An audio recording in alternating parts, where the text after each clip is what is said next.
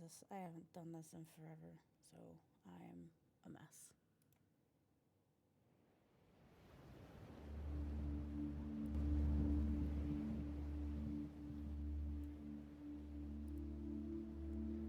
Again, I'm doing something literally different.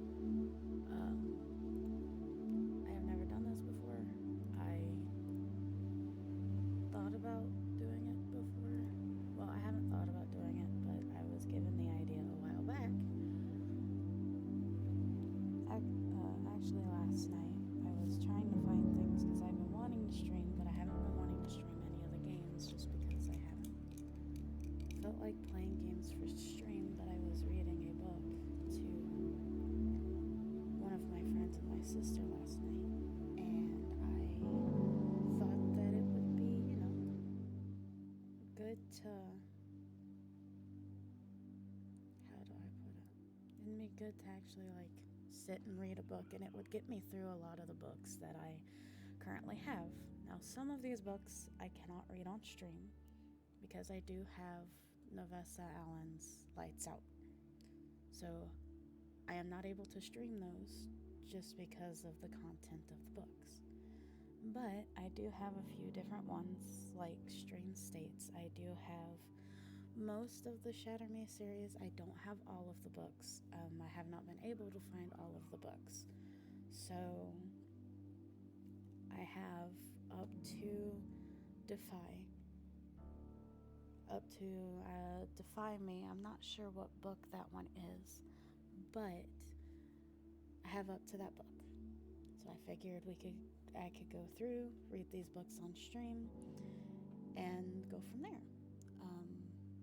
I haven't really done something like this before, so I'm a little nervous, but it's literally no different than me sitting here and playing a game. It's just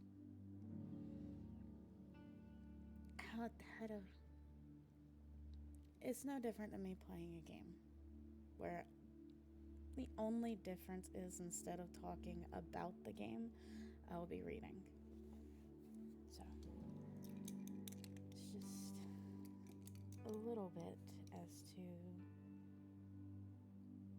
what I'm doing and how I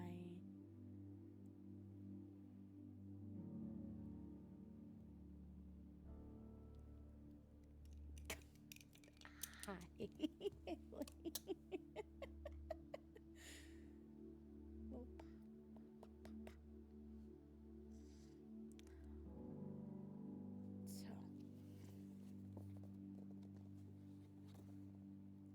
And I have also decided that I do want to go through and put these streams on my TikTok, on my YouTube.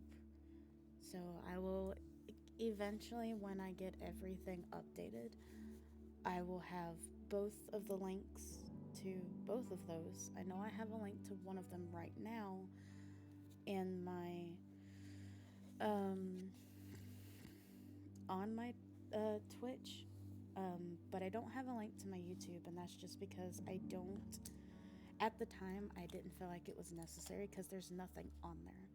But if I'm going to consistently do the book readings, I think I'm going to go ahead and just update my Twitch so you can, if Twitch decides, oh, I'm not going to post this VOD, I'll save it and post it to YouTube.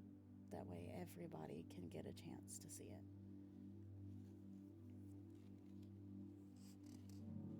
Alright.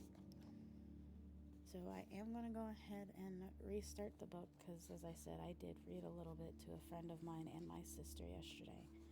And I think I got up to chapter 4?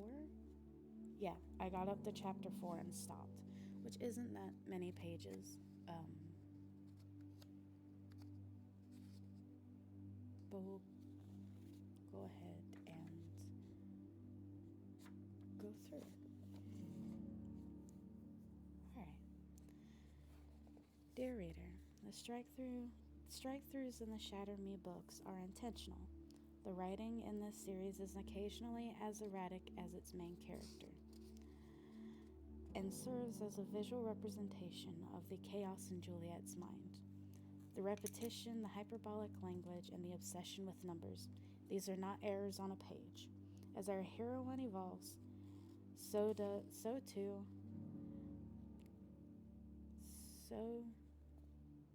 does the propose. And as she finds her voice, the strike-throughs disappear, the language softens, and the repetition dissolves, and the numericals ease into written words. This is ultimately a story of change.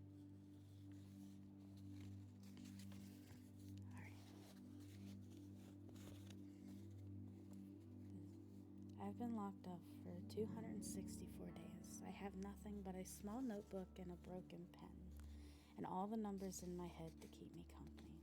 One window, 4 walls, 144 square feet of space, 26 letters in the alphabet I haven't spoken in 264 days of isolation, 6,336 hours since I've touched another human being. You're getting a cellmate, a roommate, is what they tell me. We hope you rot to death in this place. For good behavior is what they said. Another psycho just like you. No more isolation, is what they said to me. They are the minions of the reestablishment, the initiative that was supposed to help our dying society. The same people who pulled me from my parents' home and locked me in an asylum for something outside of my control. No one cares I didn't know what I was capable of, that I didn't know what I was doing. I have no idea where I am. I only know that I was transported by someone in a white van who drove 6 hours and 37 minutes to get me here. I know I was handcuffed to my seat. I know I was strapped to my chair. I know my parents never bothered to say goodbye. I know I didn't cry as I was taken away. I know the sky falls down every day. The sun drops into the ocean and splashes browns and reds and yellows and oranges into the world outside my window. A million leaves from 100 different branches dip in the wind, fluttering with false promise of flight. The gust catches their withered wings only to force them downward, forgotten, left to be trampled by the soldiers stationed just below. There aren't as many trees as there were before, is what the scientists say. They say our world used to be green, our clouds used to be white, our sun was always the right kind of light. But I have very faint memories of that world. I don't remember much from before. Only the existence I know now is the one I was given, an echo of what it used to be. I press my palm to the small pane of glass and feel the cold clasp my hand in a familiar embrace. We are both alone, both existing as absence of something else. I grab my nearly useless pen with the very little ink I've learned to ration each day and stare at it, change my mind, abandon the effort it takes to write things down. Having a cellmate might be okay. Talking to a real human might make things easier. I practice using my voice, shaping my lips around the familiar words unfamiliar to my mouth. I practice all day. I'm surprised I remember how to speak. I sit up on the cloth-covered springs I'm forced to sleep on. I wait. I rock back and forth and wait. I wait too long and fall asleep. My eyes open. 2 eyes, 2 lips, 2 ears, 2 eyebrows. I stifle my scream, my urgency to run, crippling horror gripping my limbs. You're a boy, and you're a girl. He cocks an eyebrow and leans away from my face. He grins, but he's not smiling, and I want to cry. My eyes desperate, terrified, darting towards the door I tried to open so many times I've lost count. They locked me up with a boy. A boy. Dear God, they are trying to kill me. They've done it on purpose. To torture me, to torment me, to keep me from sleeping through the night ever again.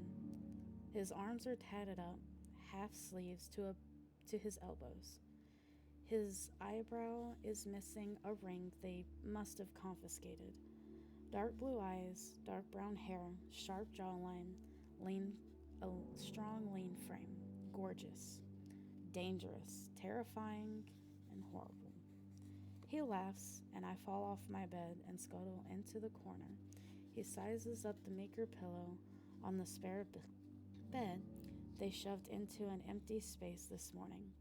The skimpy mattress and threadbare blanket hardly big enough to support his upper half. He glances at my bed, glances at his, shoves them both together with one hand, uses his foot to push the two metal frames to his side of the room, stretches out across two mattresses, grabbing my pillow to fluff up under his neck. I've begun to shake. I bite my lip to bury myself and try to bury myself in the dark corner. He's stolen my bed, my blanket, my pillow. I have nothing left but the floor. I will have nothing but the floor. I will never fight back because I'm too petrified, too paralyzed, too paranoid. So you're what? Insane? Is that why you're here? I'm not insane. He props himself up enough to see my face. He laughs. He laughs again. I'm not going to hurt you. I want to believe him. I don't believe him. What's your name? He asks. None of your business. What's your name? I hear the irritated exhalation of breath. I hear him turn over on the bed that used to be half mine. I stay awake all night, my knees curled up to my chin, my arms wrapped around myself, around my small frame, my long brown hair the only curtain between us. I will not sleep. I cannot sleep. I cannot hear those screams again. It smells like rain in the morning. The room is heavy with the scent of wet stone, upturned soil. The air is dark and earthy. I take a deep breath and tiptoe to the window only to press my nose against the cool surface. Feel my breath fog up the glass, close my eyes to the sound of soft pitter-patter rushing through the wind. Raindrops are my only reminder that clouds have a heartbeat, that I have one too. I always wonder about raindrops. I wonder how they're always falling down, forgetting their parachutes as they tumble out of the sky towards an uncertain end. It's like someone is emptying their pockets over the earth and doesn't seem to care where the contents fall. Doesn't seem to care that the raindrops burst when they hit the ground, that they shatter when they fall to the floor, that people curse the days the drops dare tap their doors. I am a raindrop. My parents emptied their pockets of me and left me to evaporate on a concrete slab. The window tells me we're not far from the mountains, and definitely near water, but everything is near water these days. I just don't know which side we're on, which direction we're facing. I squint up at the early morning light.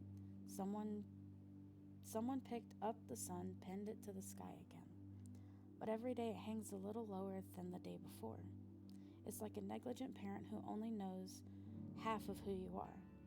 It never sees how its absence changes people, how indifferent we are in the dark.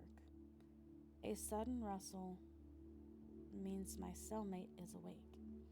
I spin around like I've been caught stealing food again. That only happened once, and my parents didn't believe me when I said it wasn't for me. I said I was just trying to save the stray cats living around the corner, but they didn't think I was human enough to care about a cat. Not me, not someone like me. But then, they never believed anything I said, and that's exactly why I'm here. Cellmate is studying me. He fell asleep fully clothed. He's wearing a navy blue t-shirt and khaki cargo pants tucked into shin-high black boots. I'm wearing dead cotton on my limbs and a blush of roses on my face. His eyes scan my silhouette, and the slow motion makes my heart race. I catch those petals as they fall from my cheeks, as they float around my body, as they cover me in something that feels like the absence of courage. Stop looking at me, is what I want to say. Stop touching me with your eyes and keep your hands at your sides, and please, please, please, please, what is your name? The tilt of his head cracks gravity in half. I'm suspended in the moment. I blink and bottle my breaths. He reminds me of someone I used to know. Why are you here? I ask the cracks in the concrete wall. 14 cracks in 4 walls. The floor, the ceiling, all the same slab of stone. The pathetically constructed bed frames built from old water pipes, the small square of a window. Too thick to shatter. My hope is exhausted. My eyes are unfocused and aching. My finger is tracing a lazy path across the cold floor. I'm sitting on the ground where it smells like ice, metal, and dirt. Cellmate sits across from me, his legs folded underneath him, his boots just a little too shiny for this place. You're afraid of me. His voice has no shape. I am afraid you're wrong. I might be lying, but that's none of his business. He snorts, and the sound echoes in the dead air between us. I don't lift my head. My throat is tight with something familiar to me, something I've learned to swallow. 2 knocks at the door startle my emotions back into place. He's upright in an instant. No one's there, I tell him. It's just our breakfast. 264 breakfasts, and I still don't know what it's made of. It smells like too many chemicals. It's an amorphous lump always delivered in extremes. Sometimes too sweet, sometimes too salty, always disgusting. Most of the time, I'm too starved to notice the difference. He hesitates for only an instant before edging towards the door. He slides open a small slot and peers through to a world that no longer exists. Shit! He practically flings the tray through the opening, pausing only to slap his palm against his shirt. Shit. He curls his fingers into a tight fist and clenches his jaw. He's burned his hand. I would have warned him if he would have listened. You should wait at least 3 minutes before touching the tray. I tell the wall. I don't look at the scars gracing my small hands at the burn marks no one could have taught me to avoid. I think they do it on purpose, I add quietly. Oh, so you're talking to me today. He's angry. His eyes flash before he looks away, and I realize he's more embarrassed than anything else. He's a tough guy, too tough to make stupid mistakes in front of a girl, too tough to show pain. I press my lips together and stare out the small square of glass they call a window.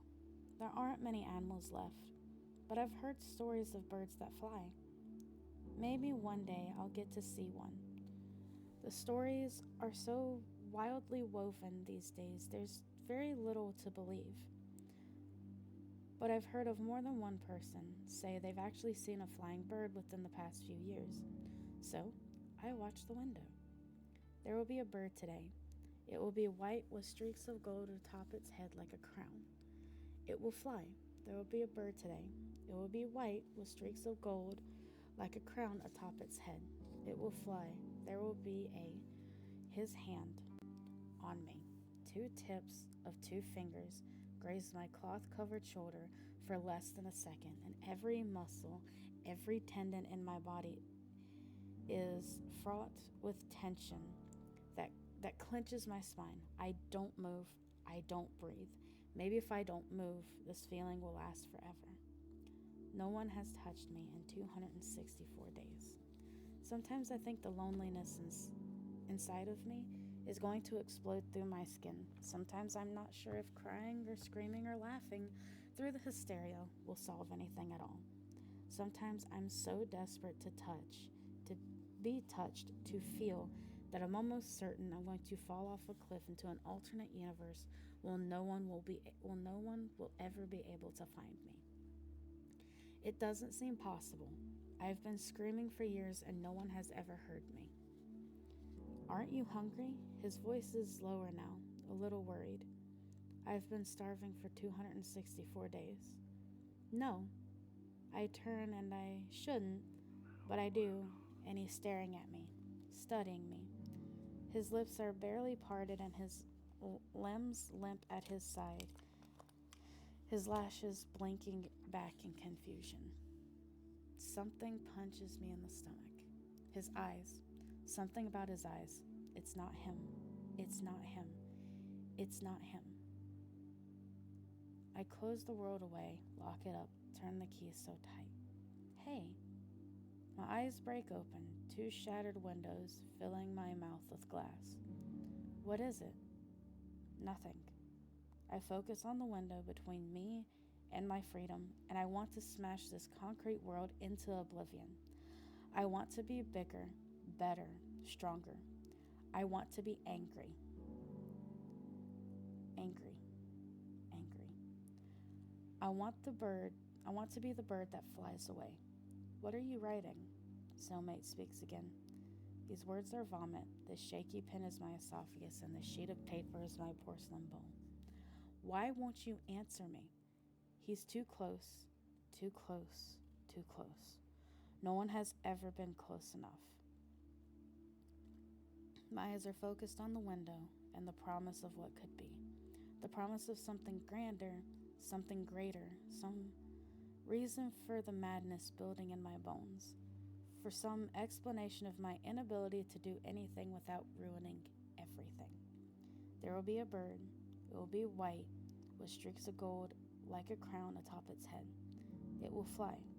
There will be a bird. It will be, hey, you can't touch me, I whisper. I'm lying is what I don't tell him. He can touch me, is what I'll never tell him. Please touch me is what I want to tell him. But bad things happen when people touch me. Strange things, dead things, bad things. I can't remember the warmth of any kind of embrace. My arms ache for the inescapable ice of isolation. My own mother couldn't hold me in her arms. My father couldn't warm my frozen hands. I've lived in a world of nothing. Hello, world. You'll forget me. Knock, knock. Cellmate jumps to his feet. It's time to shower. The door opens to an abyss. There is no color, no light, no promise of anything but horror on the other side. No words, no direction, just an open door that means the same thing every time. Cellmate has questions. What the hell? He looks from me to the illusion of escape. They're letting us out? They'll never let us out. It's time to shower. Shower? We don't have much time, I tell him. We have to hurry. Wait, what? He reaches for my arm, but I pull away. But there's no light. We can't even see. Where are we going? Quickly, I focus my eyes on the floor, take the hem of my shirt. What are you talking about? An alarm sounds in the distance. A buzzing hums closer by the second. Soon the entire cell is vibrating with the warning, and the door is slipping back into place. I grab his shirt and pull him into the blackness beside me. Don't say anything. But nothing, I hiss. It's a home, a center for troubled youth, for neglected children from broken families, a safe house for the psychologically disturbed. It's a prison. They feed us nothing, and our eyes never see each other except in the rare bursts of light that steal their way through the cracks of glass they pretend are windows. Nights are punctured by screams and heaving sobs, wails and tortured cries, the sound of flesh and bone breaking by either force or choice I'll never know. I spent the first 3 months in the company of my own stench. No one ever told me where the bathrooms and showers were. No one ever told me how the system worked. No one speaks to you unless you're delivering bad news. No one touches you, ever, at all. Boys and girls never find each other. Never. But yesterday, it can't be a coincidence.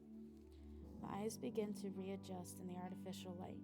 My fingers feel their way down the rough corridors, and Cellmate doesn't say a word. I'm almost proud of him. He's nearly a foot taller than me, his body hard and solid with muscle and strength of someone close to my age. The world has not yet broken him. What? I tug on his shirt to keep him from speaking. We've not yet cleared the corridors. I feel oddly protective of him. This person who could probably break me with 2 fingers.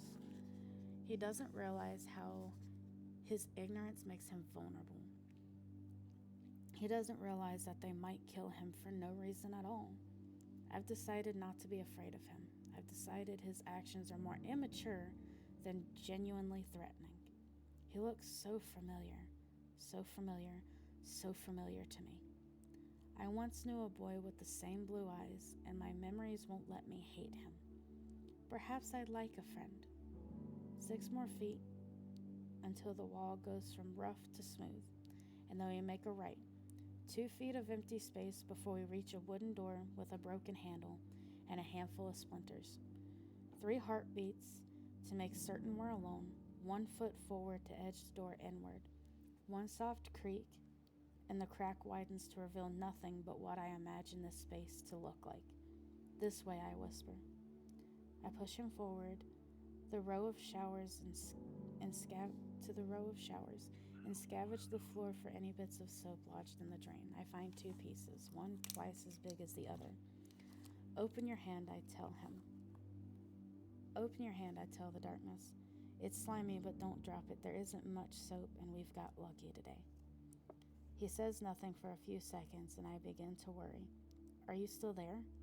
I wonder if this was the trap, if this was the plan, if perhaps he was sent here to kill me under the cover of darkness in this small space. I never really knew what they were going to do with me in the asylum. I never knew if they thought locking me up would be good enough, but I always thought they might kill me. It always seemed like a viable option.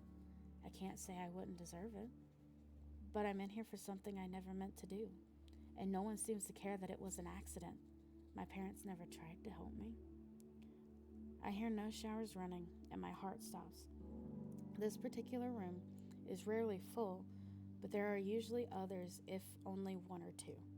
I've come to realize that the asylum's residents are either legitimately insane and can't find their way to the showers, or simply don't care. I swallow hard. What is your name? He says. I can feel him breathing much closer than he was before. My heart is racing, and I don't know why, but I can't control it. Why won't you tell me your name? Is your hand open? He inches forward, and I'm almost scared to breathe. His fingers graze the starchy fabric of the only outfit I'll ever own, and I manage to exhale. As long as he's not touching my skin. As long as he's not touching my skin. As long as he's not touching my skin.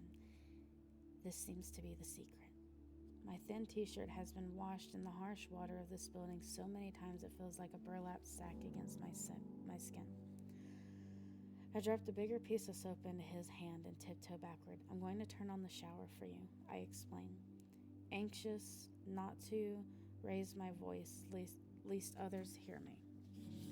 What do I do with my clothes? His body is still too close to mine. I blink in the blackness. You have to take them off. He laughs, amused. No, I know. I mean, what do I do with them while I shower? Try not to get them wet. He takes a deep breath. How much time do we have? 2 minutes. Jesus, why didn't you say something? I turn on his shower at the same time as I turn on my own, and his complaints drown under broken bullets of barely functioning spigots. My movements are mechanical. I've done this so many times I've already memorized the most efficient methods of scrubbing, rinsing, and rationing soap for my body, as well as my hair. There are no towels, so the trick is trying not to soak any part of your body with too much water. If you do, you'll never dry properly, and you'll spend the next week nearly dying of pneumonia. I would know. In exactly 90 seconds, I've wrung my hair, and I'm slipping back into my tattered outfit. My tennis shoes are the only things I own that are still in fairly good condition. We don't do much walking around here. Cellmate follows suit almost immediately. I'm pleased he learns quickly. Take the hem of my shirt, I instruct him. We have to hurry. His fingers skim the small of my back, and I have to bite my lip to stifle the intensity. No one ever puts their hands anywhere near my body. When we're finally trapped in the familiar 4 walls of claustrophobia, Cellmate won't stop staring at me. I curl into myself in the corner. He still has my bed, my blanket, my pillow. I forgive him for his ignorance, but perhaps it's too soon to be friends. Perhaps I was too hasty in helping him. Perhaps he really is only here to make me miserable. But if I don't stay warm, I'll get sick. My hair is too wet, and the blanket I usually wrap it in is still on his side of the room. Maybe I'm still afraid of him. I breathe in too sharply, look up too quickly, in the dull light of day. Cellmate has dropped 2 blankets over my shoulders, one mine, one his. I'm sorry I'm such an asshole, he whispers to the wall. He doesn't touch me, and I'm disappointed. Happy. Happy he doesn't. I wish he would. He shouldn't. No one should ever touch me. I'm Adam, he says slowly. He backs away from me until he's cleared the room. He uses one hand to push the bed frame back to my side of the space. Adam. Such a nice name. Cellmate has a nice name. It's a name I've always liked, but I can't remember why. I waste no time in climbing into the barely concealed springs of my mattress, and I'm so exhausted I can hardly feel the metal coils threatening to puncture my skin. I haven't slept in more than 24 hours. Adam is a nice name, is the only thing I can think before exhaustion cripples my body. I am not insane. I am not insane. I am not insane.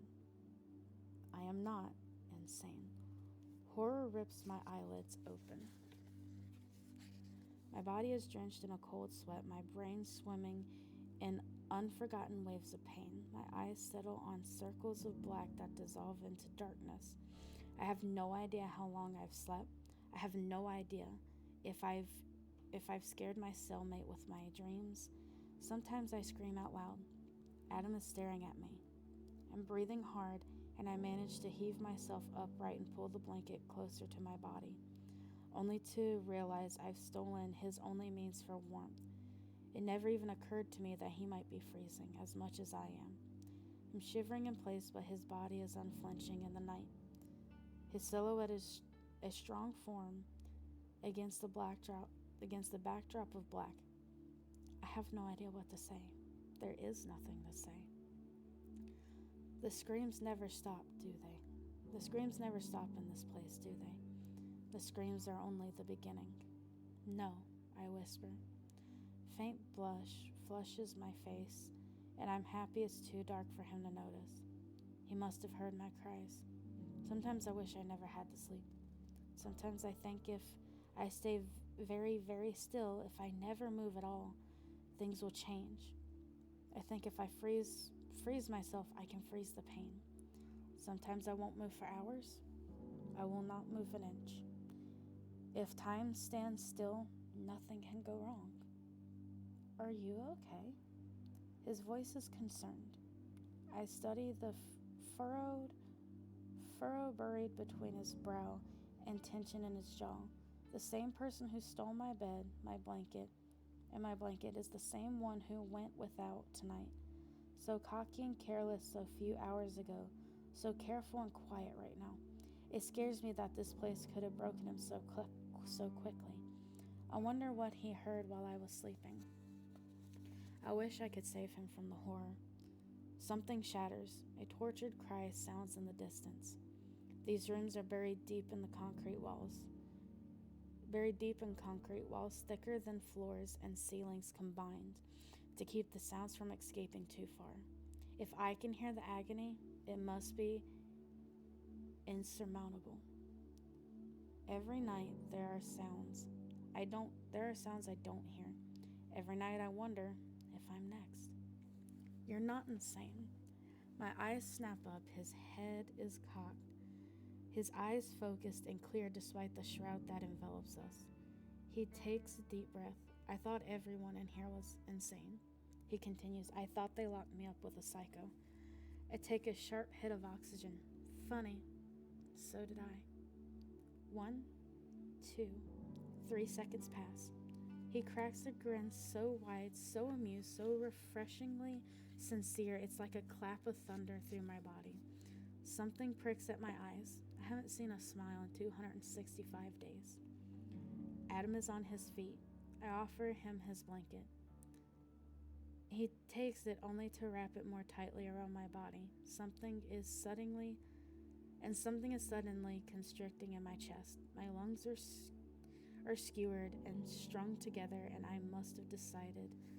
I've just decided not to move for an eternity when he speaks. What's wrong? My parents stopped touching me when I was old enough to crawl. Teachers made me work alone so I wouldn't hurt other children.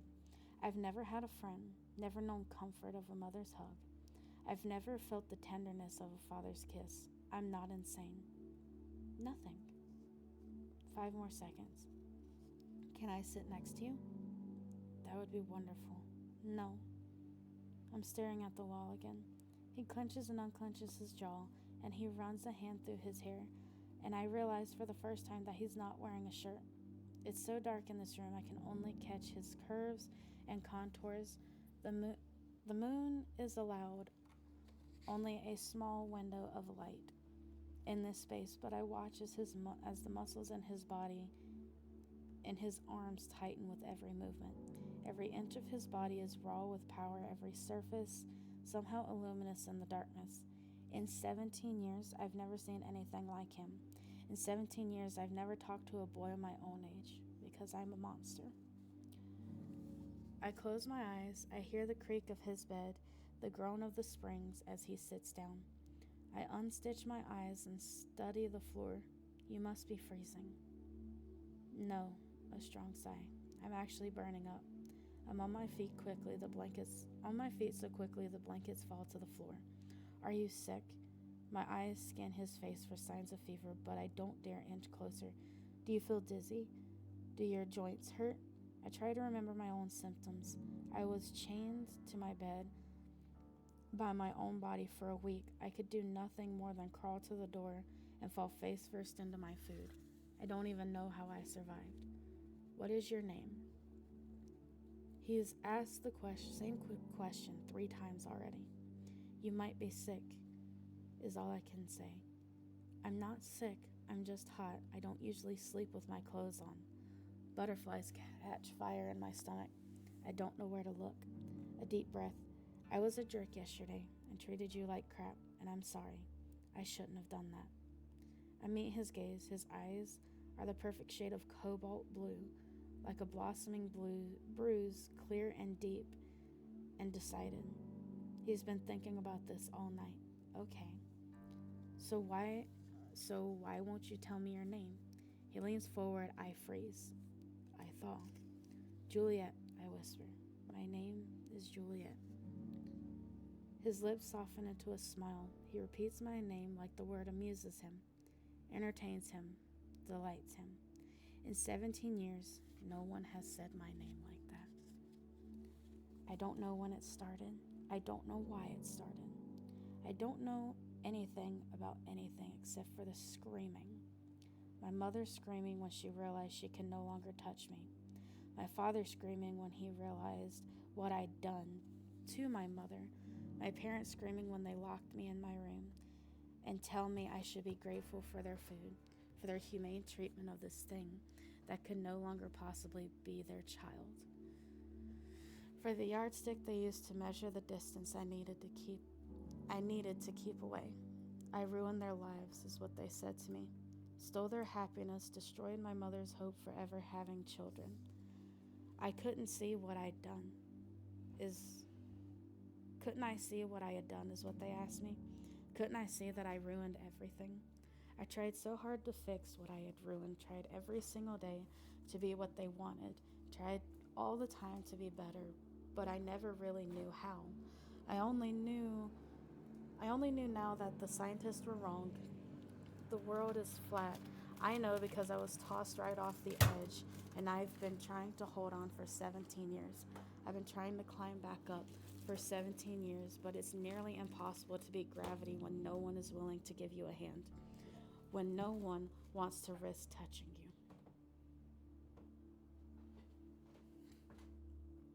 It's snowing today. The concrete is icy and stiffer than usual, but I prefer these freezing temperatures to the stifling humidity of summer days. Summer is like a slow cooker, bringing everything in the world to a boil, 1 degree at a time. I hate the heat, the sticky, sweaty mess it leaves behind. I hate the sun, too preoccupied with itself to notice the infinite hours we spend in its presence. The sun is an arrogant thing, always leaving the world behind if when it tires of us. The moon is a loyal companion. It never leaves. It's always there, watching steadfast, knowing us in our light and our darkest moments. Changing for forever, just as we do every day. It's a different version of itself, sometimes weak, weak and wane, sometimes strong and full of light. The moon understands what it means to be human, uncertain, alone, cratered by perfections. I stare out the window for so long I forget myself. I hold out my hand to catch a snowflake, and my fist closes around the icy air. Empty. I want to put this fist attached to my wrist right through the window. Just to feel something. Just to feel human. What time is it? A voice pulls me back down to the world I keep trying to forget. I don't know, I tell him. I have no idea what time it is. I have no idea what day of the week it is, what month we're in, or even if there's a specific season we're supposed to be in right now. We don't really have seasons anymore. The animals are dying, birds don't fly, crops are hard to come by, flowers almost don't exist, and the weather is unreliable. Sometimes winter days hit 92 degrees, sometimes it snows for no reason at all. We can't grow enough food anymore. We can't sustain enough vegetation for animals anymore. We can't feed the people what they need. Our population was dying off at an alarming rate before the reestablishment took over. They promised us they had a solution. Animals were so desperate Animals were so desperate for food, they were willing to eat anything, and people were so desperate for food that they were willing to eat poisoned animals. We were killing ourselves by trying to stay alive. The weather, the plants, the animals, and our human survival are all inextricably linked. The natural elements were at war with one another because we abused our ecosystem, abused our atmosphere, our animals, and our fellow man. The reestablishment promised they would fix things, but even though human health has found a medium of relief, the new regime under the new regime, more people have died at the end of a loaded gun than from an empty stomach. Is progressively getting worse. Juliet, my head snaps up. His eyes are wary, worried, analyzing me. I look away. He clears his throat. So, they only feed us once a day? His question sends both our eyes to the small slot in the door. I curl my knees to my chest and balance my bones on a mattress. On the mattress, if I hold myself very still, I can almost ignore the metal digging into my skin. There's no system to the food, I tell him. My finger traces a new pattern down the rough material of a blanket. There's usually something in the morning, but no guarantees for anything else. Sometimes we get lucky. I glance out the window. Pinks, reds filter into the room, and I know it's the start of a new beginning, the start of the same end, another day. Maybe I will die today. Maybe a bird will fly today. So that's it. They open the door once a day for people to do their business, and maybe if we're lucky, they feed us. That's it. The bird will be white with streaks of gold like a crown atop its head. It will fly. That's it. There's no group therapy? He almost laughs. Until you arrive, I haven't spoken a single word in 264 days. His silence says so much. I can almost reach out and touch the guilt growing in his shoulders. How long are you in for? He asks finally. Forever. I don't know. The mechanical sound creaks and groans and cracks. In the distance, my life is four walls of missed opportunities poured into concrete molds. What about your family? There's serious sorrow in his voice, almost like he already knows the answer to that question. Here's what I know. Here's what I know about my parents. I have no idea where they are. Why are you here? I talked my fingers to avoid his gaze. I've studied my hands so thoroughly I know exactly where each bump, cut, and bruise has ravaged my skin. Small hands, slim fingers, I curl them into a fist, release them, loose the tension, and he still hasn't responded. I look up. I'm not insane, is all he says. That's what we all say. I cock my head, only to shake it a fraction of an inch. I bite my lip. His eyes can't help but still glances out the window. Why do you keep looking outside? I don't mind his questions. I really don't. It's just strange to have someone to talk to. It's strange to have to move my lips to form words necessary to explain my actions. No one has cared for so long. No one's watched me closely enough to wonder why I stare out the window. No one has ever treated me like an equal. Then again, he doesn't know I'm a monster. He doesn't know my secret. I wonder how long this will last before he's running for his life too. I've forgotten to answer, and he's still studying me. I tuck a piece of hair behind my ear only to change my mind. Why do you stare so much? His eyes are careful, curious. I figured the only reason they would lock me up with a girl is because you were crazy. I thought they were trying to torture me with putting me in the same space as a psychopath. I thought you were my punishment. That's why you stole my bed. To exert power, to stake a claim, to fight. He looks away, clasps and unclasps his hands before rubbing the back of his neck. Why'd you help me? How'd you know I wouldn't hurt you? I count my fingers to make sure they're still there.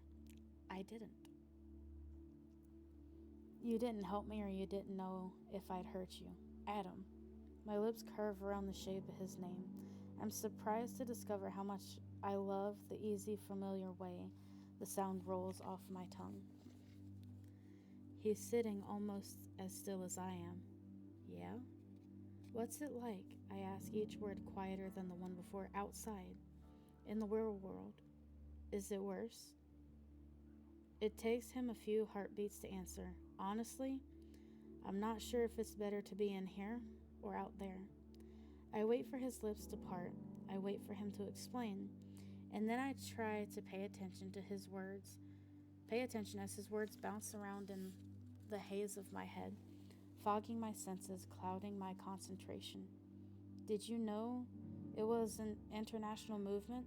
Adam asks me. No, I did not, I tell him.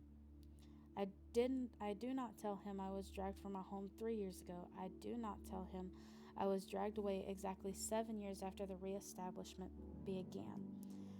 began to preach 4 months after they took control of everything. I do not tell him how little I know of our new world.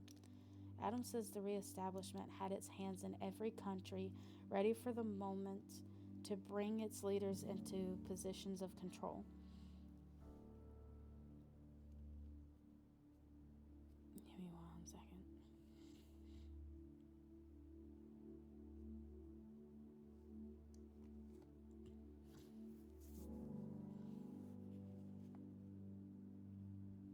It says the inhabitable land left in the world has been divided into 3,333 sectors, and each space is now controlled by a different person of power. Did you know they lied to us? Adam asked me. Did you know that the reestablishment said someone had to take control, that someone had to save society, that someone had to restore the peace? Did you know what they said? They said killing all the voices of opposition. Did you know that they said killing the voices of opposition was the only way to find peace? Did you know this? Is what Adam asks me. And this is where I nod. This is where I say yes. This is the part I remember. The anger, the riots, the rage. My eyes close in an effort to block out the bad memories, but the effort backfires. Protests, rallies, screams for survival. I see women with children starving to death, homes destroyed and buried in rubble, the countryside a burnt landscape that is only fruit for rotting flesh of casualties. I see the dead. I see dead, dead, dead, red and burgundy and maroon, and the richest shade of your mother's favorite lipstick all smeared onto the earth. So much, so much everything, all the things dead. The reestablishment is struggling to maintain its hold over the people, Adam says. He says the reestablishment is struggling to fight a war against rebels who will not accept this new regime. The reestablishment is struggling to root itself in a new form of government across all international societies. And then I wonder what happened. What happened to the people I used to see every day? What's become of their homes, their parents, their children? I wonder how many of them have been buried in the ground. How many of them were murdered? They're destroying everything, Adam says, and his voice is suddenly solemn. All the books, every artifact, every remnant of human history. They're saying it's the only way to fix things. They're saying we need to start fresh. They say we can't make the same mistakes of previous generations.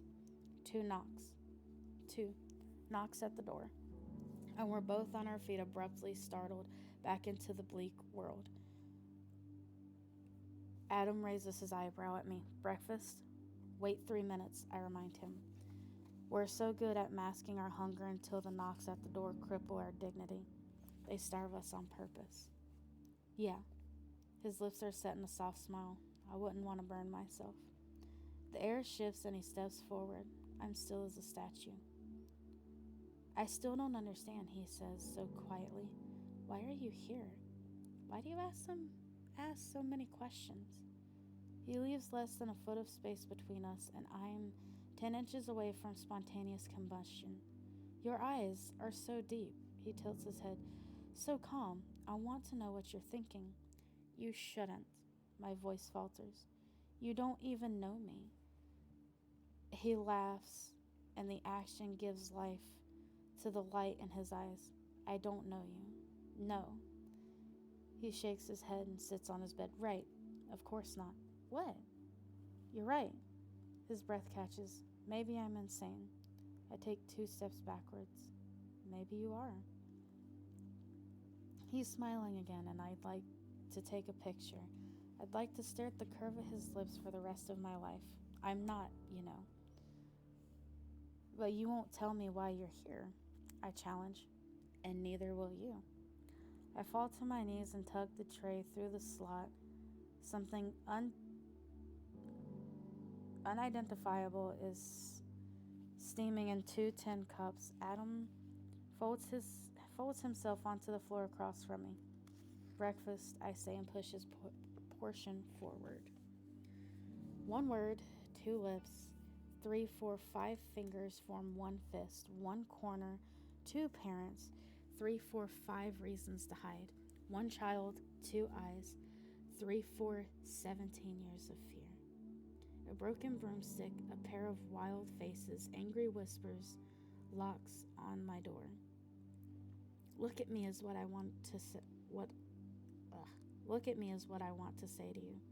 Talk to me every once in a while. Find a cure for these tears. I'd really like it to exhale for the first time in my life. It's been 2 weeks. 2 weeks of the same routine. 2 weeks of nothing but routine. 2 weeks with the cellmate who has come too close to touching me, who does not touch me. Adam is adapting to the system. He never complains, never volunteers too much information, but he continues to ask too many questions. He's nice to me. I sit by the window and watch the rain and the leaves and the snow collide. They take turns dancing on the wind, performing choreographed routines for unsuspecting masses. The soldiers stomp, stomp, stomp through the rain, crushing the leaves and fallen snow under their feet.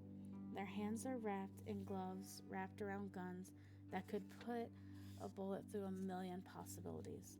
They don't bother to be bothered by the beauty that falls from the sky. They don't understand the freedom in feeling the universe on their skin. They don't care. I wish I could stuff my mouth full of raindrops and fill my pockets full of snow. I wish I could trace the veins in a fallen leaf and feel the wind pinch my nose. Instead, I ignore the desperation sticking my fingers together. Watch for the bird I've only seen in my dreams. Birds used to fly, is what the stories say, before the ozone layer deteriorated, before the pollutants mutated the creatures into something horrible, something different. They say the weather wasn't always unpredictable. They say there were birds who used to soar through the skies like planes. It seems strange that a small animal could achieve anything as complex as human engineering, but the possibility is too enticing to ignore. I've dreamt about the same bird flying through the sky for exactly 10 years, white with streaks of gold atop its head like a crown. It's the only dream I have that gives me peace. What are you writing? I squint up at his strong stature, the easy grin on his face. I don't know how he manages to smile in spite of everything. I wonder if he can hold onto that shape, that special curve of the mouth that changes lives. I wonder how he'll feel in a month, and I shudder at the thought. I don't want him to end up like me, empty. Hey, he grabs the blanket off my bed and crouches next to me, wasting no time wrapping the thin cloth around my thinner shoulders. Are you okay? I try to smile. Thank you for the blanket. He sits down next to me and leans against the wall. His shoulders are so close, too close, never close enough. His body heat does more for me than the blanket ever will. Something in my joints ache with an acute yearning, a desperate need I've never been able to fulfill. My bones are begging for something I cannot allow. Touch me. He glances at the little notebook tucked in my hand, a broken pen clutched in my fist. And I know he's staring at me. Are you writing a book? No. Maybe you should. I turn to meet his eyes and regret it immediately. There are less than 3 inches between us, and I can't move because my body only knows how to freeze. Every muscle, every movement tightens, every vertebrae in my spinal column is a block of ice. I'm holding my breath and my eyes are wide, locked, caught in the intensity of his gaze. I can't look away. I don't know how to retreat. Oh, God, his eyes. I've been lying to myself, determined to deny the impossible. I know him. I know him. I know him. I know him. The boy who does not remember me, I used to know. They're going to destroy the English language, he says, voice careful and quiet. I fight to catch my breath. They want to recreate everything, he continues. They want to redesign everything. They want to destroy anything that could have been reason for our problems. They think we need a new universal language. He drops his voice, drops his eyes. They want to destroy every language in history. No. My breath catches, spots cloud my vision. I know. No. This I did not know. He looks up. It's good that you're writing things down. One day, what you're doing will be illegal. I've begun to shake. My body is suddenly fighting a maelstrom of emotions, my brain plagued by the world I am losing and pained by this boy who does not remember me. The pen stumbles its way to the floor, and I'm gripping the blanket so hard I'm afraid it's going to tear. I never thought it would get this bad. Never thought the reestablishment would take things so far. They're incinerating culture, the beauty of diversity. The new citizens of our world will be reduced to nothing but numbers, easily interchangeable, easily removable, easily destroyed from disobedience. We have lost our humanity.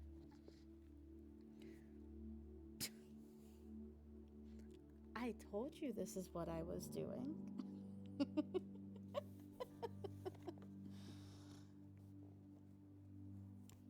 blanket around my shoulders, but the tremors won't stop. I'm horrified by my lack of self control. I can't make myself still. His hands are suddenly on my back. His touch is scorching my skin through the layers of fabric. I'm caught. So desperate. So desperate. So desperate to be close. So desperate to be far away. I don't know how to move away from him. I don't want to move away from him. I don't want him to be afraid of me. Hey. His voice is soft. So soft. So soft. He pulls my swaddled figure close to his chest, and his heat melts the icicles propping me up from the inside out, and I thaw. My eyes fluttering fast until they fall closed, until silent tears streaming down my face. I've decided the only thing I want to freeze, is his frame holding mine. It's okay, he whispers. You'll be okay. The truth is a jealous, vicious mistress that never ever sleeps. This is what I don't tell him. I'll never be okay. It takes every broken filament in my being to pull away from him. I do it because I have to. I do it because it's for his own good. The blanket catches my foot and I nearly fall before Adam reaches out again. Juliet, you can't touch me. My breathing is shallow and hard to swallow. My fingers are shaking so fast I clench them in the fist. You can't touch me. You can't. My eyes are trained on the door. He's on his feet. Why not? You just can't, I whisper to the walls. I don't understand. Why won't you talk to me?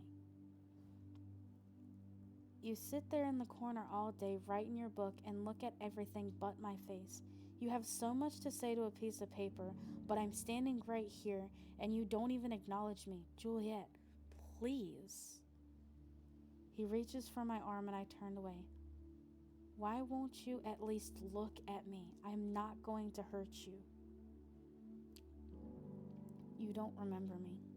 You don't remember that we went to the same school for 7 years. You don't remember me. You don't know me. My voice is even, flat. My limbs are numb, amputated. We've shared the same space for 2 weeks, and you think you know me, but you don't know anything about me. Maybe I am crazy. You're not, he says through clenched teeth. You know you're not.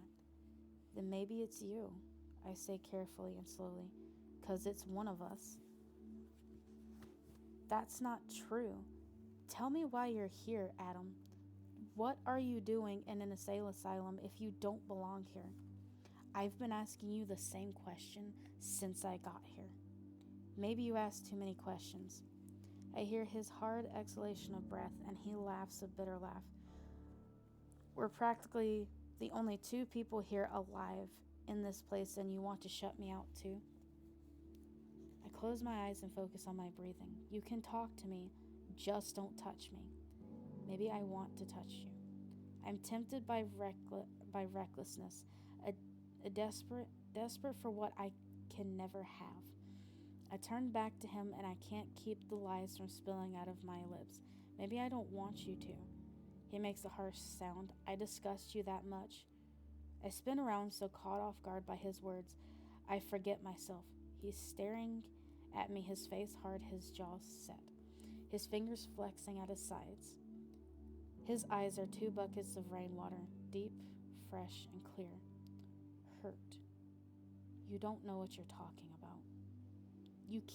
You can't just answer a simple question, can you? He says.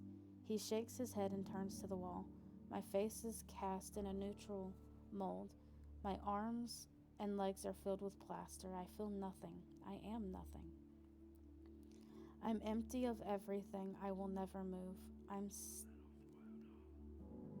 I'm staring at a small crack near my shoe that I will stare at forever.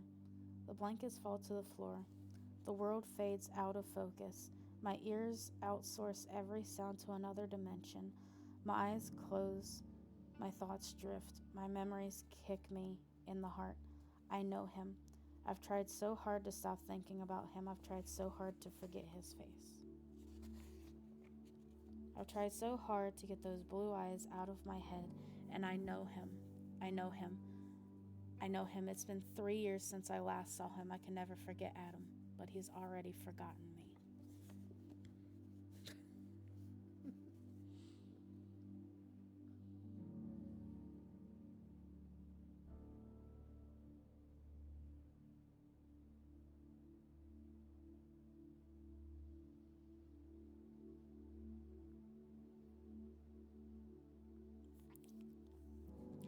I remember televisions and fireplaces and porcelain sinks. I remember movie tickets, parking lots, SUVs. I remember hair salons and holidays and window shutters and dandelions and the smell of freshly paved driveways. I remember toothpaste commercials, the ladies in high heels and old men in business suits. I remember mailmen, libraries, and boy bands and balloons and Christmas trees. I remember being 10 years old when we couldn't ignore the food shortages anymore, and things got so expensive no one could afford to live. Adam's not speaking to me. Maybe it's for the best. Maybe there was no point in hoping he and I could be friends. Maybe it's better than he thinks. I don't like him then. Maybe it's better he thinks I don't like him than that I like him too much.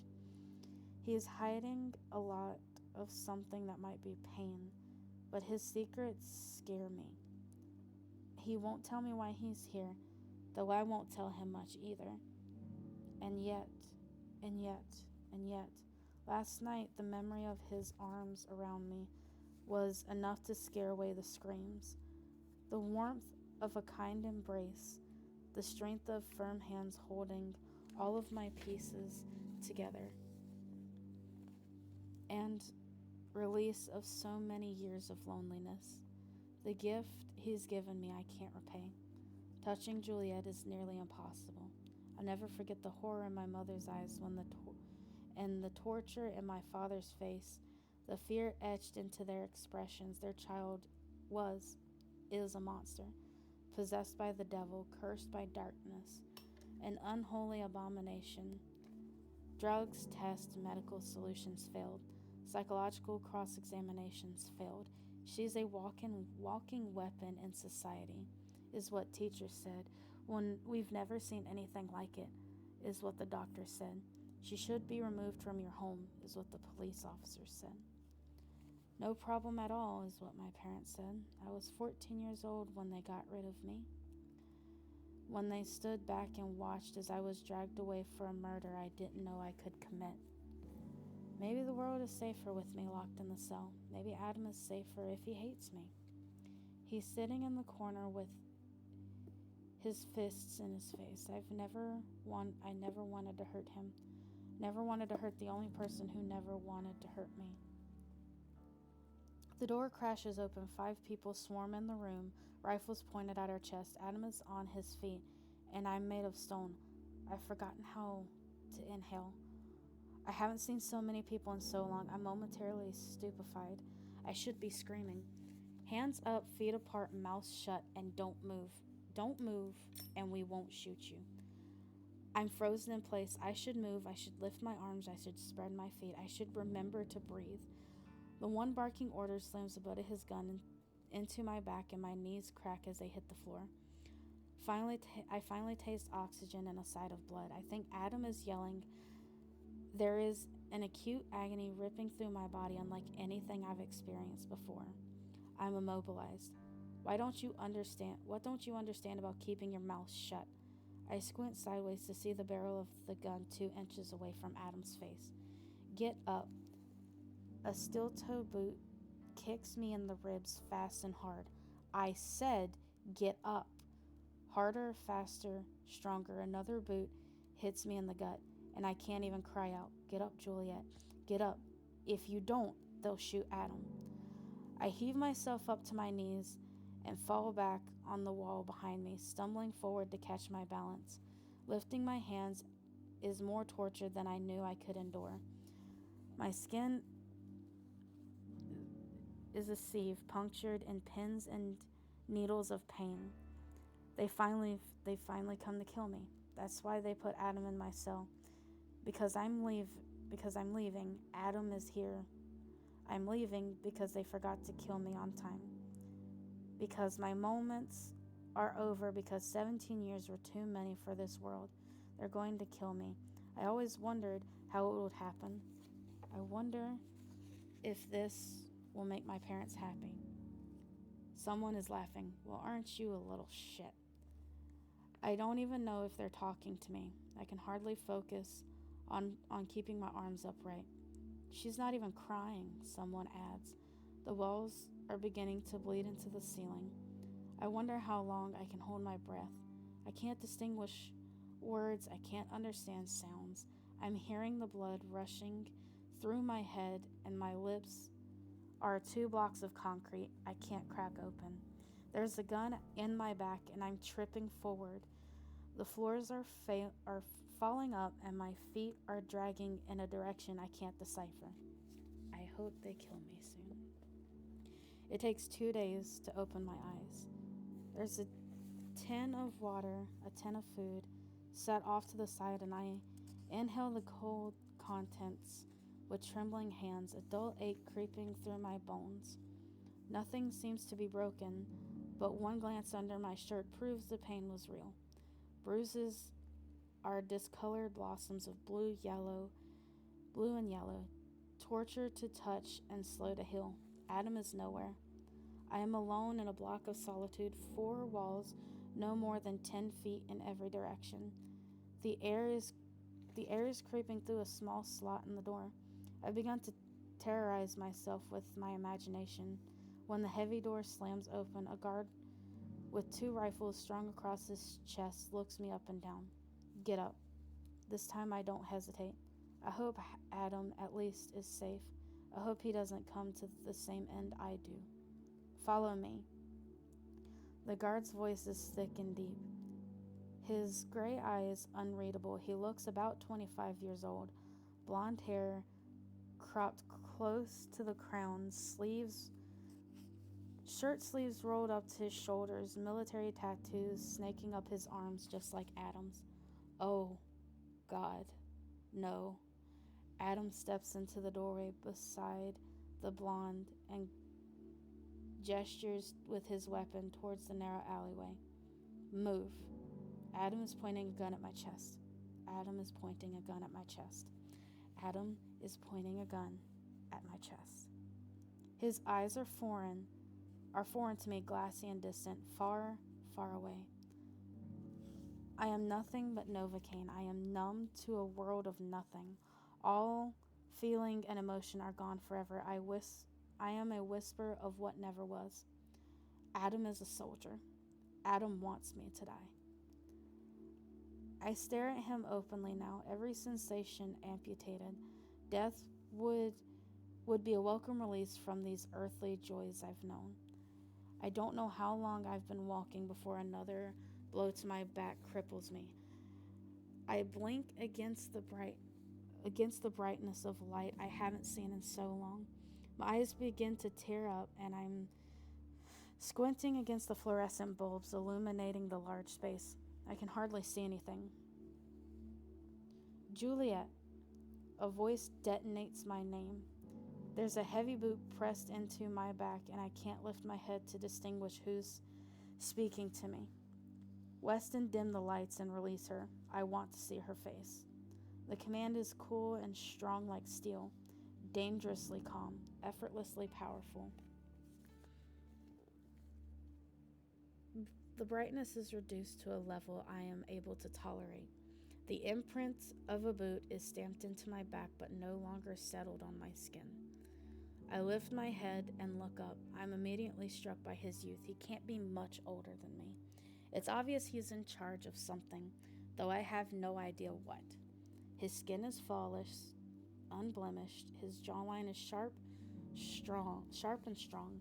His eyes are the palest shade of emerald I've ever seen. He's beautiful. His crooked smile is calculated evil. He's sitting on what he imagines to be a throne, but is nothing more than a folding chair at the front of an empty room. His suit is perfectly pressed, his blonde hair expertly combed, his soldiers the ideal bodyguards. I hate him. You're so stubborn. His green eyes are almost translucent. You never want to cooperate. You wouldn't even play nice with your cellmate. I flinch without intending to. The burn of betrayal blushes up my neck. Green Eyes Green Eyes looks unexpectedly amused. I'm suddenly mortified. Well, isn't that interesting? He snaps his fingers. Kent, would you step forward, please? My heart stops beating when Adam comes into view. Kent. His name is Adam Kent. Adam flanks Green Eyes in an instant, but only offers a curt nod of his head as a salute. Perhaps the leader isn't nearly as important as he thinks. Sir, he says. I should have known. I've heard rumors of soldiers living among the public in secret, reporting to the authorities of if things seem suspicious. Every day people disappeared. No one ever came back. Though I still can't understand why Adam was sent to spy on me. It seems you made quite the impression on her. I squint closer at the man in the chair only to realize his suit has been adorned with tiny colored patches, military mementos, his last name etched into the label. Warner. Adam says nothing. He doesn't look in my direction. His body is erect, 6 feet of gorgeous, lean muscle. His profile is strong and steady. The same arms that held his body that held my body are now holsters for lethal weapons. You have nothing to say about that? Warner glances at Adam, only to tilt his head in my direction, his eyes dancing in the light, clearly entertained. Adam clenches his jaw. Sir? Of course. Warner is suddenly bored. Why should I expect you to have something to say? Are you going to kill me? The words escape my lips before I have the chance to think them through, and someone's gun slams into my spine all over again. I fall with a broken whimper and wheezing on the filthy floor. That wasn't necessary, Roland. I suppose I'd be wondering the same thing if I was in her position. A pause. Juliet, I managed to lift my head. I have a proposition for you. I'm not sure I'm hearing him correctly. You have something I want. Warner is still staring at me. I don't understand, I tell him. He takes a deep breath and stands up to pace the length of the room. Adam has not yet been dismissed. You are kind of a pet project of mine. I've studied your records for a very long time. What? We're in the middle of a war, he says, a little impatiently. Maybe you can put the pieces together. I know your secret, Juliet. I know why you're in here. Your entire life is documented in hospital records, complaints to authorities, messy lawsuits, public demands to have you locked up. His pause gives me enough time to choke on the horror caught in my throat. I'd been considering it for a long time, but I wanted to make sure you weren't actually psychotic. Isolation wasn't exactly a good indicator, though you did fend for yourself quite well. He offers me a smile and that says I should be grateful for his praise. I sent Kent to stay with you as a final precaution. I wanted to make sure you weren't volatile, that you were capable of basic human interaction and communication. I must say, I'm quite pleased with the results. Kent, it seems, played his part a little too excellently. He is a fine soldier, one of the best, in fact. Warner spares him a glance before smiling at me. Don't worry, he doesn't know what you're capable of. Not yet, anyway. I claw at the panic, swallow the agony, and beg myself not to look in his direction. But I fail. I fail. Adam meets my eyes, In the same split second, I meet his, but he looks away so quickly, I'm not sure if I imagined it. I am a monster. I'm not as cruel as you think, Warner continues, a musical lit in his voice. If you're so fond of his company, I can I can make this. He gestures between myself and Adam, a permanent arrangement. No, I breathe.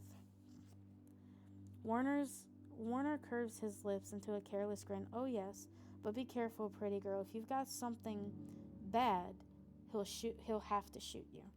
Adam doesn't react to anything Warner says. He's doing a job. I am a number on a mission, an easily replaceable object. I am not even a memory in his mind. I didn't expect his betrayal to bury me so deep. If you accept my offer, Warner interrupts my thoughts, you will live like I do. You will be one of us, not one of them, and your life will change forever. And if I don't accept, I ask. Warner looks genuinely disappointed. His hands are clasped together in dismay. You don't really have a choice. If you stand by my side, you will be rewarded. He presses his lips together. But if you choose to disobey, well, I think you look rather lovely with all your body parts intact. Don't you? I'm breathing so hard my frame is shaking. You want me to torture people for you? His face breaks into a brilliant smile. That would be wonderful. I don't have time to form a response before he turns to Adam. Show her what she's missing. Would you? Adam answers a beat too late. Sir? That's an order, soldier. Warner's eyes are trained on me, his lips twitching with suppressed amusement. I'd like to break this one. She's a little too feisty for her own good. You can't touch me, I spit through clenched teeth. Wrong, he sing-songs. He tosses Adam a pair of black gloves. You're going to need these, he says with a conspiratorial whisper. You're a monster. My voice is too even, my body filled with sudden rage. Why don't you just kill me? That, my dear, would be a waste. He steps forward and I realize his hands are sheathed in white leather gloves. He tips my chin up with one finger. Besides, it would be a shame to lose such a pretty face. I try to snap my neck away from him, but the same steel-toed boot slams into my spine. Warner clutches my face in his grip. I suppress a scream. Don't struggle, love. You'll only make things more difficult for yourself. I hope you rot in hell. Warner flexes his jaw. He holds a hand to stop someone from shooting me, kicking me in the spleen, cracking my skull open. I have no idea. You're a fighter for the wrong team. He stands up straight. But we can change that. Kent, don't let her out of your sight. She's your charge now. Yes, sir. Adam puts the gloves on but doesn't touch me. Let her up, Roland. I'll take her from here. The boot disappears and I struggle to my feet and stare at nothing. I won't think about the horror that awaits me. Someone kicks me in the backs of my knees and I nearly stumble to the ground. Get going, a voice growls from behind me. I look up, realizing Adam is already walking away. I'm supposed to be following him. Only once we're back in the familiar blindness of the asylum hallways does he stop walking. Juliet. I don't answer him. Take my hand, he says. I will never, not ever. A heavy sigh, and I feel him shift in the darkness, and soon his body is too close to mine. His hand is on my lower back. He's guiding me through the corridors toward an unknown destination. The distance we're walking is much longer than I expected. Adam finally speaks, and I suspect we're close to the end. We're going outside, he says near my ear. I am almost too distracted by the feel of his voice to understand the significance of what he's saying. I just thought you should know. An audible intake of breath as is my only response. I haven't been outside in almost a year. I'm painfully excited, but I haven't felt natural light on my skin in so long. I don't know if I'll be able to handle it, but I have no choice. The air hits me first. Our atmosphere has little to boast of But after so many months months in a concrete corner, even the wasted oxygen of our dying earth tastes like heaven. I can't inhale fast enough. I fill my lungs with the feeling. I step into the slight breeze and clutch a fistful of wind as it weaves its way through my fingers. Bliss, unlike anything I've ever known. The air is crisp and cool, a refreshing bath of tangible nothing that stings my eyes and snaps my skin. The sun is high today, blinding as it reflects the small patches of snow, keeping the earth frozen. My eyes are pressed down by the weight of the bright light, but I can't see through more than two slits, but the warm rays wash over my body like a jacket, fitted to my form, like the hug of something greater than a human. I could stand still in this moment forever. One infinite second, I feel free. Adam's touch shocks me back to reality. I nearly jump out of my skin, and he catches my waist. I have to beg my bones to stop shaking. Are you okay? His eyes surprise me. They're not the same ones I remember. Blue and bottomless, like the deepest part of the ocean. His hands are gentle, so gentle around me. I don't want you to touch me, I lie. You don't have a choice. He won't look at me. I always have a choice. He runs a hand through his hair and nothing and swallows nothing in his throat. Follow me. We're in a blank space, an empty acre filled with dead leaves, dying trees, taking small sips from melted snow in the soil. The landscape has been ravaged by war and neglect, and it's still the most beautiful thing I've seen in so long. The stomping soldiers stop to watch as Adam opens the car door for me. It's not a car.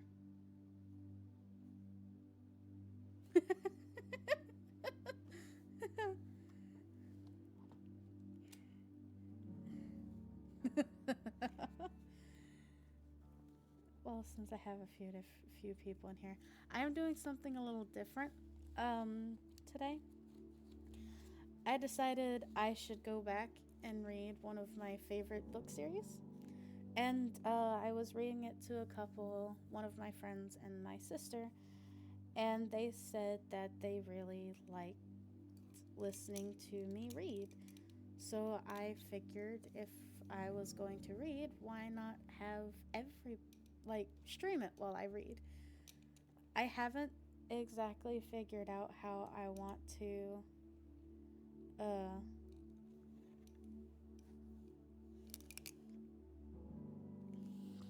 how exactly I want to have it set up, because again, this is something new that I just decided to do. Hold on, my headset is dying.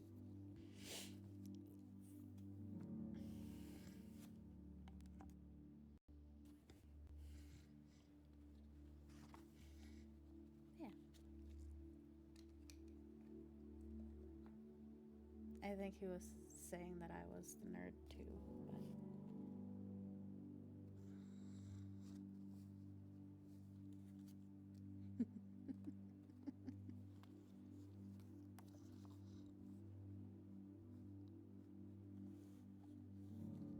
alright. It's not a car, it's a tank. I stare at the massive metal body and attempt to climb my way up the side when Adam is suddenly behind me. He hoists me up by the waist and I gasp as he settles me into the seat. Soon we're driving in silence and I have no idea where we're headed. I'm staring out the window at everything.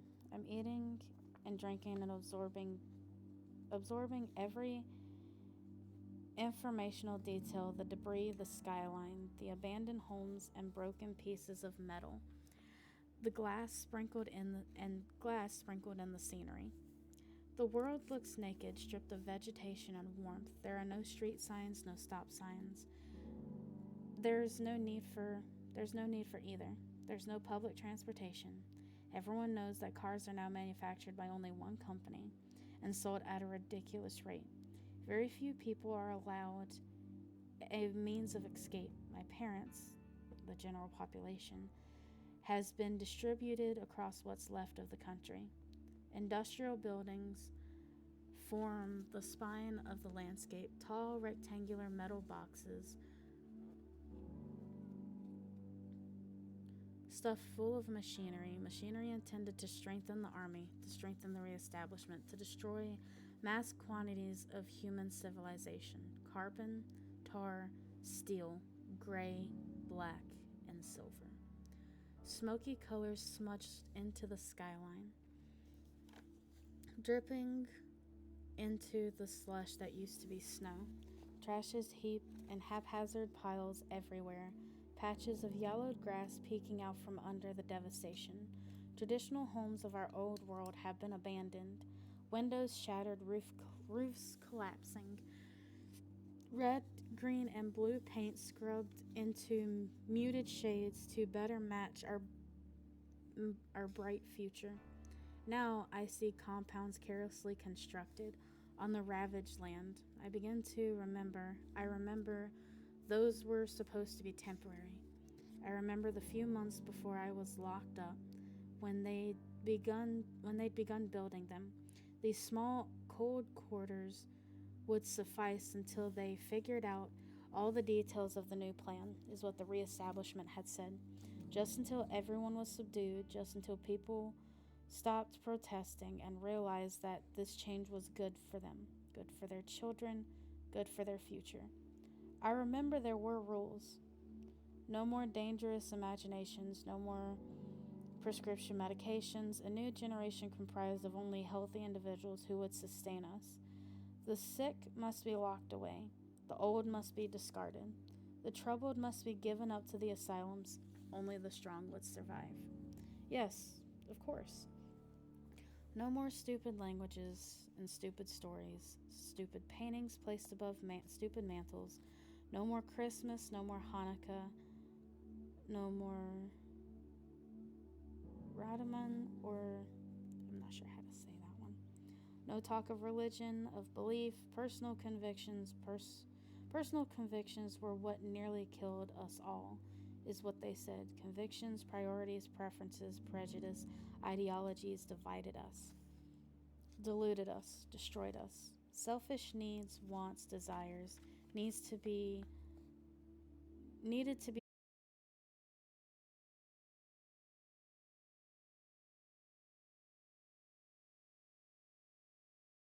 join us, reestablish society. The posters were still plastered on the walls. The wind ripped their tattered remains, but the signs were determinedly fixed, flapping against the steel and concrete structures they were stuck to. Some are still pasted to poles sprung right out of the ground. Loudspeakers now fixed at the very top. Loudspeakers that alert people, no doubt, to the imminent dangers that surrounded them. But the world is eerily quiet. Pedestrians pass by, ambling along in the cold, frigid weather to do factory work or find food for their families. Hope in this world bleeds out of the barrel of a gun. No one really cares for the concept anymore. People used to want hope. They wanted to think things could get better. They wanted to believe they could go back to worrying about gossip and holiday vacations and going to parties on Saturday nights. So the reestablishment promised a future too perfect to be possible, and society was too desperate to disbelieve. They never realized they were signing away their souls to a group planning on taking advantage of their ignorance, their fear. Most civilians are too petrified to protest, but there are others who are stronger. There are others who are waiting for the right moment. There are others who have already begun to fight back. I hope it's not too late to fight back. I study every quivering branch, every imposing soldier, every window I can count. My eyes are two professional pickpockets, stealing everything to store away in my mind. I lose track of the minutes we trample over. We pull into a structure 10 times larger than the asylum, suspiciously central to civilization. From outside it looks like a bland building, inconspicuous in every way but its size. gray steel slabs comprising 4 flat walls, windows cracked and slammed into 15 stories. It's bleak and bears no marking, no insignia, no proof of its true identity. Political headquarters camouflaged among the masses. The inside of the tank is a convoluted mess of buttons and levers I'm at a loss to operate. And Adam is opening my door before I have a chance to identify the pieces. His hands are placed around my waist and my feet are now firmly on the ground, but my heart is pounding so fast I'm certain he can hear it. He hasn't let go of me. I look up. His eyes are tight, his forehead pinched, his lips. His lips are 2 pieces of frustration forged together. I step back, he drops his gaze and turns away. He inhales, and 5 fingers on one hand form a fickle fist. This way. He nods toward the building. I follow him inside.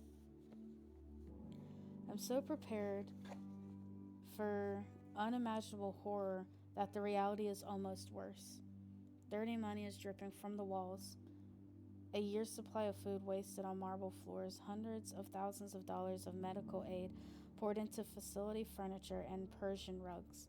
I feel the artificial heat pouring through the air vents and think of children screaming for clean water. I squint through the crystal chandeliers and hear mothers begging for mercy. I see a superficial world existing in the midst of a terrorizing reality, and I can't move. I can't breathe.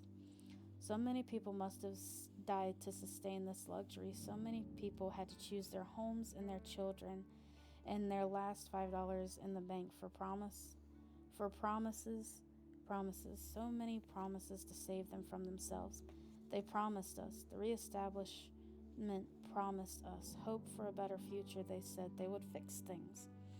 They said they would help get us back to a world we knew, the world with movie dates, spring weddings, and baby showers. They said they would give us back our homes, our health, our sustainable future. But they stole everything.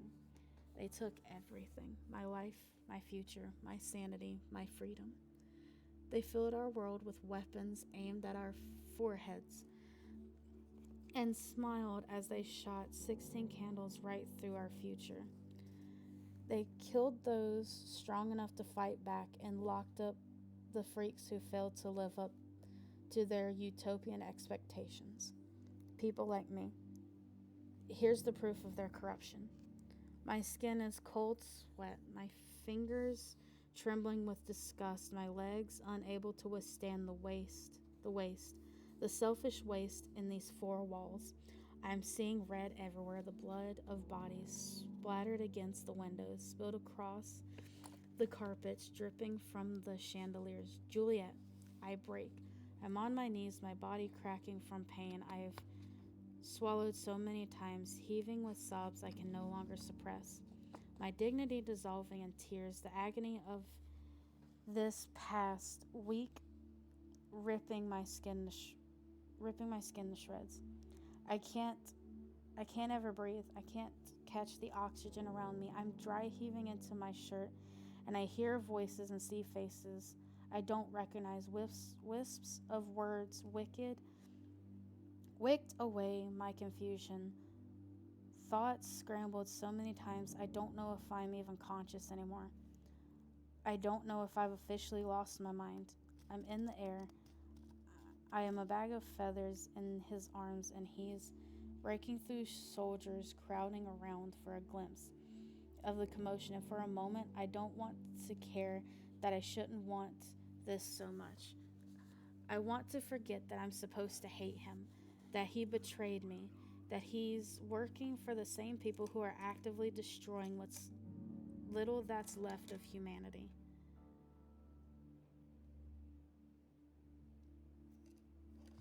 And my face is buried in the soft material of his shirt, and my cheek is pressed against his chest. He smells like strength, courage, and the world drowning in rain. I don't want him to ever let go of my body. I wish I could touch his skin. I wish there were no barriers between us. Reality slaps me right in the face. Mortification muddles my brain, Desperate humiliation clouds my judgment. Red paints my face, bleeds through my skin, and I clutch his shirt. You can kill me, I tell him. You have guns. I'm wriggling out of his grip, and he tightens his hold around my body. His face shows no emotion but a sudden strain in his jaw, unmistakable tension in his arms. You can just kill me. Juliet, he says, please. I'm numb again, powerless all over again. Melting from within, life seeping out of my limbs. We're standing in front of a door. Adam takes a key card and swipes it against the black pane of glass fitted into the small space beside the handle, and the stainless steel door slides out of place. We step inside. We're all alone in a new room. Please don't let go of me. Put me down, I tell him. There's a queen-size bed in the middle of the space, lush carpet gracing the floors, an armoire flush against the wall, light fixtures glittering from the ceiling. The beauty is so tainted I can't stand the sight of it. Adam gentles me onto the soft mattress and takes a small step backward. You'll be staying here for a while, I think, is all he says. I squeeze my eyes shut. I don't want to think about the inevitable torture waiting for me. Please, I tell him, I'd like to be left alone. A deep sigh. That's not exactly an option. Hey, Blue. Give me 1 second. I have to move some of my stuff. I could just do this. It's not like I have this screen pulling up anything. Why did it do that? There we go. You know, I'm the perfect streamer and completely didn't have to, move some stuff around.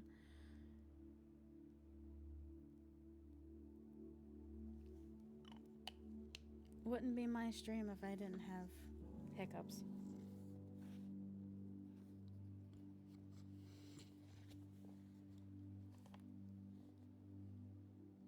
That's not exactly an option. What do you mean? I spin around. I have to watch you, Juliet, he says. He says my name like a whisper. Warner wants you to understand what he's offering you, but you're still considered a threat. He's made you my assignment, and I can't leave. You have to live with me? I live in the barracks on the opposite end of this building. With the other soldiers, but yeah. He clears his throat, not looking at me. I'll be moving in. There's an ache in the pit of my stomach that's gnawing on my nerves. I want to hate him and judge him and scream forever, but I'm failing because all I can see is an 8-year-old boy who doesn't remember that he used to be the kindest person I never knew. I don't want to believe this is happening. My eyes close, and I close my eyes and curl my head into my knees. You have to get dressed, he says after a moment. I pop my head up and blink at him. I can't understand what he's saying. I am dressed. He clears his throat again but tries to be quiet about it. There's a bathroom through here. He points. I see a door connected to the room, and I'm suddenly curious. I heard stories of people with bathrooms in their bedrooms. I guess they're not exactly in the bedrooms, but they're close. Enough. I slip off the bed and follow his finger. As soon as I open the door, he resumes speaking. You can shower and change in there. The bathroom, it's the only place where there are no cameras. He adds, his voice trailing off. There are cameras in my room. Of course. You can find clothes in here. He nods to the armoire, suddenly uncomfortable. And you can't leave, I ask. He rubs his forehead and sits down on the bed and sighs. You have to get ready. Warner will be expecting you for dinner. Dinner? My eyes are the size of the moon. Adam looks grim. Yeah. He's not going to hurt me. I ask, ashamed at the relief in my voice, at the unexpected tension. I've released at the fear I didn't know I was harboring. He's going to give me dinner. I've been starving. My stomach is a tortured pit of starvation, and I'm so hungry. I can't even imagine what real food must taste like. Adam's face is inscrutable again. You should hurry, and I can show you how everything works. I don't have time to protest before he's in the bathroom, and I followed him inside. The door is still open, and he is standing in the middle of the small space with his back to me, and I can't understand why. I already know how to use the bathroom, I tell him. I used to live in a regular home. I used to have a family. He turns around very, very slowly, and I begin to panic. He finally lifts his head, but his eyes are darting in every direction. When he looks at me, his eyes narrow. His forehead is tight. His right hand curls into a fist, and his left hand lifts one finger to his lips. He's telling me to be quiet, and I knew something was coming, but I didn't know it'd be Adam. I didn't think he'd be the one to hurt me, to torture me. I didn't realize I'm crying until I hear the whimper and feel the silent tears stream down my face. And I'm ashamed, so ashamed of my weakness. But a part of me doesn't care. I'm tempted to beg and ask for mercy, to steal his gun and shoot myself first. He seems to register my sudden hysteria because his eyes snap open and his mouth falls to the floor. No, God, Juliet, I'm not. He swears under his breath. He pumps his fist against his forehead and turns away, sighing heavily. Pacing the length of the small space, he swears again, walks out the door, and doesn't look back.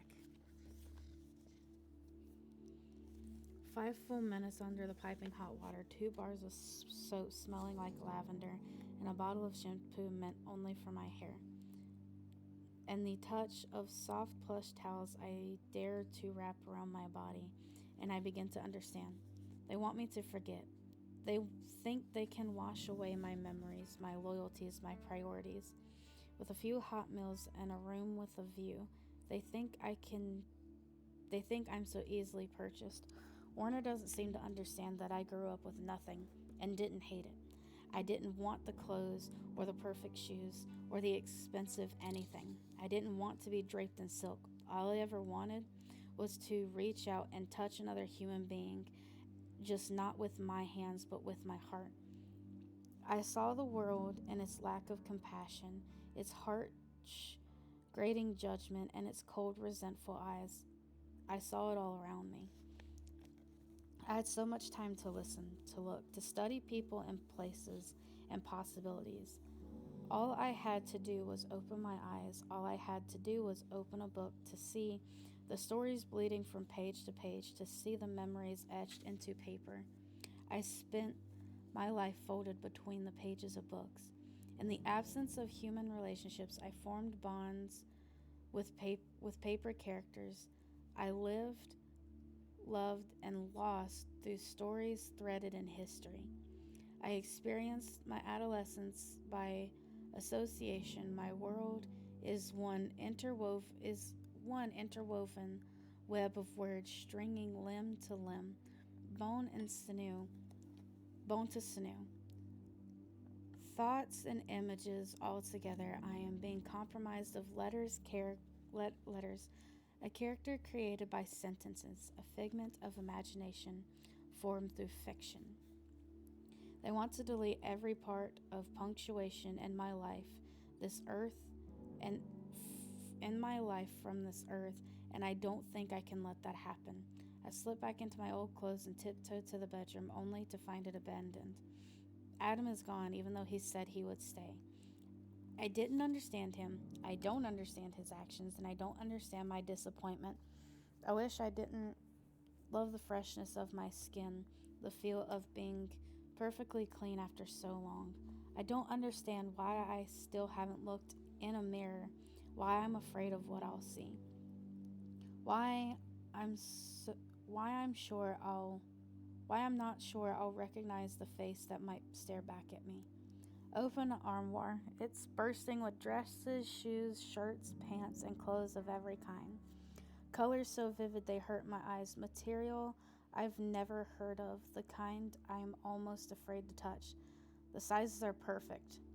Too perfect. They've been waiting for me.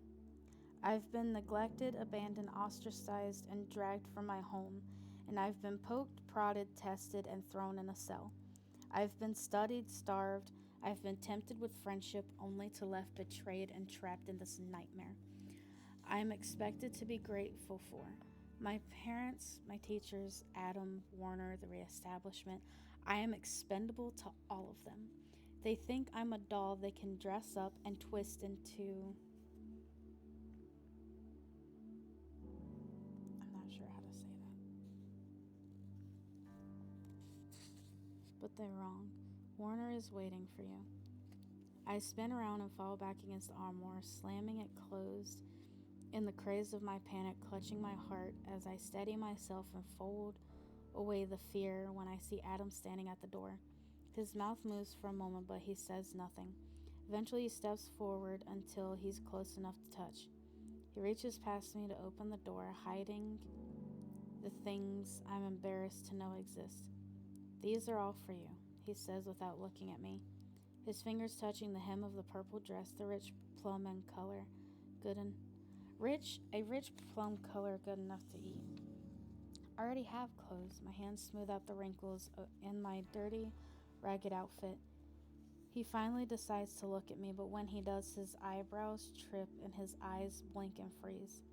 His lips part in surprise, and I wonder if I've washed off a new face for myself. And I flush, hoping he's not disgusted by what he might see. I don't know why I care. He drops his gaze and takes a deep breath. I'll be waiting outside. I stare at the purple dress with Adam's fingerprints. I study the inside of the armoire for only a moment before I abandon it. I comb anxious fingers through my wet hair and steel myself. I am no one's property. I do not care what Warner wants me to look like. I step outside and Adam stares at me for a second. He rubs the back of his neck and says nothing. He shakes his head. He starts walking. He doesn't touch me, and I shouldn't notice, but I do. I have no idea what to expect. I have no idea what my life will be like in this new place. And I'm being nailed in the stomach by every exquisite embellishment, every lavish accessory, every painting, molding, lighting, coloring of this building. I hope the whole thing catches fire. I follow Adam down a long carpeted corridor to an elevator made entirely of glass. He swipes the same key card he used to open my door, and we step inside. I didn't even realize we'd taken an elevator to get up this many floors. I realized I must have made a horrible scene when I arrived, and I'm almost happy. I hope I disappoint Warner in every way possible. The dining room is big enough to feed thousands of orphans. Instead, there are 7 banquet tables stretched across the room, blue silk spilling across the tabletops, crystal vases bursting with orchids and stargazer lilies, glass bowls filled with gardenias. It's enchanting. I wonder where they got the flowers from. They must not be real. I don't know how they could be real. I haven't seen real flowers in years. Warner is positioned at the table directly in the middle. He's seated at the head as soon as he sees me, Adam.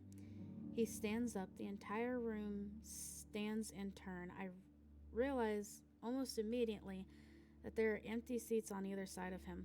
I don't intend to stop moving, but I do. I take quick inventory of the attendees and can't count any other women. Adam brushes the small of my back with 3 fingertips, and I'm startled out of my skin.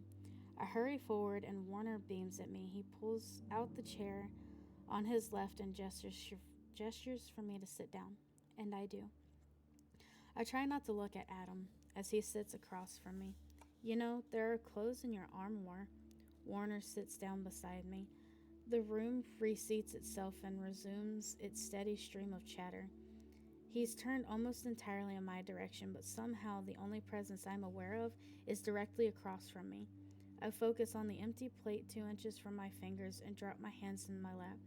And you don't have to wear those dirty tennis shoes anymore. Warner continues, stealing another glance before pouring something into my cup. It looks like water. I'm so thirsty I could inhale a waterfall. I hate his smile.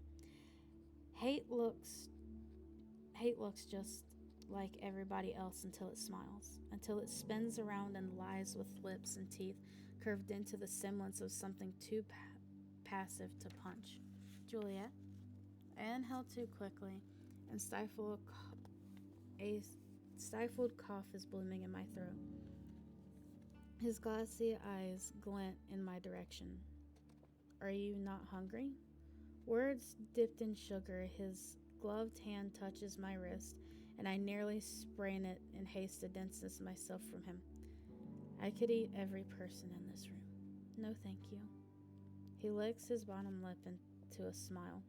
Don't confuse stupidity for bravery, love. I know you haven't eaten anything in days. Something in my patience snap. I'd really rather die than eat food and listen to you call me love, I tell him.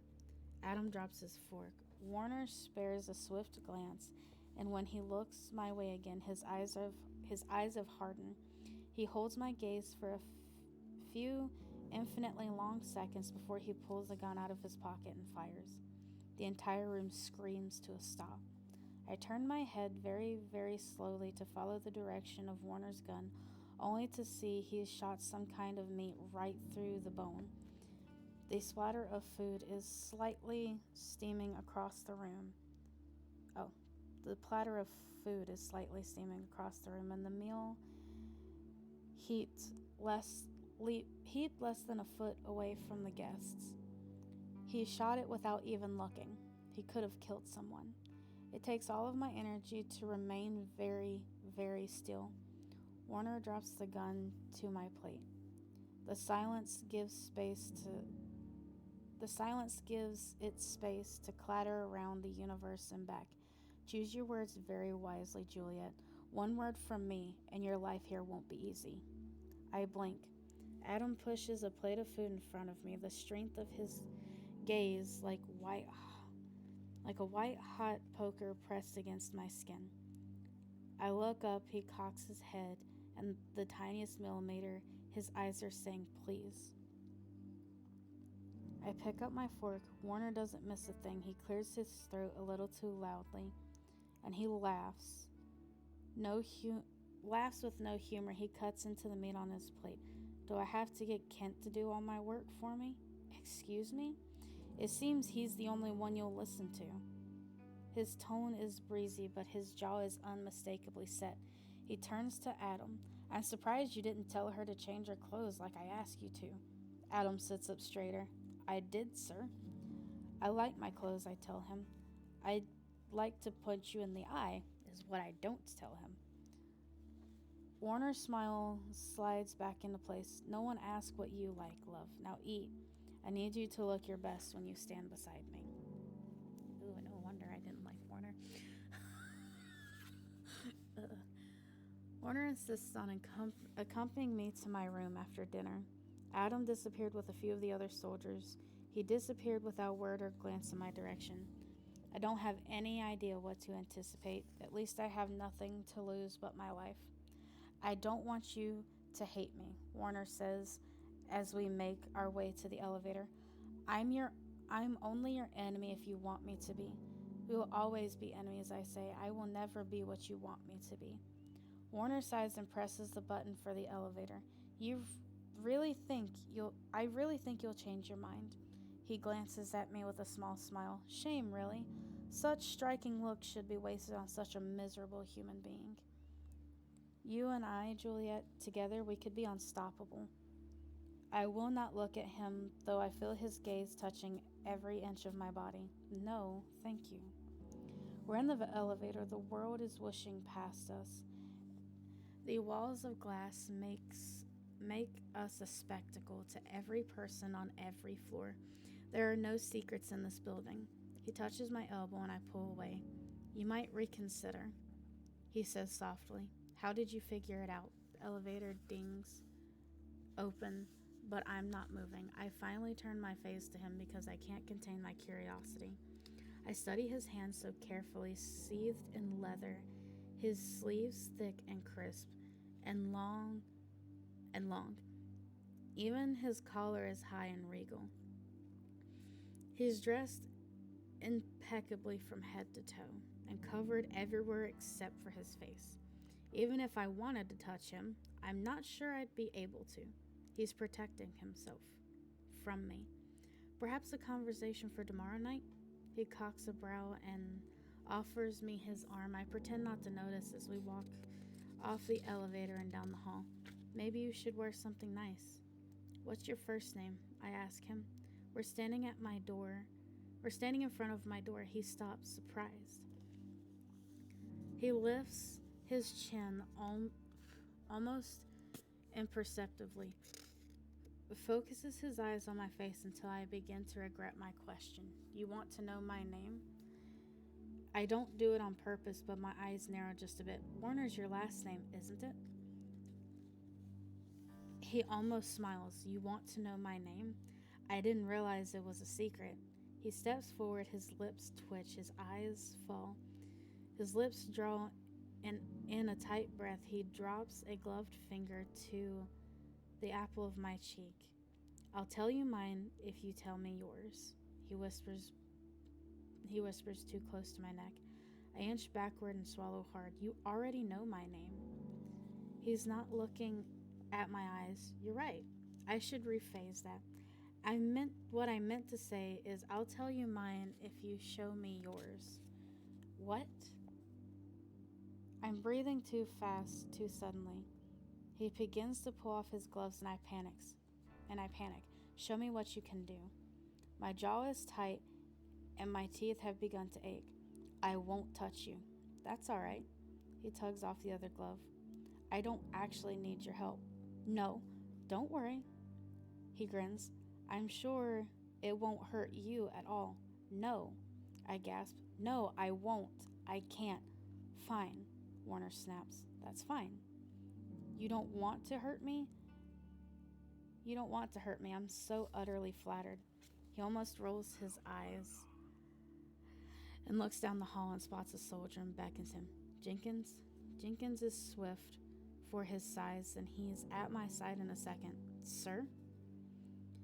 He bows his head an inch, even though he's clearly Warner's senior. He can't be more than 27.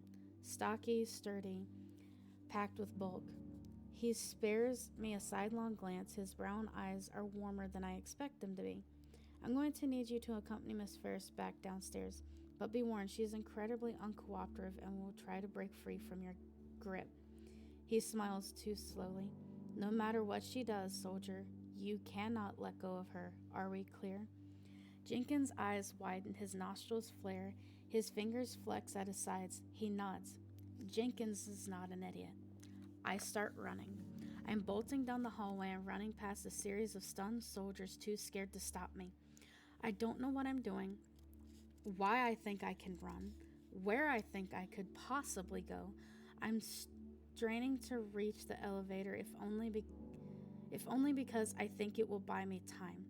I don't know what else to do. Warner's commands are bouncing off the walls and exploding in my eardrums. He doesn't need to chase me.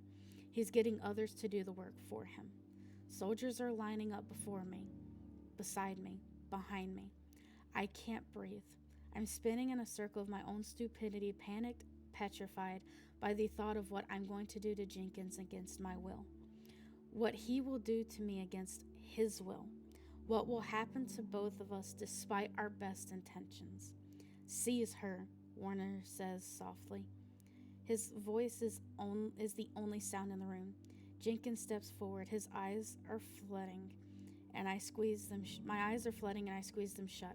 I pry them open, blink back at the crowd, and spot a familiar face. Adam is staring at me, horrified.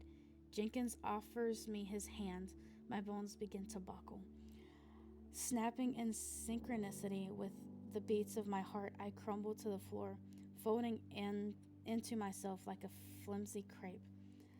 My arms are so painfully bare in this ragged t-shirt. Don't. I hold up a tentative hand, pleading with my eyes, staring into the face of an innocent man. Please don't. My voice breaks. Don't touch me. I never said I. Don't touch me. I never said I did. Jenkins' voice, deep and unsteady, full of regret. Jenkins has no gloves, no protection, no preparation, no possible defense. That was a direct order, soldier. Warner barks, trains a gun at his back. Jenkins grabs my arms. No, no, no. I gasp. My blood is surging through my veins, rushing through my body like a raging river. Waves of heat lapping against my bones. I can hear his anguish. I can feel the power pouring out of his body. I can hear his heart beating in my ear, and my head is spinning with a rush of adrenaline fortifying my being. I feel alive. I wish it hurt me. I wish it maimed me. I wish it repulsed me. I wish I hated the potent force wrapping itself around my skeleton, but I don't. My skin is pulsing with someone else's life, and I don't hate it. I hate myself for enjoying it. I enjoy the way it feels to be brimming with more life and hope and human power than I knew I was capable of. His pain gives me pleasure, gives me pleasure I never asked for. And he's not letting go. But he's not letting go because he can't.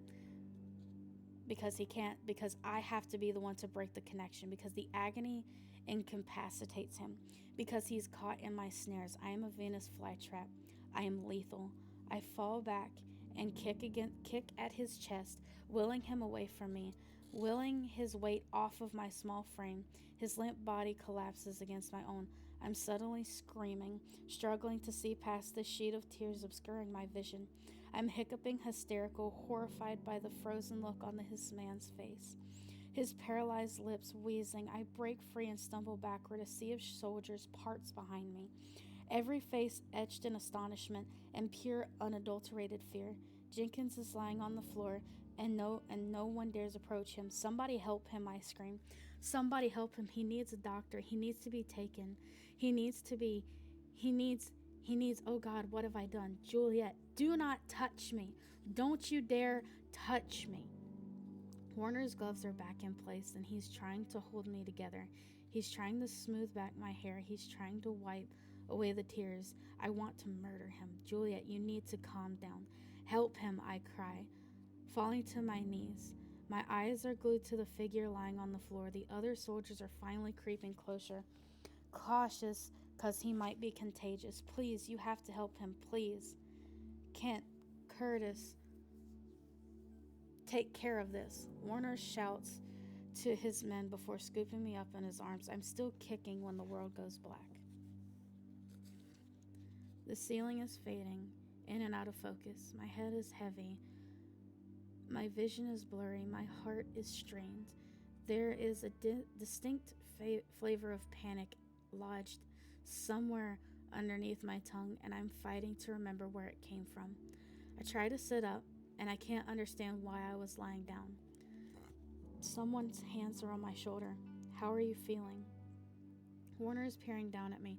Suddenly, Jenkins' face is swimming in my consciousness, and I'm swinging my fist and screaming for Warner to get away from me, and struggling to wiggle out of his grip, but he only smiles, laughs a little, gentles my hands down to my sides.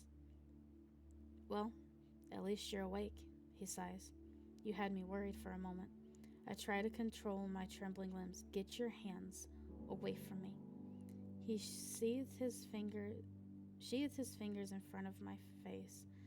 I'm all covered up. Don't worry. I hate you. So much passion, he laughs again. And he looks so calm, so genuinely amused. He stares at me with eyes softer than I expect them to be. I turn away. He stands up, takes a short breath. Here, he says, reaching for a tray on the small table. I brought you food. I take advantage of the moment, sit up, look around. I'm laying on a bed draped in damask, golds, and burgundies, the darkest shade of blood. The floor is covered in a thick, rich carpet. It's warm in this room. It's the same size as the one I occupy. The furniture is standard enough. Bed, armoire, side table, chandelier, glittering from the ceiling. The only difference is there's an extra door in this room. There's a candle burning quietly on the small table in the corner, and I haven't seen a fire in so many years I've lost count. I have to stifle an impulse to reach out and touch the flame. I prop myself up against the pillows and try to pretend I'm not uncomfortable. Where am I? Warner turns around holding a plate with bread and cheese on it. His other hand is gripping a glass of water. He looks around the room as if to see for the first time, as if seeing it for the first time. This is my bedroom. If my head weren't splitting into pieces, I'd be tempted to run. Take me to my room. I don't want to be here. And yet, here you are, he says at the foot of the bed a few feet away and pushes the plate in front of me. Are you thirsty? I don't know if it's because I can't think straight or if it's because I'm genuinely confused, but I struggle to reconcile Warner's polarizing personalities. Here he is offering me a glass of water after he forced me to torture someone. I lift my hands and study my fingers as if I've never seen them before. I don't understand. He cocks his head, inspecting me, as though I might have seriously injured myself. I only ask if you are thirsty. That shouldn't be difficult to understand. A pause. Drink this. I take the glass, stare at it, stare at him, stare at the walls. This must be insane. I must be insane. Warner sighs. I'm not sure, but I think you fainted, and I think you should probably eat something, though I'm not entirely sure about that either. You've probably had too much exertion for your first day here. My mistake. Why are you being so nice to me? The surprise on his face surprises me even more. Because I care about you, he says simply. You care about me? The numbness in my voice is beginning to dissipate. My blood pressure is rising and the anger is making its way to the forefront of my mind. I almost killed Jenkins because of you. You didn't kill. Your soldiers beat me. You keep me here like a prisoner. You threaten me. You threaten to kill me. You give me no freedom and you say you care about me? I nearly throw the glass of water at his face. You're a monster. Warner turns away, so I'm staring at his profile. He clasps his hands, changes his mind, and touches his lips. I am only trying to help you. Liar. He seems to consider that nods just once. Yes, most of the time. Yes. I don't want to be here. I don't want to be your experiment. Let me go. No, I'm afraid I can't do that. Why not? Because I can't. He tugs at his fingers, clears his throat. His eyes search the ceiling for a brief moment. Because I need you. You need me to kill people. He doesn't answer right away. He walks to the candle, pulls off a glove, tickles the flame with his bare fingers. You know, I'm very capable of killing people on my own.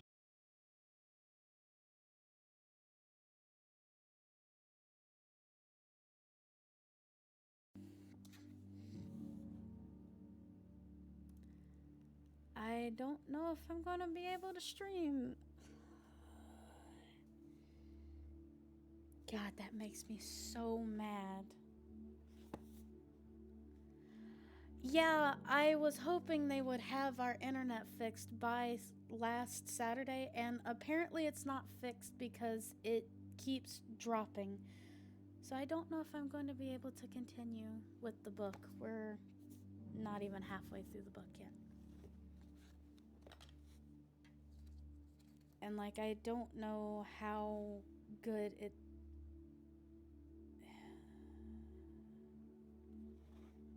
Let me text him and see if it says anything.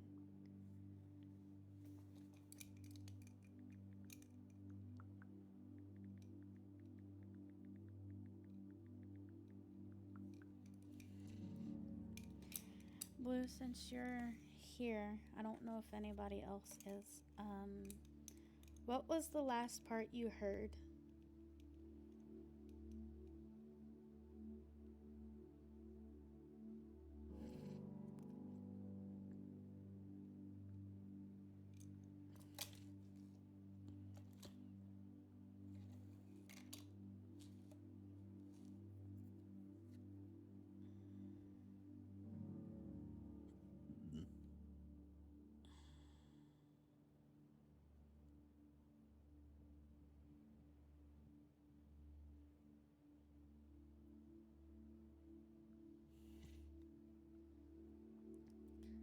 because I don't remember exactly where I stopped, and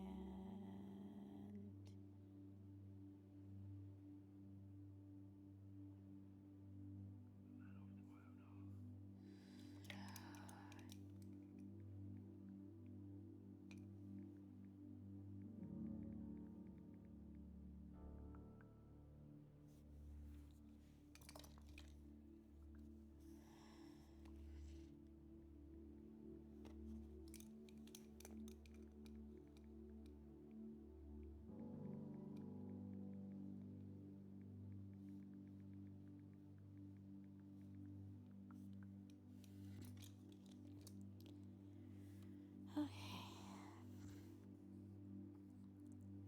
Your father, I sit up suddenly curious in spite of myself. He ignores my question. The mechanics of fear are simple enough. People are intimidated by me, so they listen when I speak. His hand waves. Empty threats are worth very little these days. I squeeze my eyes shut. So you kill P for power, as do you. How dare you? He laughs loud. You're free to lie to yourself if it makes you feel better. I'm not lying.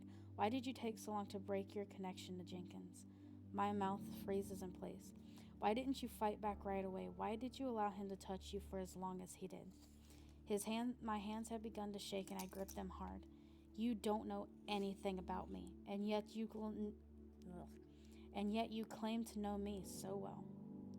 I clench my jaw, not trusting myself to speak. At least I'm honest, he adds. You just agreed you're a liar. He raises his eyebrows. At least I'm honest about being a liar. I slam the glass of water on the bedside table and drop my head in my hands. I take a steadying breath. Well, I rasp, why do you need me then, if you're such an excellent murderer? A smile flickers and fades across his face. One day I'll introduce you to the answer to that question. I try to protest, but he stops me with one hand, picks up a piece of bread from my plate, and holds it under my nose. You hardly ate anything at dinner. That can't possibly be healthy. I don't move. He drops the bread on the plate and drops the plate beside the water and turns to me. Studies my eyes with such intensity, I'm momentarily disarmed. There are so many things I want to say and scream, but somehow I've forgotten all about the words waiting patiently in my mouth. I can't make myself look away. Eat something. His eyes abandon me. Then go to sleep. I'll be back for you in the morning. Why can't I sleep in my own room?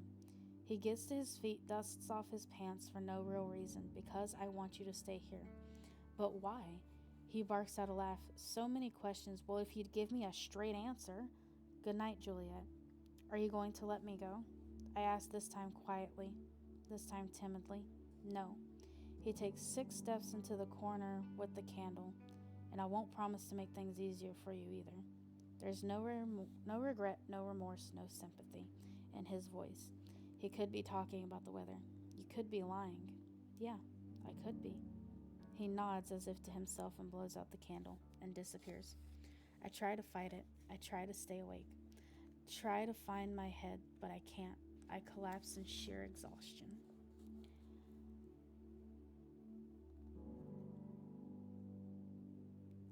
I am also going to paraphrase some of this because I forgot that this is how this chapter starts out. Why don't you just end it? Someone at school asked me once. I think it was the kind of question intended to be cruel, but it was the first time I ever contemplated the possibility. I didn't know what to say. Maybe I was crazy to consider it, but I'd always hoped that if I were a good enough girl, that if I did everything right, if I said the right things or said nothing at all, I thought my parents would change their minds. I thought they would finally listen when I tried to talk. I thought they'd give me a chance. I thought they might finally love me. I always had that stupid hope. Good morning. My eyes snap open with a start. I've never been a heavy sleeper. Warner is staring at me, sitting at the foot of his own bed with a fresh suit and perfectly polished boots. Everything about him is meticulous, pristine. His breath is cool and fresh in the crisp morning air. I can feel it on my face. It takes me a moment to realize I'm tangled in the same sheets Warner himself has slept in. My face is suddenly on fire. I'm fumbling to free myself and nearly fall off the bed. I don't acknowledge him. Did you sleep well? He asks. I look up. His eyes are such a strange shade of green, bright, crystal clear, piercing in the most alarming way. His hair is thick and the richest slice of gold. His frame is lean and unassuming, but his grip is effortlessly strong. I notice for the first time that he wears a jade ring on his left pinky finger. He catches me staring and stands up and slips his gloves on and clasps his hands behind my back. It's time for you to go back to your room. I blink, nod, and stand up, nearly fall down, catch myself on the side of the bed, and try to steady my dizzying head. I hear Warner sigh. You didn't eat the food I left for you last night. I grab the water with trembling hands and force myself to eat some of the bread. My body has gotten so used to hunger I don't know how to recognize it anymore. Warner leads me out the door, and I find my footing. I'm still clutching a piece of cheese in my hand.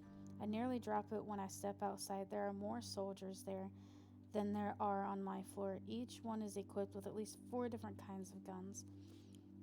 Some slung around their necks, some strapped to their belts. All of them betray a look of terror. When they see my face, it flashes in and out of their features so quickly I might have missed it. But it's obvious enough. Everyone grips their weapons a little tighter as I walk by. Warner seems pleased. Their fear will work in your favor, he whispers in my ear. I never wanted them to be afraid of me. You should. He stops. His eyes are calling me an idiot. If they don't fear you, they will hunt you. People hunt things they fear all the time. At least they know now what they're up against.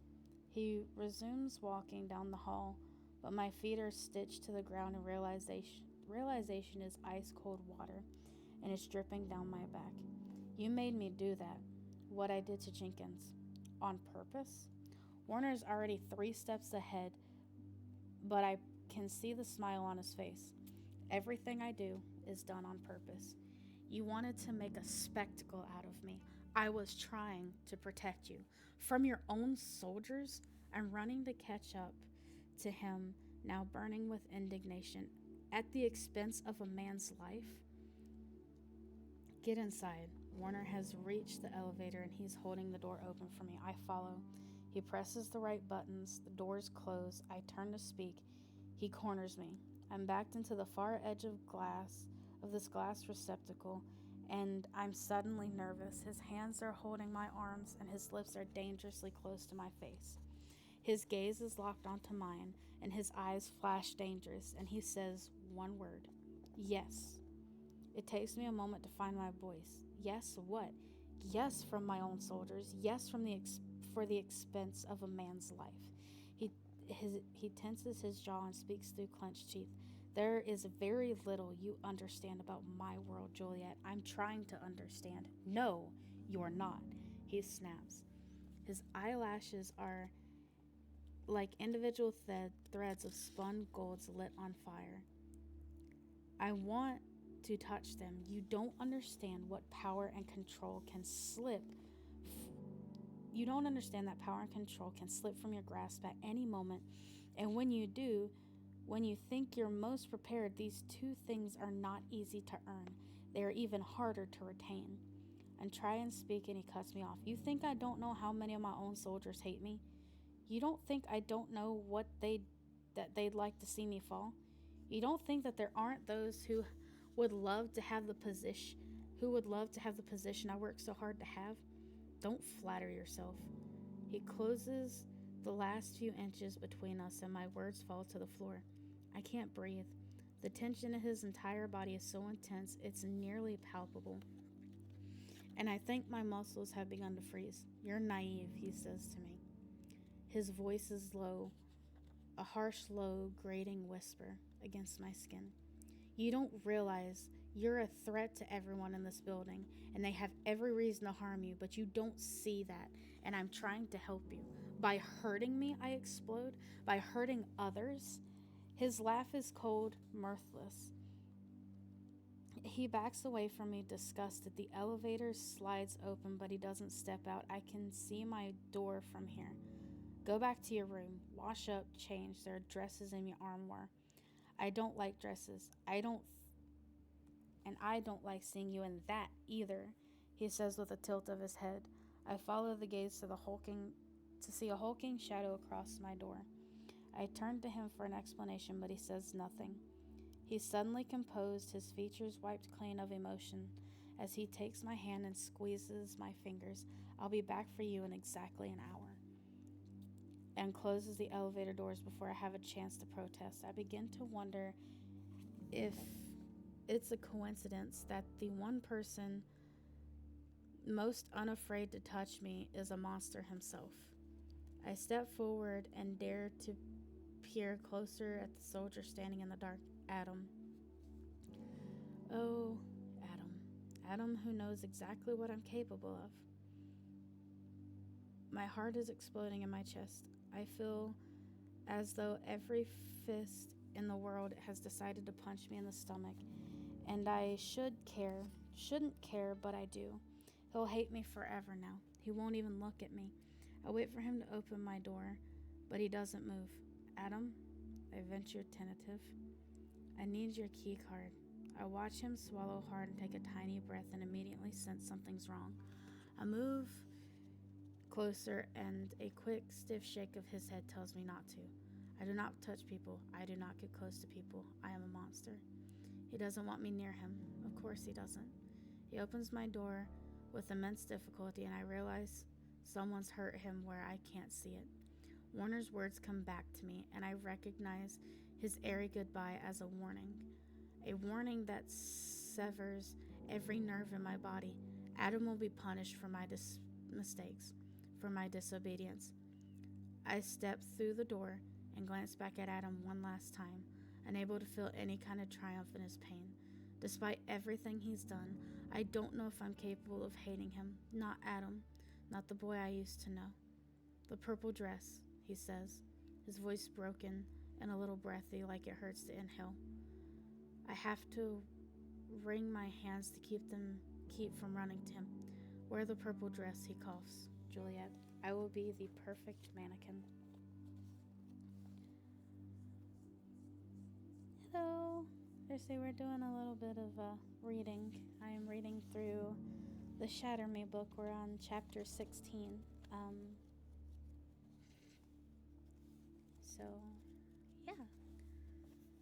It's a book that I have had for a while. I got it when it first came out, and I have been wanting to get back into it because I've read the first 3 books, but I have been unable to read any of the rest of them because I haven't found it. I haven't been able to, like, go in and be like, yeah, I want to sit down and read. I haven't been able to focus, so I figured this would be the easiest way to do that. But I am going to take a break for a second. I've been sitting for a little bit, so everybody go get,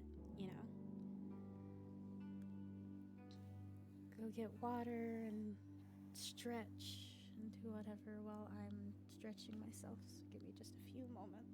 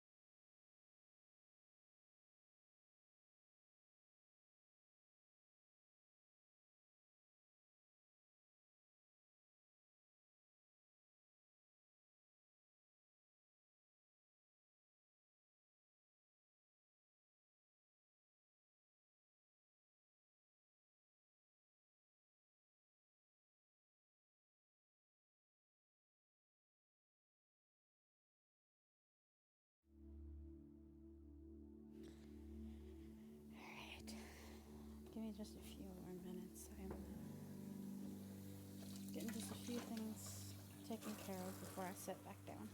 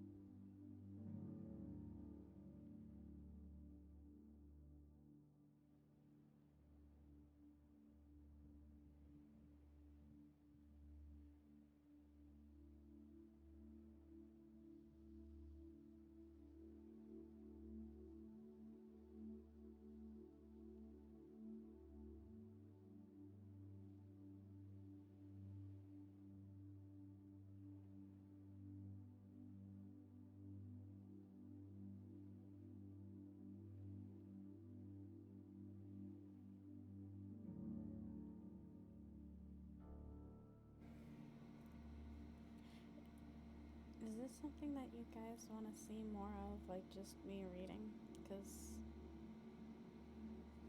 I have a few books that I can read. I have this whole series, and then I have a couple of other ones.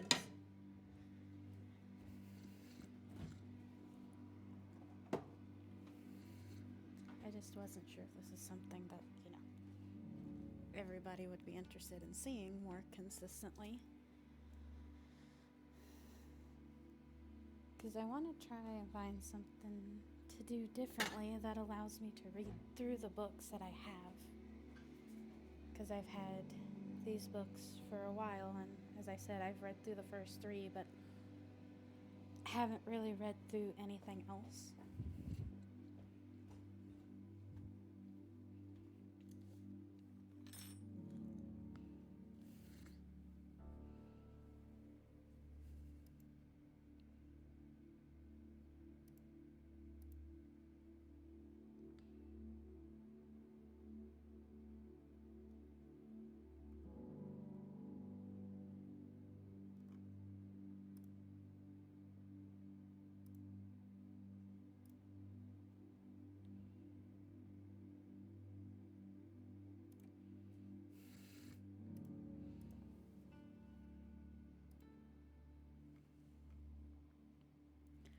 I say this is kind of a spur of the moment stream, because I was like, I want to stream some more, but don't really want to play a game.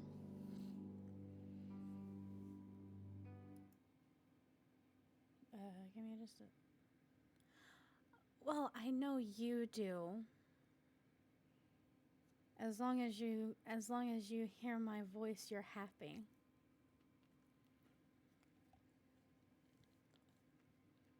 But to be fair, you're my sister, so like, yeah. Thursday, I am gonna go ahead and make me some food real quick. So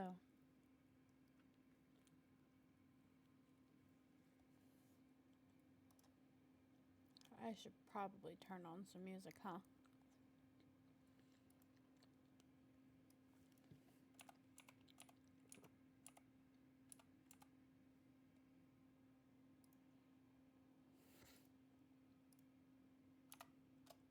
Yes, I get it.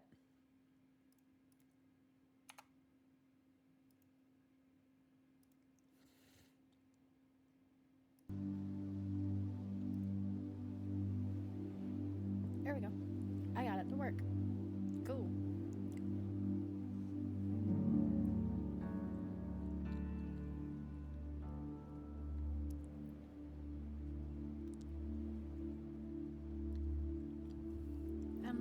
Eventually,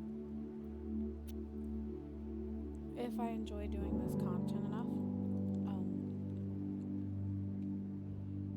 I plan on making like a Patreon to where I can read books like Lights Out, Her Soul to Take, and have a place where people can go and listen to them. Because I know the stuff in Lights Out and Her Soul to Take is against TOS. So, there's that. But I figured just to start out with, I could start with the ones that I know Twitch will allow, which is I have the Twisted Tale that is about Rapunzel,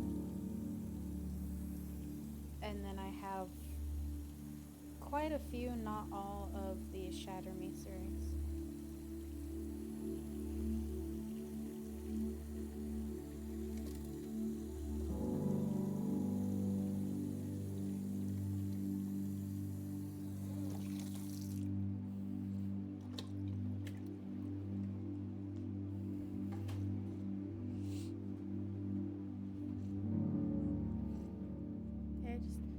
It's one of those I figured.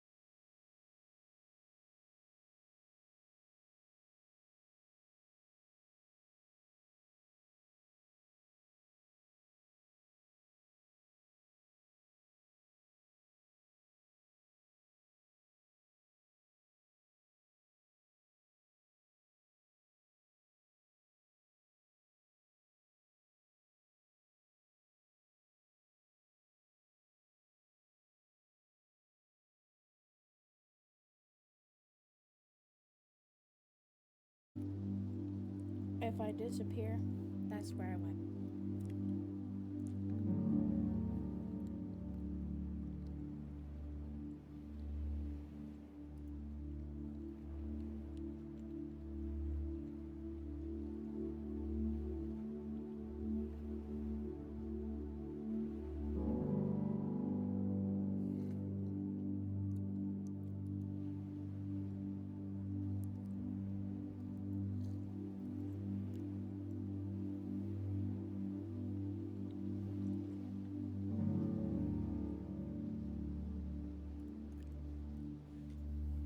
Oh man. Do I already have a playlist? I thought I didn't. Hold on a minute.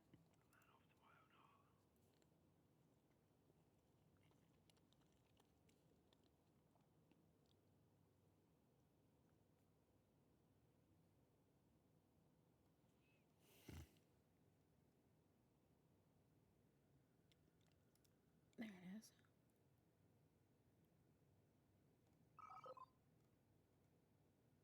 That's gonna be distracting, isn't it?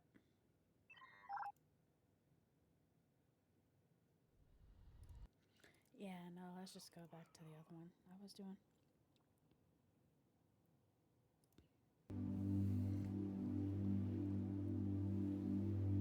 Autoplay is off.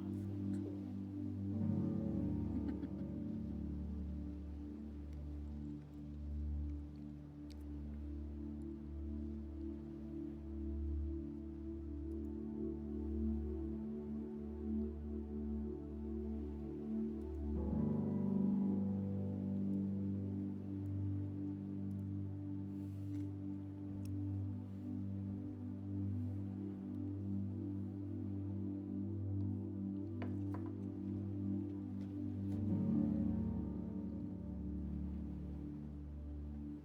But again, if everybody thinks I should do more streams like this,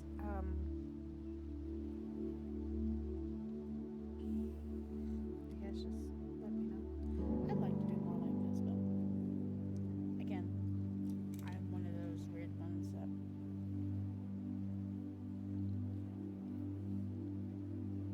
I feel like I stutter too much.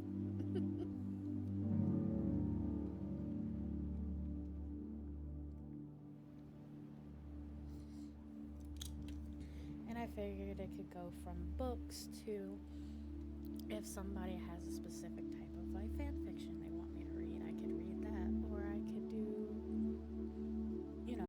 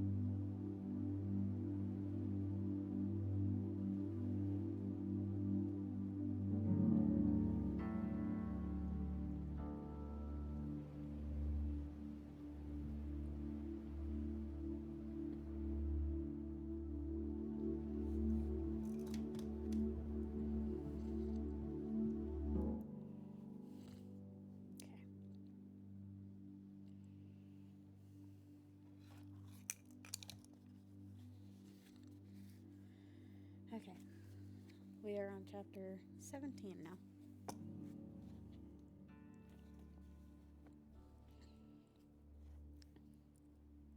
As soon as I'm in the room, I open the armoire and yank the purple dress off the hanger before I remember I'm being watched.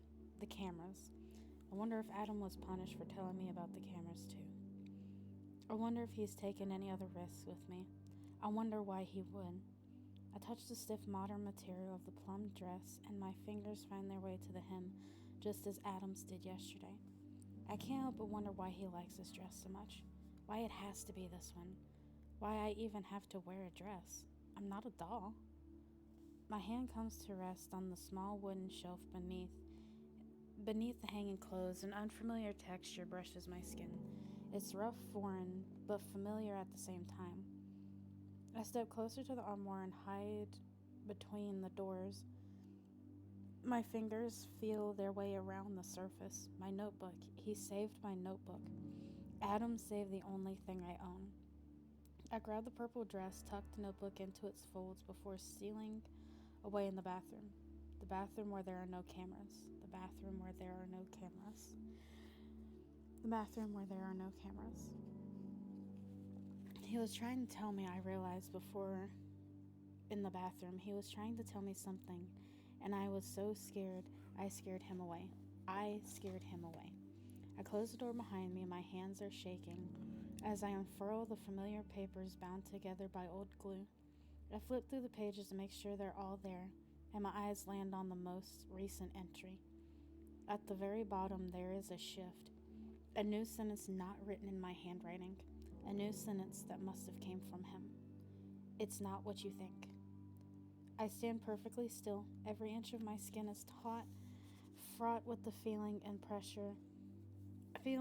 the pressure is building in my chest, pounding louder, faster, and harder, overcompensating for my stillness. I do not tremble when I'm frozen in time. I train my breaths to come slower. I count things that do not exist. I make up numbers I do not have. I pretend time is a broken hourglass, bleeding seconds through the sand. I dare to believe. I dare to hope that Adam is trying to reach me. I'm crazy enough to consider the possibility. I rip the page out of the small notebook and clutch it close. I hide the notebook in the pocket of the purple dress. The pocket Adam must have slipped it into. The pocket it must have fallen out of. The pocket of the purple dress. The pocket of the purple dress. Hope is a pocket of possibility. I'm holding it in my hand. Warner's not late. He doesn't knock either. I'm slipping on my shoes when he walks in without a single word, without an effort to make his presence known. His eyes are falling all over me. My jaw tightens on its own. You hurt him, I find myself saying. You shouldn't care, he says with that tilt of his head, gesturing to my dress. But it's obvious you do. I zip my lips and pray my hands aren't shaking too much. I don't know where Adam is. I don't know how badly he's hurt. I don't know what Warner will do, or how far he'll go in the pursuit of what he wants, but the prospect of Adam in pain is like a cold hand clutching my esophagus. If Adam is trying to help me, it could cost him his life. I touch the piece of paper tucked in my pocket. I breathe. Warner's eyes are on my window. Breathe. It's time to go, he says. Breathe. Where are we going? He doesn't answer, and we step out the door. I look around. The hallway is abandoned and empty. Where is Adam? Where is everyone?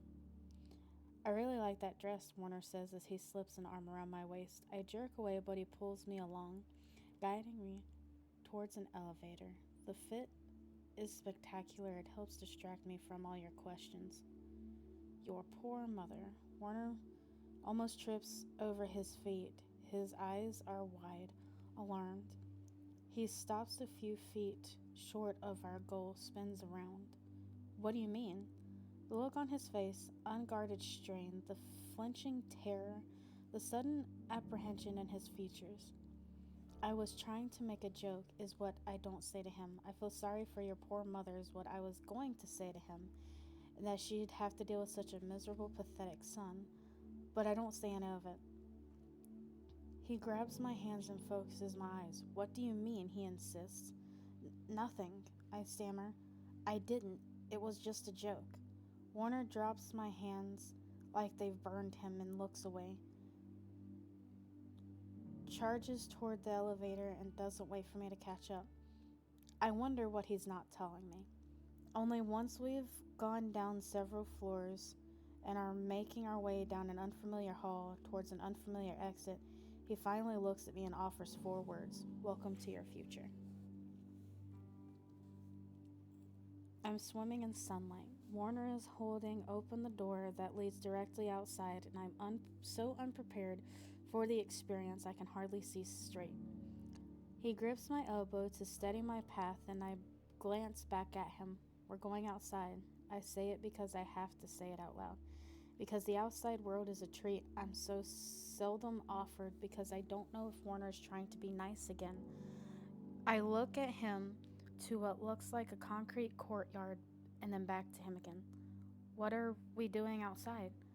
We have some business to take care of. He tugs me toward the center of the new universe, and I'm breaking away from him, reaching out to touch the sky like I'm hoping it will remember me. The clouds are gray, like they've always been, but they're sparse, unassuming.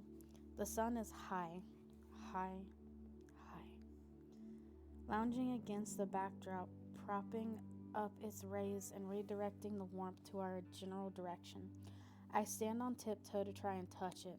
The wind folds itself into my arms and smiles against my skin, cool, silky, smooth.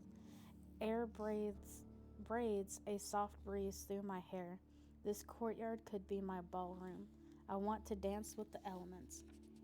Warner grabs my hand and I turn around. He's smiling. This, he says, gesturing to the cold gray world under our feet. This makes you happy? I look around and realize the courtyard is not quite a roof, but somewhere between 2 buildings. I edge forward to the ledge and can see dead land and naked trees and scattered compounds stretched for miles. The cold air smells clean, I tell him. Fresh, brand new. It's the most wonderful smell in the world. His eyes look almost amused, troubled, interested, and confused all at once. He shakes his head, pats down his jacket, and reaches inside his pocket and pulls out a gun with a gold hilt and glints at the sunlight. I pull in a sharp breath. He inspects the gun in a way I wouldn't understand, presumably to check the weather, or not. It's ready to fire.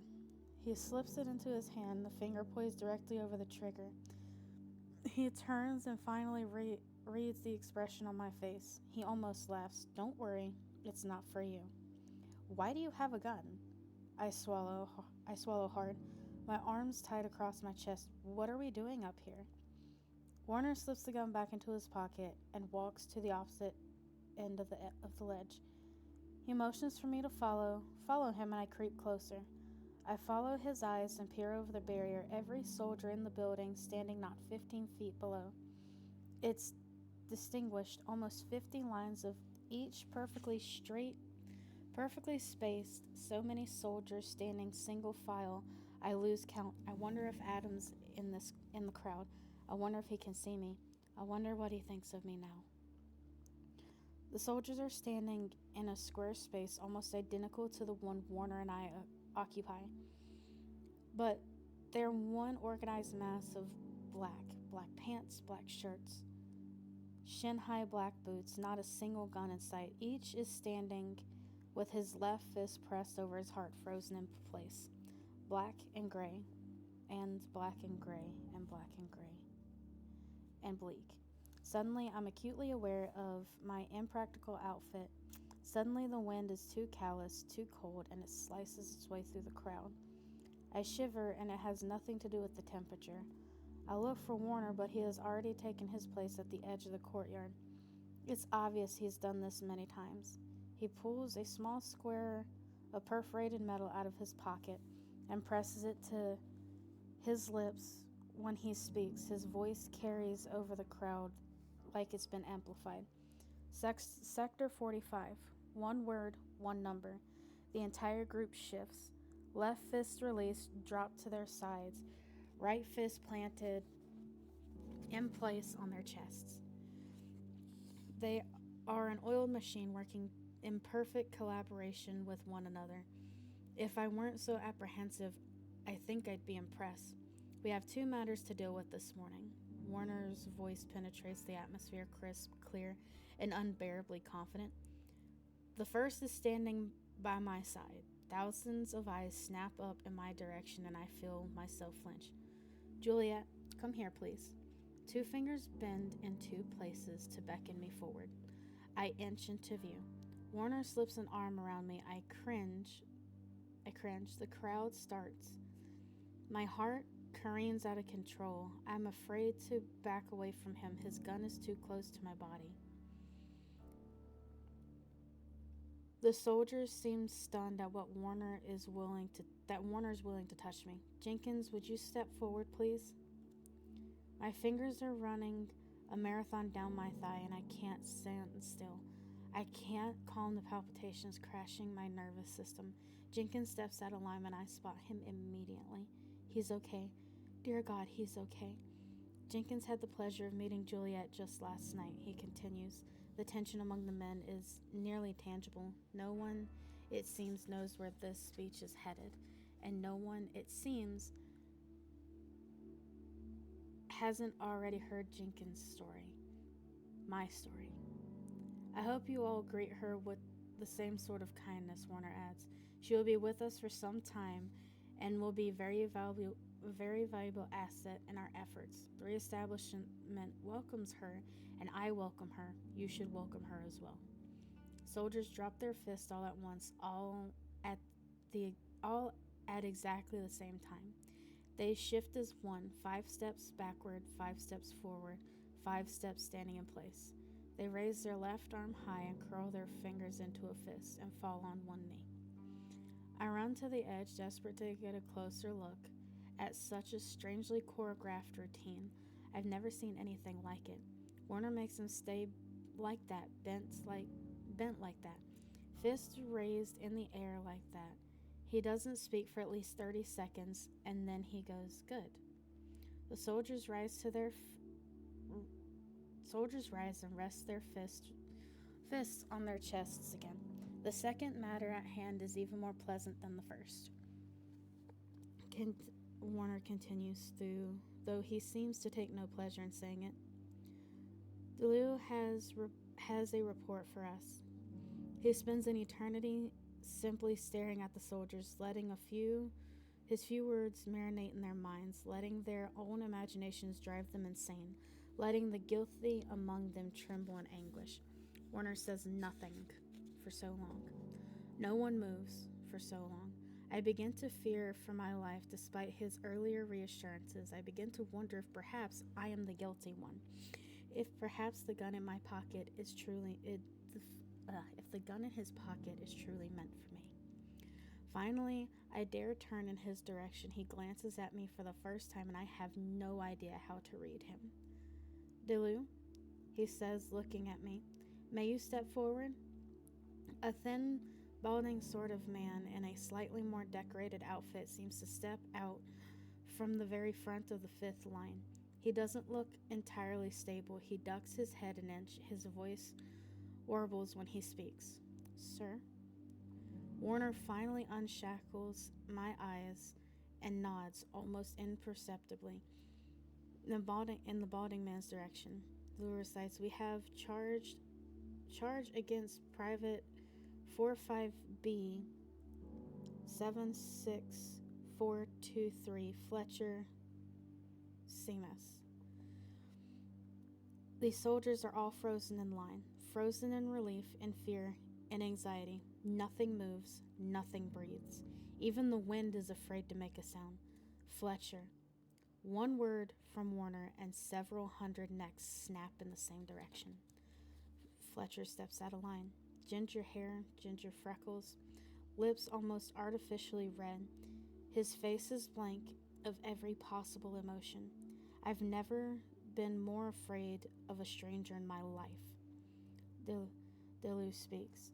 Private Fletcher was found on unregulated grounds, fraternizing with civilians believed to be rebel party members. He has stolen food and supplies from storage units dedicated to Sector 45 citizens. It is not known whether he betrayed sensitive information. Warner levels his gaze at the gingered man. Do you deny these accusations, soldier? Fletcher's nostrils flare and his jaw tenses. His voice cracks when he speaks. No, sir. Warner takes a breath. Warner nods, takes a breath, and shoots him in the forehead. No one moves. Fletcher's face is etched in permanent horror as he crumbles to the ground. I'm so struck by the impossibility of it all that I can't decide whether or not I'm dreaming. Fletcher's limbs are bent at odd angles and on the cold concrete floor. Blood is pooling around him, and still no one moves. No one says a single word. No one betrays a single look of fear. I keep touching my lips to see if my screams have escaped. Warner tucks his gun back into his jacket pocket. Sector 45, you are dismissed. Every soldier falls on one knee. Warner slips the metal amplification device back into his suit and has to yank me free from the spot where I'm glued to the ground. I feel nauseous, delirious, and capable of holding myself upright. I keep trying to speak, but the words are just sticking to my tongue. I'm suddenly sweating and suddenly freezing and suddenly so sick I see spots in my vision. Warner is trying to get me through the door. You really must eat more, he says to me. I am gaping with my eyes, gaping with my mouth, gaping wide open because I feel holes everywhere, punctured into the terrain of my body. You killed him, I managed to whisper. You just killed him. You are very astute. Why did you kill him? Why would you kill him? How could you do something like that? Oh, keep your eyes open, Juliet. Now is not the time to fall asleep. I grab his shirt, stop him before he gets inside. A gust of wind slaps me across the face, and I'm suddenly in control of my senses. I push him hard, slamming his back up against the door. You disgust me. I stare hard into his crystal cold eyes. You disgust me. He twists me around, pinning me against the door where I just held him. He cups my face in his gloved hands, keeping my eyes in place, the same hands that he just used to kill a man. I'm trapped, transfixed, slightly terrified. His thumb brushes over my cheek. Life is a bleak place, he whispers. Sometimes you have to learn to shoot first. Warner follows me to my room. You should probably sleep, he says to me. It's the first time he's spoken since we left the rooftop. I'll have food sent to your room, but other than that, I'll make sure you're not disturbed. Where is Adam? Is he safe? Is he healthy? Are you going to hurt him? Warner flinches before finding his composure. Why do you care? I've cared about Adam since I was in the 3rd grade. Isn't he supposed to be watching me? Because he's not here, does that mean you're going to kill him too? I'm feeling stupid. I'm feeling brave because I'm feeling stupid. My words wear no parachutes as they fall out of my mouth. I only kill people if I need to. Generous. More than most. I laugh a sad laugh, sharing it with only myself. You can have the rest of the day to yourself. Our real work will begin tomorrow. Adam will bring you to me. He holds my eyes, suppresses a smile. In the meantime, try not to kill anyone. You and I tell him, in anger coursing through my veins. You and I are not the same. You don't really believe that. You think you can compare my disease with your insanity? Disease? He steps forward abruptly, impassioned. You think you have a disease? You have a gift. You have an extraordinary ability that you don't care to understand. Your potential. I have no potential. You're wrong. He's glaring at me. There's no way to describe it. I could almost say he hates me in this moment. He hates me for hating myself. Well, you're the murderer, I tell him, so you must be right. His smile is laced with dynamite. Go to sleep. Go to hell. He works his jaw. walks out the door, and walks to the door. I'm working on it. The darkness is choking me. My dreams are bloody and bleeding.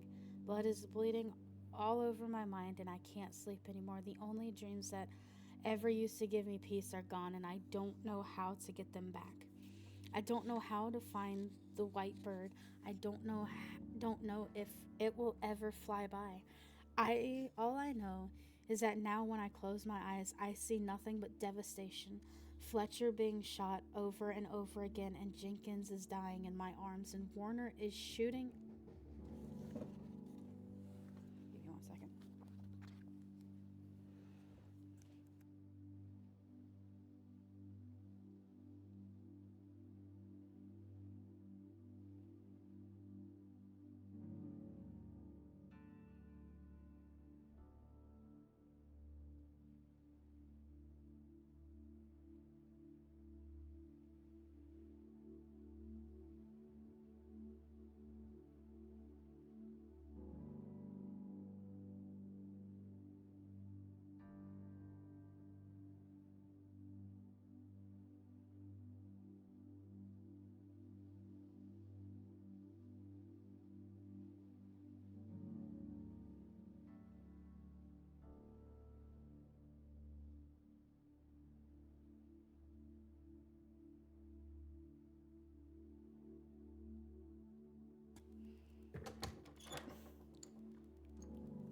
Oh, okay.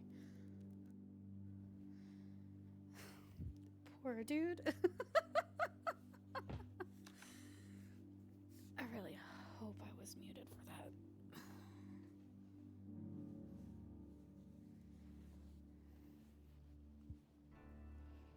Leave it to me. Me, my big mouth. Okay, let's try this again. And hope I don't get interrupted this time. Okay, the darkness is. Okay, hold on. And Jenkins dying in my arms. Warner is shooting Adam in the head. And the wind is singing outside my window, and it's high pitched and off key. And I don't have the heart to tell it to stop. I'm freezing through my clothes. The bed under my back is too soft, too comfortable. It reminds me too much of sleeping in Warner's room, and I can't stand it. I'm afraid to slip under these covers. I can't help but wonder if Adam's okay, if he'll ever come back, if Warner's going to keep hurting him whenever I disobey. I really shouldn't care so much. Adam's message in my notebook might have just been part of Warner's plan to drive me insane. I crawl onto the hard floor and check my fist for the crumpled piece of paper that I've been clutching for 2 days. It's the only hope I have left, and I don't even know if it's real. I'm running out of options here. What are you doing here? I bite down on a scream and stumble over and sideways, nearly slamming into Adam where he is lying on the floor next to me. I didn't even see him. Juliet? He doesn't move an inch closer. His gaze is fixed on me, calm, unflappable. 2 buckets of river water at midnight. I couldn't sleep up there. He doesn't ask why. He pulls himself up and coughs back a grunt, and I remember how he's been hurt. I wonder what kind of pain he's in. I don't ask questions as he grabs the pillow and blanket off my bed. He puts the pillow on the floor. Lie down, is all he says. They're just 2 words, and I don't know why I'm blushing. I lie down despite the siren spinning in my blood and rest my head on the pillow. He drapes the blanket over my body, and I let him do it. I watch as his arms curve and flex in the shadow of night, the glint of the moon peeking in through the window, illuminating his figure in its glow. He lies down on the floor, leaving only a few feet of space between us. He requires no blanket. He uses no pillow. He still sleeps without a shirt on, and I've realized I'll probably never exhale in his presence. You don't need to scream anymore, he whispers. I curl my fingers around the possibility of Adam in my hand and sleep more soundly than I have in my life. My eyes are 2 windows cracked open by the chaos in this world. A cold breeze startles my skin, and I sit up and rub the sleep from my eyes, and I realize is no longer beside me. I blink and crawl back up the bed, where I replace the pillow and blanket. I glance at the door and wonder if he's waiting for me on the other side. I glance at the window and wonder if I'll ever see a bird fly by. I glance at the clock on the wall and wonder what it means to be living according to numbers again. I wonder what 6:30 in the morning means in this building. I decide to wash my face. The idea exhilarates me and I'm a little ashamed. I open the bathroom door and catch Adam's reflection in the mirror. His fast hands pull his shirt down before I have the chance to latch on to details, but I saw enough to see what I couldn't see in the darkness. He's covered in bruises. My legs feel broken, and I don't know how to help him. I wish I could help him. I'm sorry, he says quickly. I didn't know you were awake. He tugs on the bottom of his shirt like it's long enough to pretend I'm blind. Like it's not long enough to pretend I'm blind. I nod at nothing and look at the tile under my feet. I don't know what to say. Juliet. His face is a forest of emotion. He shakes his head. I'm sorry. He says so quietly, I'm certain I imagine it. It's not. He clenches his jaw and runs a nervous hand through his hair. All of this, it's not. I open my palm to him. The paper's a crumpled wad of plausibility. I know. Relief washes over his face, and suddenly his eyes are the only reassurance I need. Adam did not betray me. I don't know why, or how, or what, or anything at all, except that he is still my friend. He is still standing right in front of me and doesn't want me to die. I step forward and close the door. I open my mouth to speak. No! His lips move but make no sound. I realize in the absence of cameras there might still be microphones in the bathroom. Adam looks around back and forth and everywhere. He stops looking. The shower is made of marble glass, and he's pulling the door open before I have any idea what's happening. He flips the spray on at full power, and the sound of water is rushing through, rumbling through the room, muffling everything as it thunders into the emptiness around us. The mirror is already fogging up on account of the steam, and just as I think I'm beginning to understand his plan, he pulls me into his arms and lifts me into the shower. My screams are vapor and wisps of gasps I can't grasp. Hot water is puddling in my clothes and it's pelting my hair and pouring down my neck, but all I can feel are his hands around my waist, and I want to cry out for all the wrong reasons. His eyes pin me in place. Rivulets of water snake their way down his face, and his hands hold me up against the wall.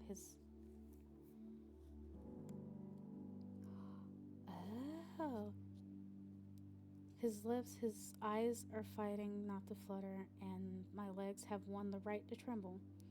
My skin is scorched everywhere. He's not touching me. His lips are so close to my ear. I'm water and nothing and everything, and melting into wanting so desperate it burns as I swallow. I can touch you, he says. I wonder why there are hummingbirds in my heart. I didn't understand until the other night. He murmurs, I'm too drunk to digest the weight of anything but his body hovering close to mine. Juliet. His body presses closer, and I realize I'm paying attention to nothing but the dandelions blowing wishes in my lungs. My eyes snap open, and he licks his bottom lip for the smallest second, and something in my brain bursts to life. I gasp. What are you doing? Juliet, please. His voice is anxious, and he glances behind him. He's not sure we're alone. The other night, he presses his lips together, he closes his eyes, and I marvel at the drops of hot water caught in his eyelashes, like pearls forged from pain. His fingers inch up the sides of my body like he's struggling to keep them in one place, like he's struggling not to touch everywhere, and his eyes are drinking in the 63 inches of my frame, and I'm so caught. I finally get it now, he says in my ear. I know why Warner wants you. Then why are you here? I whisper, why? 1, 2 attempts at inhalation. Why are you touching me? Because I can. He almost cracks a smile, and I almost sprout a pair of rings. I already have. What? What do you mean? That first night in the cell? He sighs, he looks down. You were screaming in your sleep. I wait. I wait. I wait forever. I touched your face. He speaks into the shape of my ear. Your hand. I brush the length of your arm. He pulls back, his eyes rest at my shoulder, trail down to my elbow, and land on my wrist. I'm suspended in disbelief. I didn't know how else to wake you up. You wouldn't wake up, so I sat back and watched you and waited for you to stop screaming. That's not possible. 3 words are all I manage, but his hands become arms wrapped around my waist.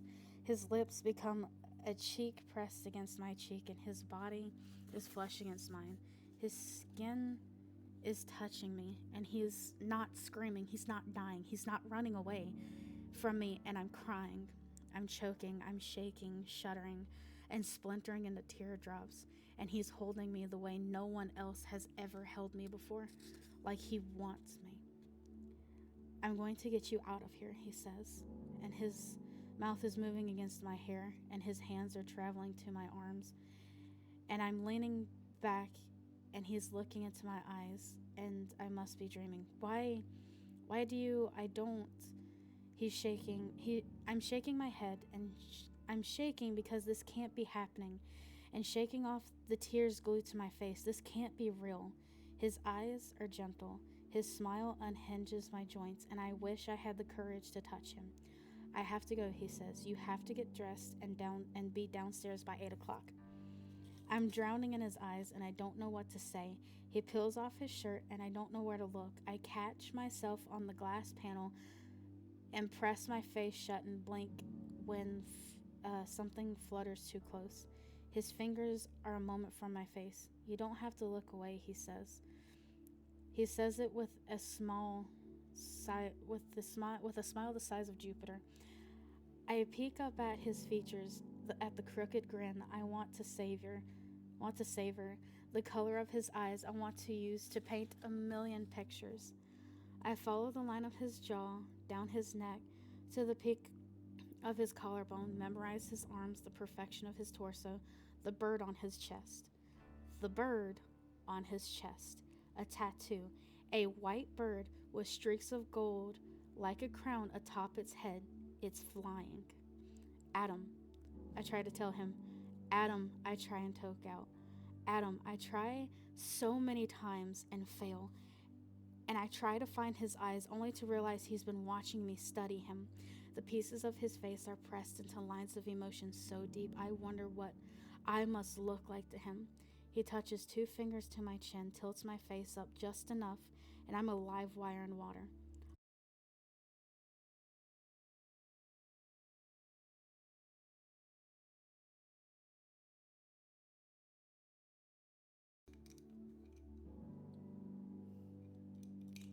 Am I back?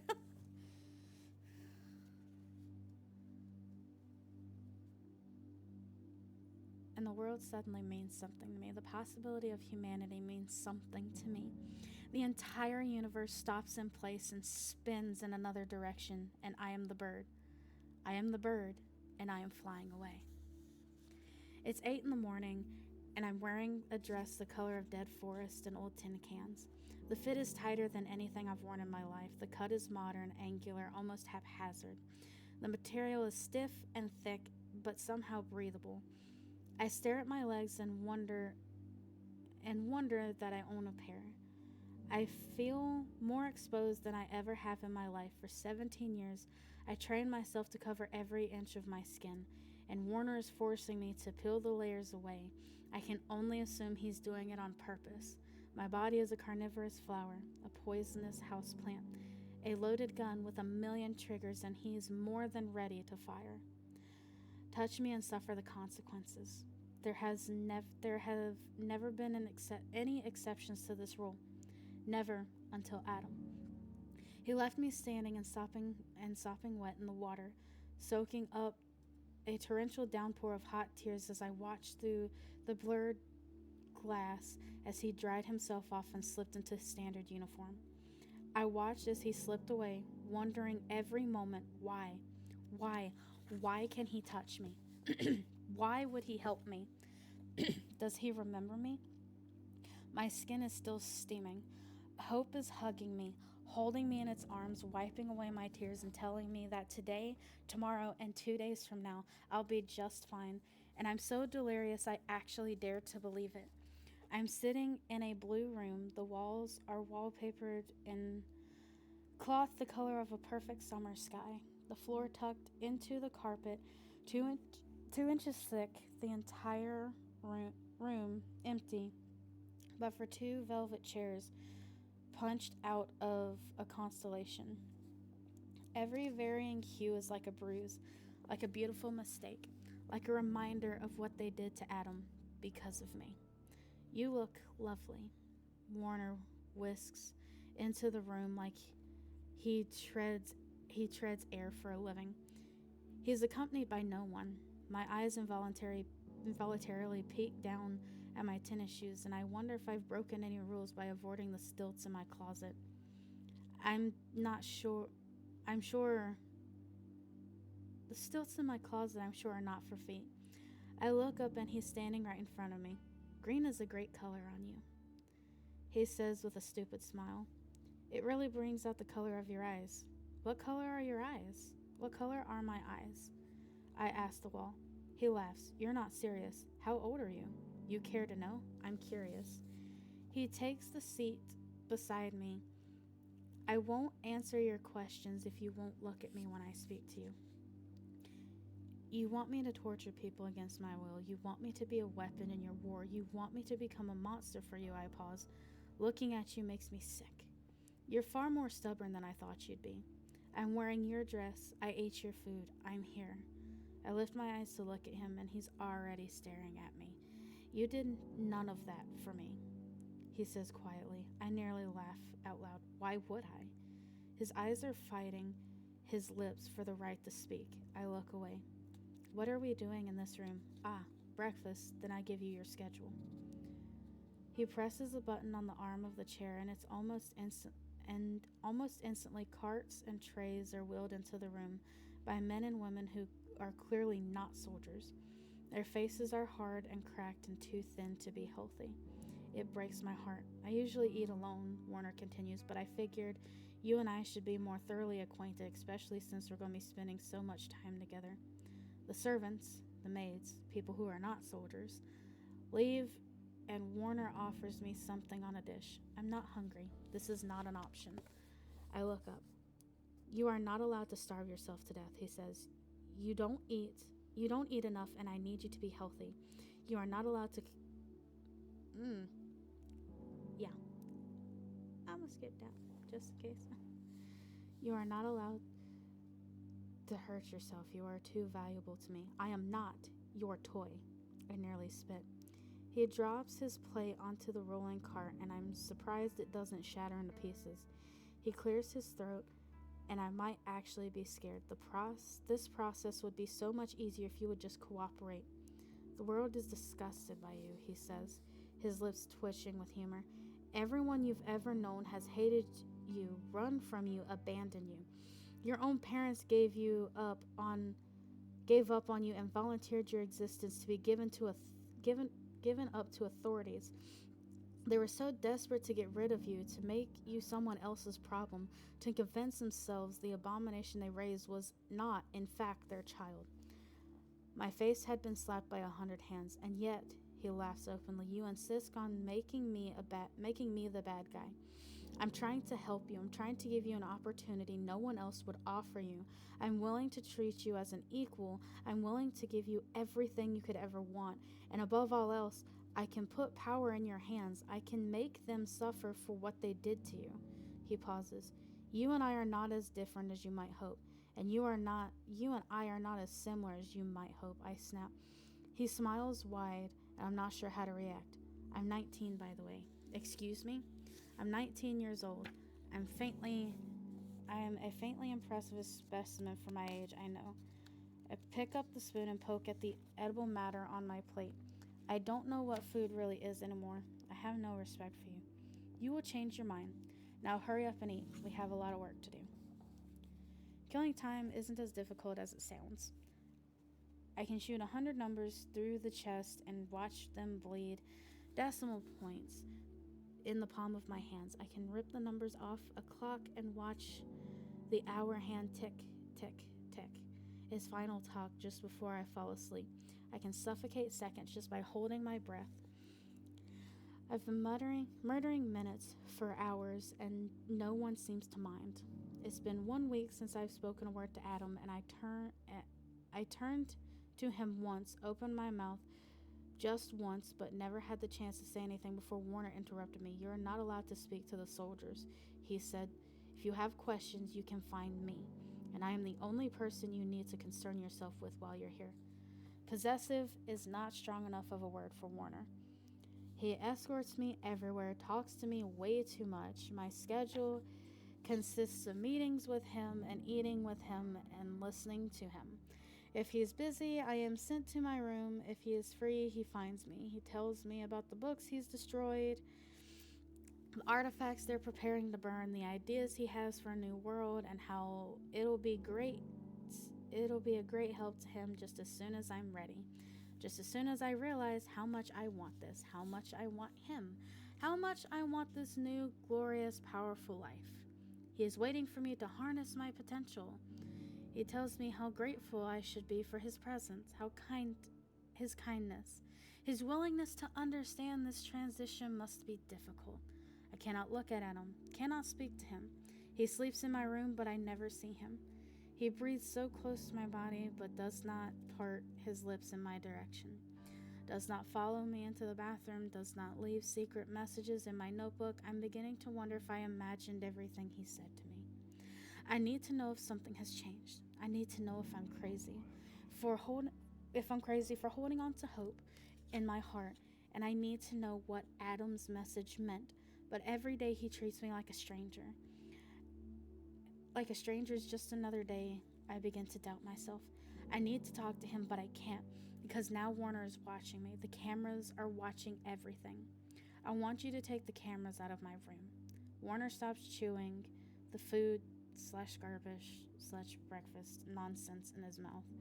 He swallows carefully before leaning back and looking me in the eye. Absolutely not. If you treat me like a prisoner, I tell him, I'm going to act like one, and I don't like being watched. You can't be trusted on your own. He picks up his spoon again. Every breath I take is monitored. There are guards stationed every 5-foot intervals in the hallways. I don't even have access to my own room. Cameras aren't going to make a difference. The strange kind of music dances his lips. You're not exactly stable, you know. You're liable to kill someone. No. I grip my fingers. No, I wouldn't. I didn't kill Jenkins. I'm not talking about Jenkins. He wouldn't stop looking at me, smiling at me, torturing me with his eyes. This is me screaming silently into my fist. That was an accident. The words tumble out of my mouth so quietly, so quickly that I didn't know if I actually spoken them, or if I'm still sitting here, or if I'm 14 years old all over again. And I'm diving into a pool of memories I never, ever, ever, I can't seem to forget. I saw her at the grocery store. Her legs were standing crossed at the ankles. Her child was on a leash, and she thought he was too dumb / too young or too immature to understand that the rope tying him to her wrist was a device designed to trap him in her uninterested circle of self-sympathy. She's too young to have a kid, to have these responsibilities, to be buried by a child whose needs that don't accommodate her own. Her life is so incredibly unbearable and immense, multifaceted, too glamorous for a leash legacy of her loins to understand children are not stupid. That's what I wanted to tell her. I wanted to tell her that his 7th scream didn't mean he was trying to be obnoxious, that her 14th admonishment in the form of, "Brat, you're such a brat, you're embarrassing me, you little brat, don't make me tell Daddy you were being a brat," was uncalled for. I didn't mean to watch, but I couldn't help myself. His 3-year-old face puckered in pain. His little hands tried to undo the chains she wrapped across his chest, and she tugged so hard he fell down and cried. She told him he deserved it. I wanted to ask her why would she do that.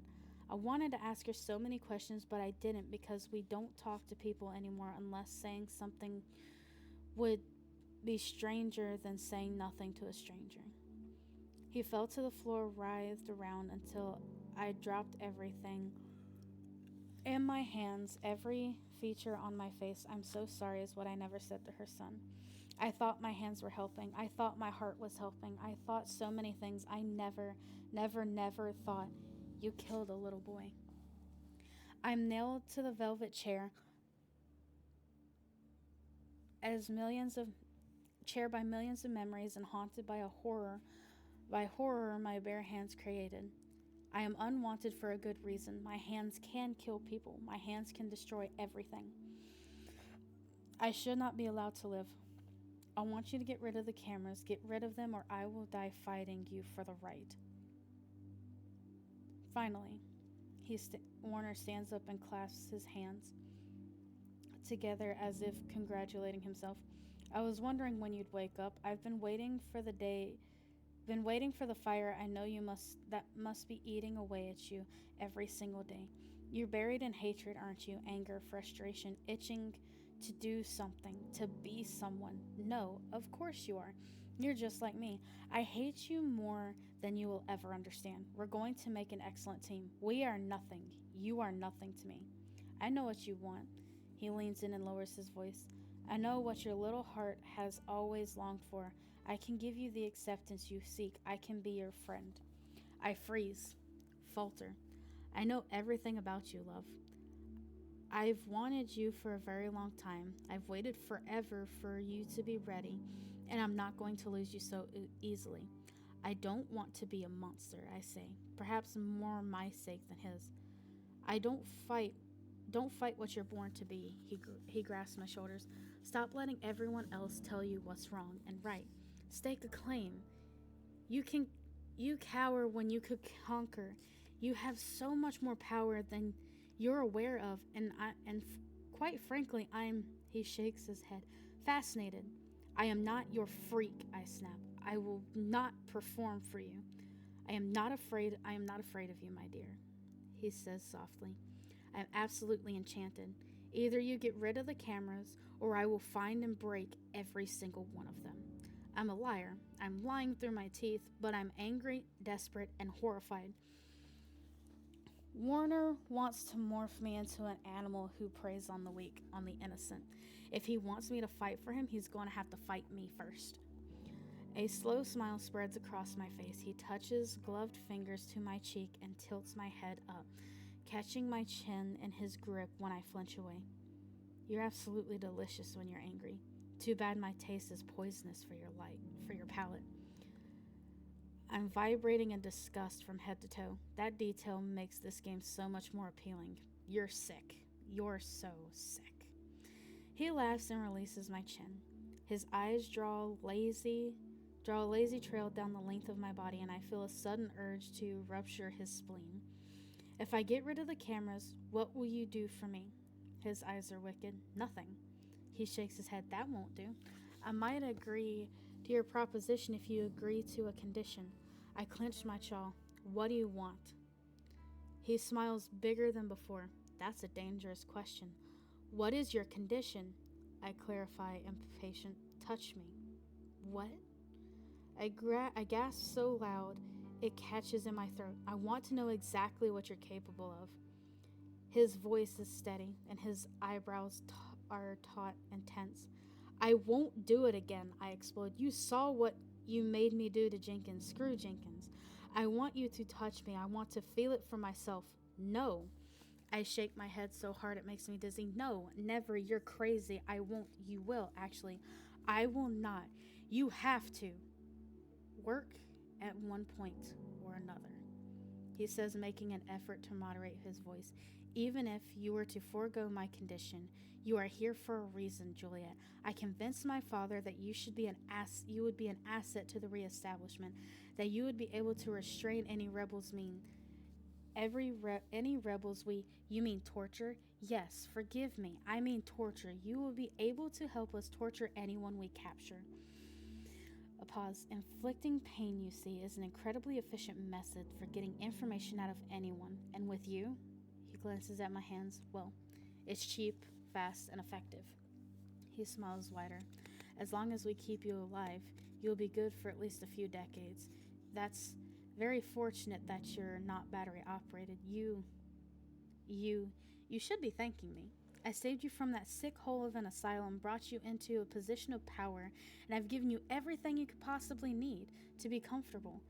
He levels his gaze with me. Now I need you to focus. I need you to relinquish your hopes of living like everybody else. You are not normal, and you never have been, you never will be. Embrace who you are. I'm not I'm a murderer? No. An instrument of torture? Stop. You're lying to yourself. I am ready to destroy him. He cocks his head. You've been on the edge of insanity your entire life, haven't you? So many people called you crazy, you actually started to believe it. You wondered if they were right. Wondered if you could fix it. You thought if you could just try a little harder, be a little better, smarter, nicer. You thought the world would change its mind about you. You blamed yourself for everything. My bottom lip trembles without permission. I can hardly control the tension in my jaw. I don't want to tell him he's right. You've suppressed all your rage and resentment because you wanted to be loved. He says, no longer smiling. Maybe I understand you, Juliet. Maybe you should trust me. Maybe you should accept the fact that you've tried to be someone you're not for so long that no matter what you did, they were never happy. They were never satisfied. They never gave a damn, did they? He looks at me, and for a moment, he seems almost human. For a moment, I want to believe him. For a moment, I want to sit on the floor and cry out the ocean lodged in my throat. It's time you stopped pretending, he says so softly. Juliet, he takes my face in his gloved hand so unexpectedly gentle. You don't have to be nice anymore. You can destroy all of them. You can take them down and own this world, but I don't want to destroy anyone, I tell him. I don't want to hurt people, but they deserve it. He turns away frustrated. How could you not want to retaliate? How could you not want to fight back? I stand up slowly, shaking with anger. You don't think I have a heart? You don't think I feel? You don't think that because I can inflict pain that I should?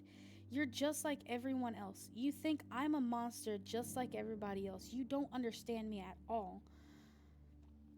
Juliet, no, I don't want this. I don't want his life. I don't want to be anything for anyone but myself. I want to make my own choices. I never wanted to be a monster. My words are slow, steady when I speak. I value human life a lot more than you do, Warner. He opens his mouth to speak, but before he stops, laughs out loud and shakes his head and smiles at me. What? I ask before I can stop myself. You just said my name. You've never addressed me correctly. That must mean I'm making progress with you. I just told you I don't. He cuts me off. I'm not worried about your moral dilemmas. You're just stalling for time because you're in denial. Don't worry. You'll get over it. I can wait a little longer. I'm not in denial. Of course you are. You don't know it yet, Juliet, but you are a very bad girl, he says, clutching his heart. Just my type. This conversation is impossible. There is a soldier living in my room. I'm breathing hard. If you want me to be here, you need to get rid of the cameras. Warner's eyes darken for an instant. Where's your soldier anyway? I wouldn't know. I hope to God I'm not blushing. You assigned him to me. Yes, he looks thoughtful. I like watching you squirm. He makes you uncomfortable, doesn't he? Think about Adam's hands on my body, his lips so close to mine, and the scent of his skin. Suddenly, my heart is pounding. Yes, God. Yes, he makes me very uncomfortable. Do you know why I chose him? Warner asks, and I'm stunned. Adam was chosen? Of course he was. He wasn't just any soldier sent to my cell. Warner does nothing without reason. He must have known Adam and I have a history. He's more cruel and calculative than I give him credit for. No, I don't know why. I exhale. I can't I can't forget to breathe. He volunteered. Warner says simply. I'm dumbstruck. He said he'd gone to school with you so many years ago. He said you'd probably wouldn't remember him, that he looks a lot different than he did back then, but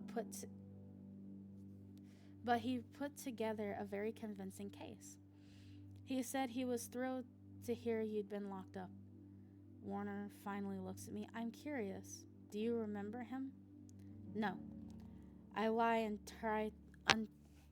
I'm trying to untangle the truth from the false, from assumptions from the assumptions, but run-on sentences are twisting around my throat. Adam knew me when he walked into that cell. He knew exactly who I was. He knew my name. Oh, oh, oh, this was all a trap. Does this information make you angry? He asks. And I want to sew his smiling lips into a permanent scowl.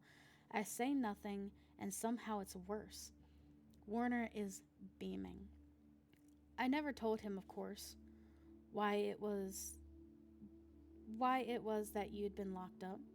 I thought the experiment in the asylum would have remained untainted by extra information, but he said you were always a threat to students, that everyone was always warned to stay away from you, though the authorities never explained why.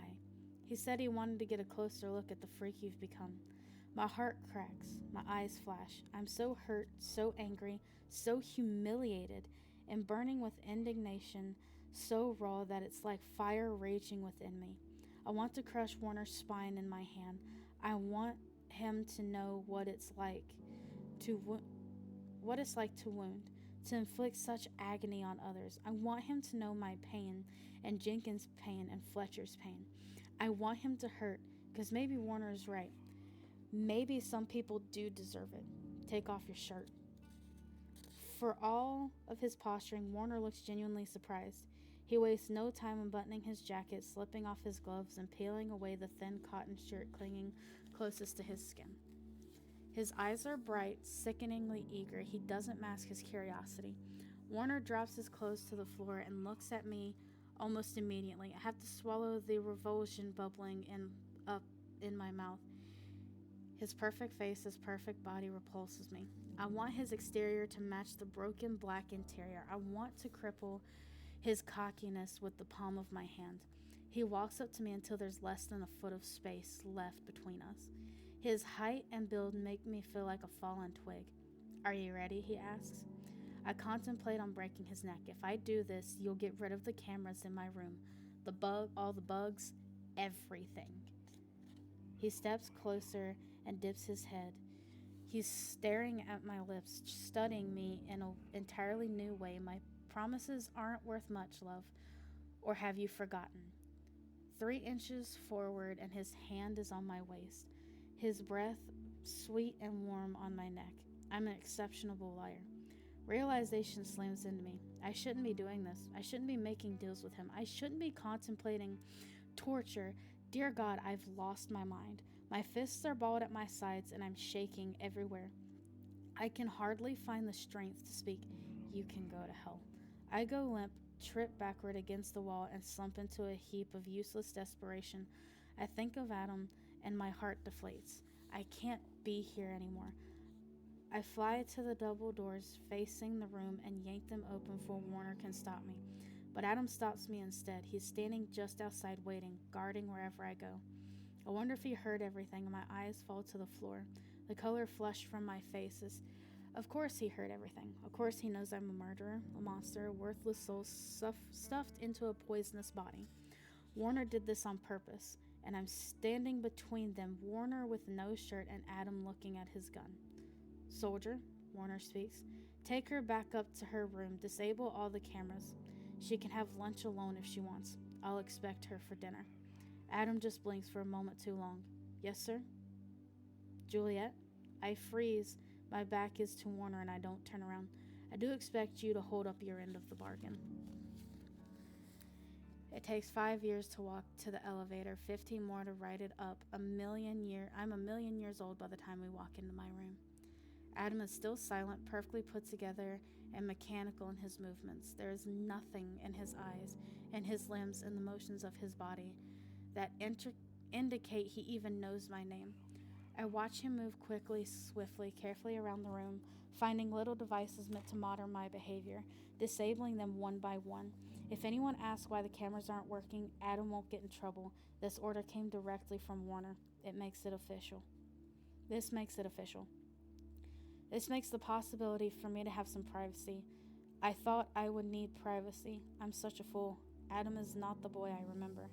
I was in third grade. I just moved into town after being thrown out, asked to leave my old school. My parents were always moving, always running away from the messes I made, from the playdates I've ruined, the friendships I never had. No one wanted to talk to, no one wanted to talk about my problem, but the mystery surrounding my existence somehow made things worse. Human imagination is often disastrous when left to its own devices. I only heard bits and pieces of their whispers. Freak, did you hear what she did? What a loser. Got kicked out of her old school. Psycho. She's got some kind of disease. No one talked to me. Everyone stared. I was young enough that I still cried. Ate lunch alone by a chain link fence and never looked in the mirror. I never wanted to see the face everyone hated so much. Girls used to kick me and run away. Boys used to throw rocks at me. I still have scars somewhere. I watch the world pass by through those chain link fences, and I stare out at the cars and the parents dropping off their kids, and the moments I never got to be a part of. This was before diseases became common, that death was a natural part of conversation. This was before we realized the clouds were the wrong color, before we realized the animals were dying or infected. That's not what I wanted you to do.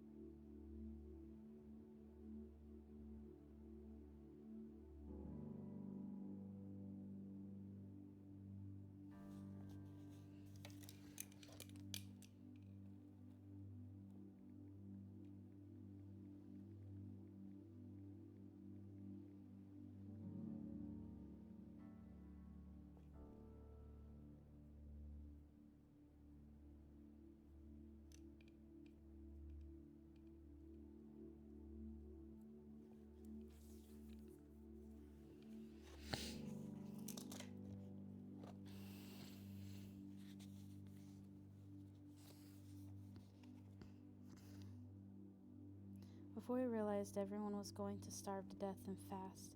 This was back when we still thought problems had solutions. Back then, Adam was the boy who used to walk to school. Adam was the boy who sat 3 rows in front of me. His clothes were worse than mine. His lunch non-existent. I never saw him eat. One morning he came to school in a car. I know because I saw him being pushed out of it. His father was drunk and driving, yelling and flailing his fists for some reason. Adam stood very still and stared at the ground like he was waiting for something, steeling himself for the inevitable. I watched as a father slapped his 8-year-old son in the face. I watched Adam fall to the floor and stood there motionless while he was kicked repeatedly in the ribs. This is your fault. It's your fault. You worthless piece of shit, his father screamed over and over again until I threw up right there, all over a patch of dandelions. Adam didn't cry. He stayed curled up on the ground until his father gave up, until he drove away. Only once he was sure everyone was gone did his body break into heaving sobs. His small face smeared into the dirt, his arms clutching at his bruised abdomen. I couldn't walk away. I couldn't look away. I can never get the sound out of my head, the scene out of my head. That's when I started paying attention to Adam Kent. Juliet. I suck in my breath and wish my hands weren't trembling. I wish I had no eyes. I had no eyes. Juliet, he says again, this time softer. I won't turn around. You always knew who I was, I whispered. He says nothing, and I'm suddenly desperate to see his eyes. Suddenly, I need to see his eyes. I turn to face him, despite everything, only to see he's staring at his hands. I'm sorry, is all he says. I lean back against the wall and look away. Everything was a performance, stealing my bed, asking for my name, asking me about my family. He was performing for Warner, the guards, for whoever was watching. I don't know what to believe anymore. I need to say it. I need to get it out. I need to rip my wounds open and bleed fresh for him. It's true, I tell him, about the little boy. My voice shaking so much more than I thought it would. I did that. He's quiet for so long. I never understood before. He says, when I first heard about it, I didn't realize until just now what must have happened. It never made sense to me. When I heard about it, we all heard about it, the whole school. It was an accident, I choke out. He fell and I was trying to help him and I thought, I know. What? I believe you, he says to me. What? Why? My eyes are blinking back tears, my hands unsteady, my heart filled with nervous hope. He bites his lip and looks away, walks to the wall, opens and closes his mouth several times before the words rush out. Because I knew you, Juliet. His eyes close. He closes his eyes. That was the day I was going to talk to you. A strange sort of smile, a strange sort of laugh, looks up at the ceiling, turns back to me. I was going to finally talk to you. He shakes his head hard and attempts another painful laugh. God, you don't remember me. I wanted to laugh, cry, scream, and run. I can't choose which to do first, so I confess. Of course I remember you. My voice is a strangled whisper. My eyes shut. I remember you every day forever in a single broken moment of my life. You were the only one who ever looked at me like a human being. He never talked to me. He never spoke a single word to me. But he was the only one who dared to sit close to my fence. He was the only one who stood up for me, the only person who fought for me, the only one who'd punch someone in the face for throwing a rock at my head, and I didn't even know how to say thank you. He was the closest thing to a friend I ever had. I open my eyes and he's standing right in front of me. You've always known? Three whispered words, and he's broken my dam. I unlocked my lips and stole my heart all over again. I can hardly feel the tears streaming down my face. Adam, I try to laugh. I'd recognize your eyes anywhere in the world, and that's it. This time there's no self-control. This time I'm in his arms against the wall, and I'm trembling everywhere, and he's so gentle and so careful. Careful touching me like I'm made of porcelain, and I want to shatter. He's running his hands down my body, his eyes across my face, and I'm running marathons with my mind. Everything is on fire. My cheeks, my hands, the pit of my stomach, and I'm drowning in waves of emotion and a storm of fresh rain. And all I can feel is the strength of his silhouette against mine. And I never, ever, ever want to forget this moment. I want to stamp him into my skin and save him forever. He takes my hands and presses my palms to his face, and I know I never knew the beauty of feeling human before this. I know I'm still crying when my eyes flutter closed and I whisper his name. He's breathing harder, and suddenly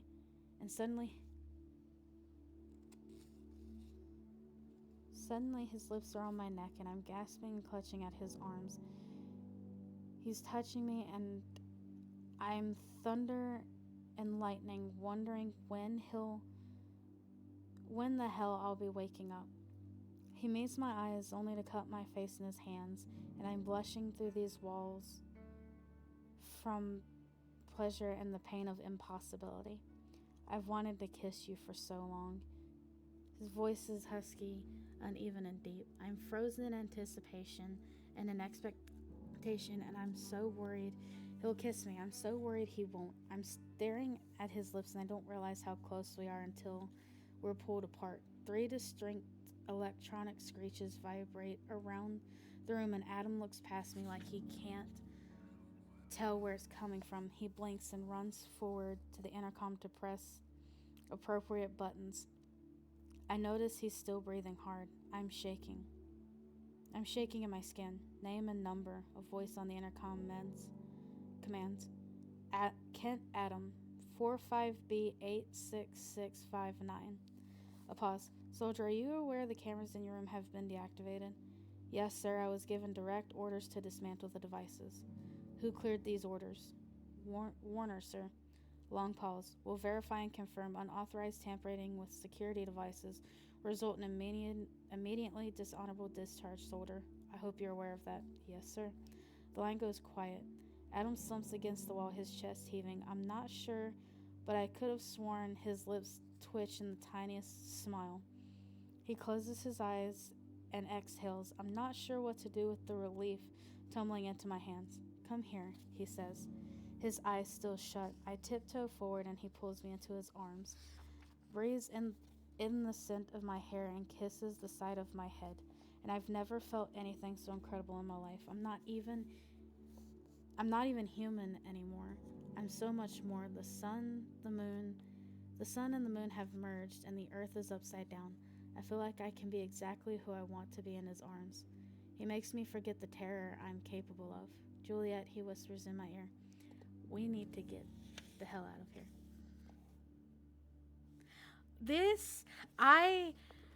Now there are some parts that I've skipped just because some of it is words that I know TOS will capture. So I have skipped some of the words, not all of them, but some. This is one of my favorite book series. I have the first, I think, 6 books. There's like 12 in total. The first 3, you can definitely tell the books have been seriously loved on because I've read them so much. And I absolutely love this book series. I'm glad everybody's enjoying it with me, even though I feel like I stutter through most of it. I'm just hoping the internet holds out quite a bit. But yeah, I don't know if my exclamation point Discord works anymore, but if you guys want to, Blue or somebody, could you do exclamation point Discord, see if it works? Of course, if you're able to at this point. I know some of you guys are probably really busy. Haha! It does work! I need to change the message though, because my stuff has changed. But yeah, if you want to, you guys can join my little like streaming Discord server, and I will post the list of all of the books that we're going to be going through. I need to do a lot of work on my server. But yeah, I'm gonna actually look that up real quick. But yeah, I have, this is like my favorite ones. Now,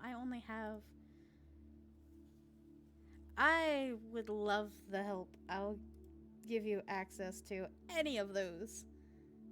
Let me do this. It's a text chat.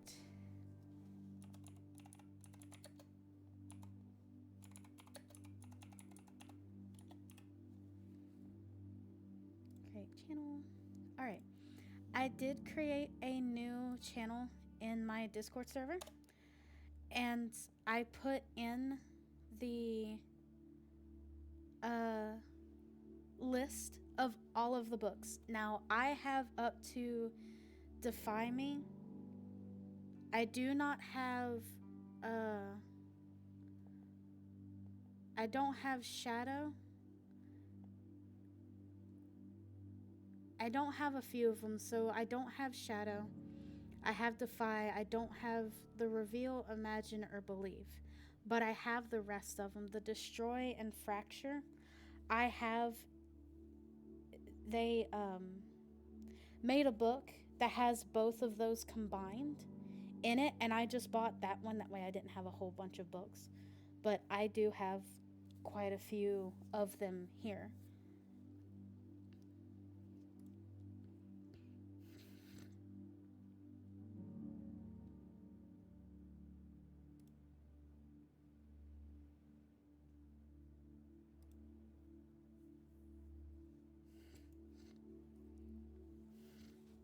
Yeah,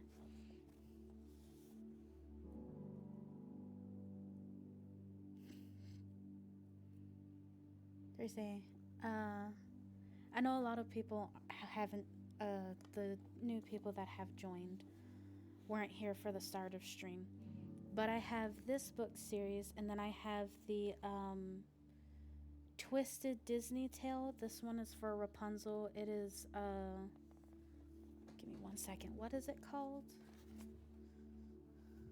I think it's called What Once Was Mine. It's like a yeah, it's a twisted tale. It's what would happen if Rapunzel's mom drank from the wrong flower. I also have the first book to Tahereh Mafi's second book series called This Woven Kingdom. But I currently have the most of the Shatter Me series just because it was my favorite.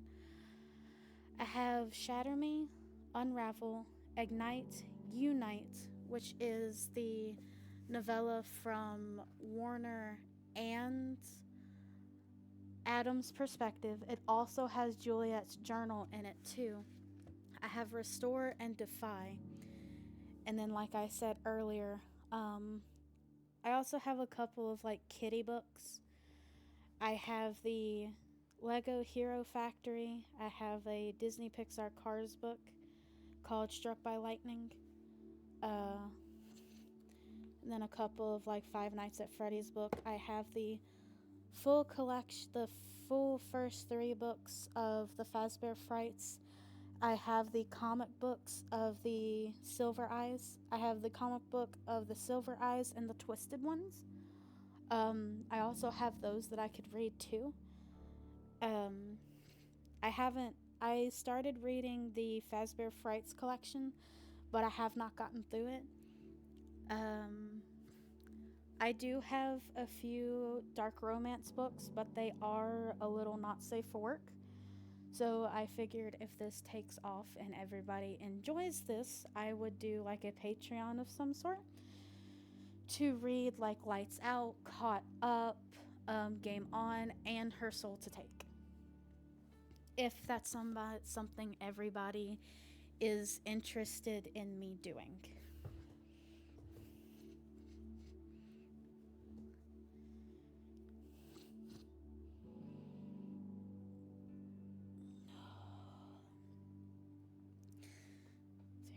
I think I have a few more books.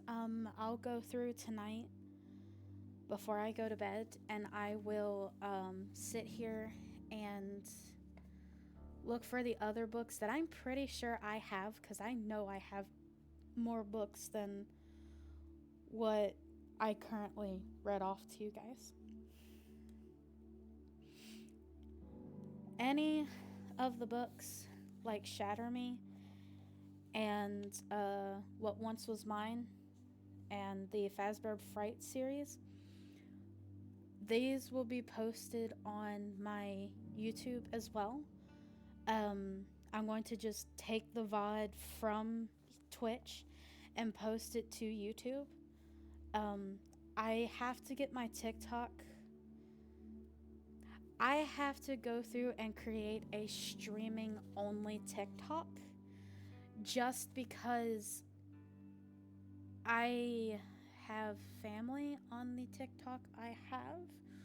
So I'm trying to make. I don't mind if my parents know, but I don't particularly want them to go through my stuff.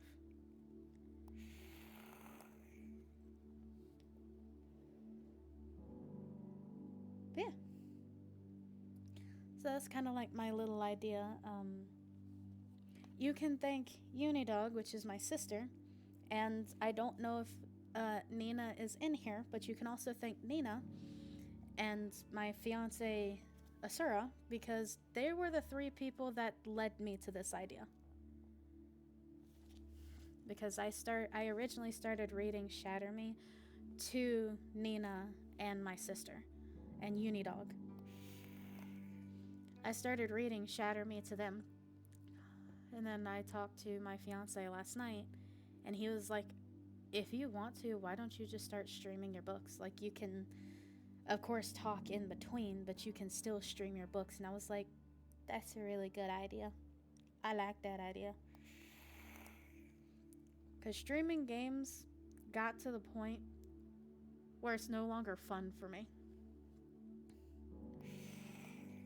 Especially because the games I want to play are not something a lot of people enjoy. So I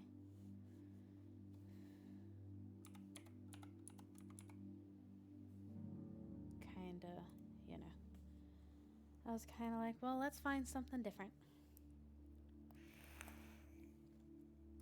Give me one moment. I'm gonna go in here and switch my channel. Explore my own. Just continue with the free stuff. Yes. I have OBS.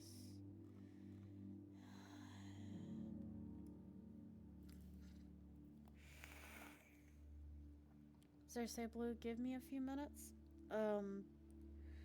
I'm gonna go through this process here and change some of my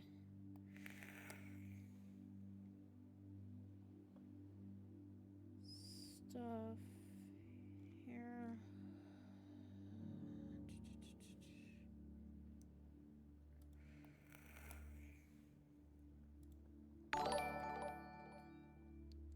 Quit. I already have that. That's not what I just want to change the bot that I have. Is it under event list?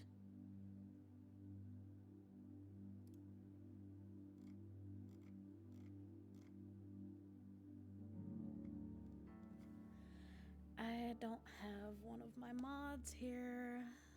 Do I have any mods in chat, honestly? That knows a little bit more how to do this.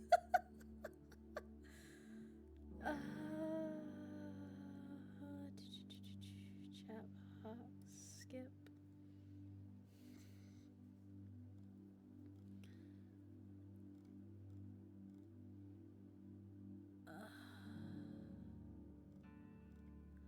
Do you, like, I'm trying to change the link for my stream elements. I'm trying to change the, like, text with it because, again, that's one of the things that I forgot to do.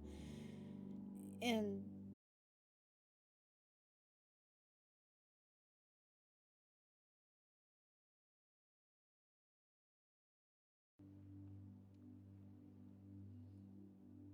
if my connection will stay stable, Jesus, I wish they'd fix it by now.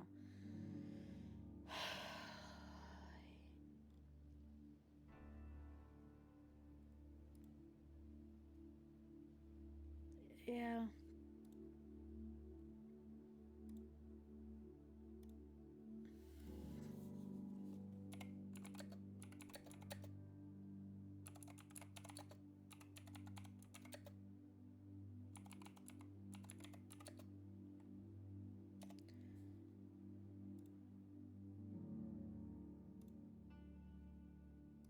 I'm trying to just change what it says because my Discord's not Transformers themed anymore.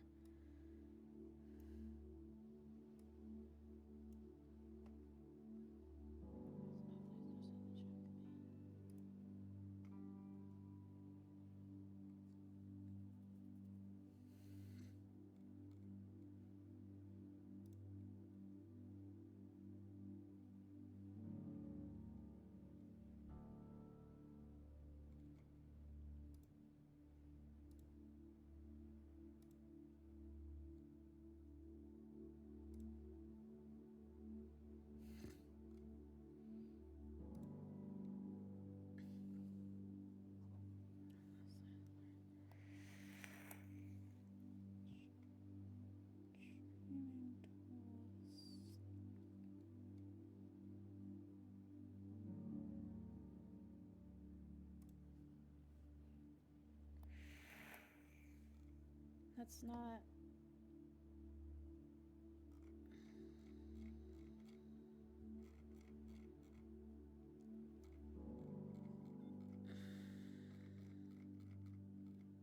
Streamlabs gave me my collections.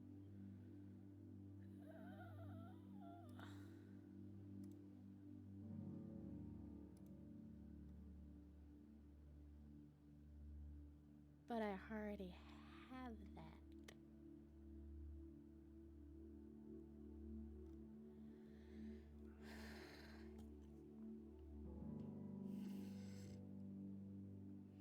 It did whatever at this point. I will fix it later.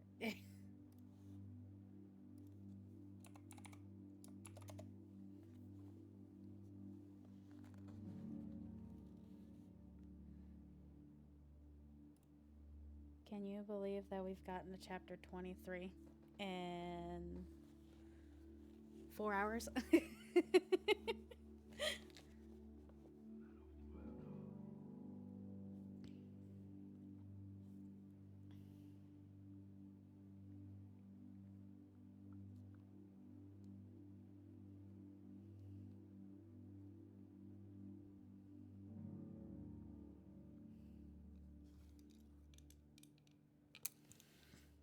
And like I said, I also have how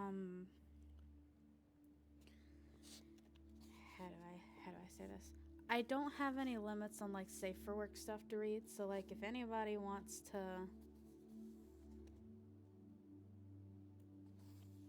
recommend like X fan fiction or Y fan fiction, or you know, you've seen this book and you think it'd be really good to stream, I will make another thing in chat, or make another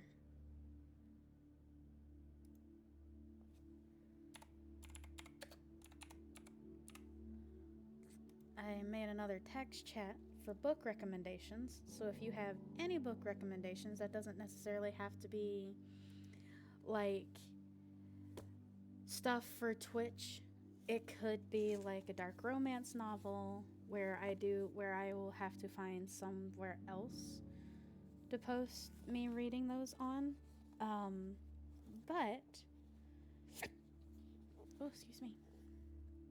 But that is something that can be done, is book recommendations from everybody. Now, like, we've started Shatter Me.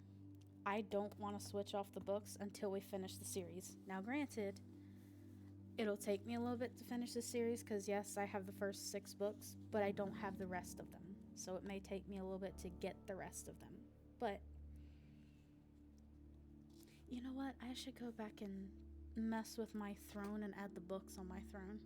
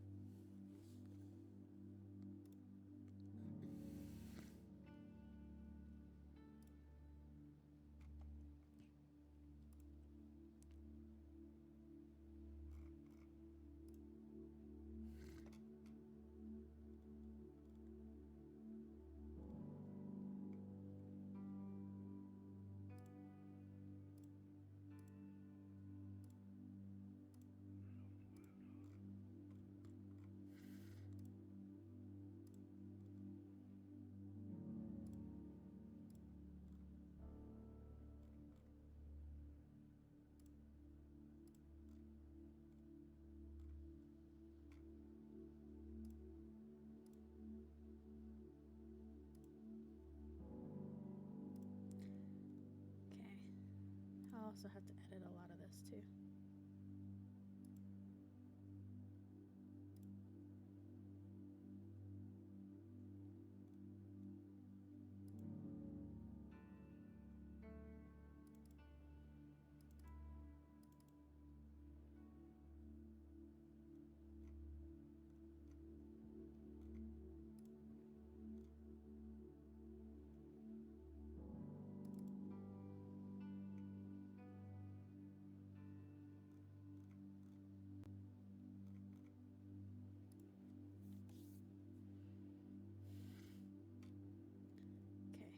So now I can go in and mess with that.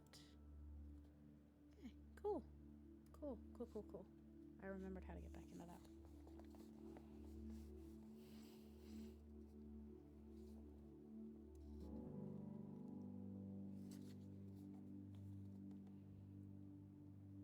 I'm 14 years old again, and I'm staring at the back of his head in a small classroom. I'm 14 years old, and I've been in love with Adam Kent for years. I'm sure to be extra careful, to be extra quiet, to be extra cooperative because I don't want to move away again. I don't want to leave the school with the one friendly face I'd never known. I watched him grow up a little more every day, grow a little taller every day, a little stronger, a little tougher, a little more quiet every day. Eventually he got too big to get beat up by his dad, but no one really knows what happened to his mother. The students shunned him, harassed him until he started fighting back, until the pressure of the world finally cracked him. But his eyes always stayed the same. Always the same when he looked at me, kind, compassionate, desperate to understand. But he never asked questions, never pushed me to say a word. He just made sure he was close enough to scare away everyone else. I thought maybe it wasn't so bad. Maybe. I thought maybe he saw something in me. I thought maybe I wasn't as horrible as everyone said I was. I hadn't touched anyone in years. I didn't dare get too close to people. I couldn't risk it. Until one day I did. I ruined everything. I killed a little boy in a grocery store simply by helping him to his feet, grabbing his little hands. I didn't understand why he was screaming. It was my first experience ever touching someone for a long period of time, and I didn't understand what was happening to me. The few times I'd ever accidentally put my hands on someone, I'd always pulled away. I pulled away as soon as I remembered I wasn't supposed to touch anyone, as soon as I heard the first scream escape from their lips. The little boy was different. I wanted to help him. I felt such a surge of sudden anger towards his mother for neglecting his cries. Her lack of compassion as a parent devastated me, and it reminded me too much of my own mother. I just wanted to help him. I wanted him to know that someone else was listening, that someone else cared. I didn't understand why it felt so strange and exhilarating to touch him. I didn't know that I was draining his life, and I couldn't comprehend why he'd grown limp and quiet in my arms. I thought maybe the rush of power and positive feeling meant that I'd been cured of the horrible disease. I thought so many stupid things, and I ruined everything. I thought I was helping. I spent the next 3 years of my life in hospitals, law offices, juvenile detention centers, and suffered through pills, electroshock therapy. Nothing worked. Nothing helped. Outside of killing me, locking me up in an institution was the only solution, the only way to protect the public from the terror of Juliet, until he stepped into my cell. I hadn't seen Adam Kent in 3 years. He does look different, tougher, taller, harder, sharper, tattooed. He's muscle, mature, quiet, and quick. It's almost like he can't afford to be soft or slow, or relaxed. He can't afford to be anything but strength and efficiency. The lines of his face are precise, carved into shape by years of hard living and trying to survive. He's not a little boy anymore. He's not afraid. He's in the army. But he's not so different either. He still has the most unusually blue eyes I've ever seen, dark and deep, and drenched in passion. I always wondered what it'd be like to see the world through such beautiful lenses. I wondered if your eye color meant you saw the world differently, if the world saw you differently as a result. I should have known it was him when he showed up in my cell. Part of me did, but I tried so hard to repress the memories of my past that I refused to believe it could be possible, because part of me didn't want to remember. Part of me was too scared to hope. Part of me didn't know if it would make a difference to know that it was him after all. I often wondered what it must look like. Wonder if I'm just a punctured shadow of the person I was before. I haven't looked in a mirror in 3 years. I'm so scared of what I'll see. Someone knocks on the door. I'm catapulted across my room by my own fear. eyes with me before opening the door, and I decide to retreat to the far corner of the room. I sharpen my ears only to hear muted voices, hushed tones, and someone clearing his throat. I'm not sure what to do. I'll be down in a minute, Adam says a little too loudly. I realize he's trying to end the conversation. Come on, man, I just want to see her. She's not a goddamn spectacle, Kenji. Get the hell out of here. Wait, just tell me. Does she light shit on fire with her eyes? Kenji laughs, and I cringe, slumping to the floor behind my bed. I curl into myself and try not to hear the rest of the conversation. I fell. Adam sighs, and I can picture him rubbing his forehead. Just get out. Kenji struggles to muffle his laughter. Damn, you're sensitive all of a sudden, huh? Hang out with a girl is changing you, man. Adam says something I can't hear, and the door slams shut. I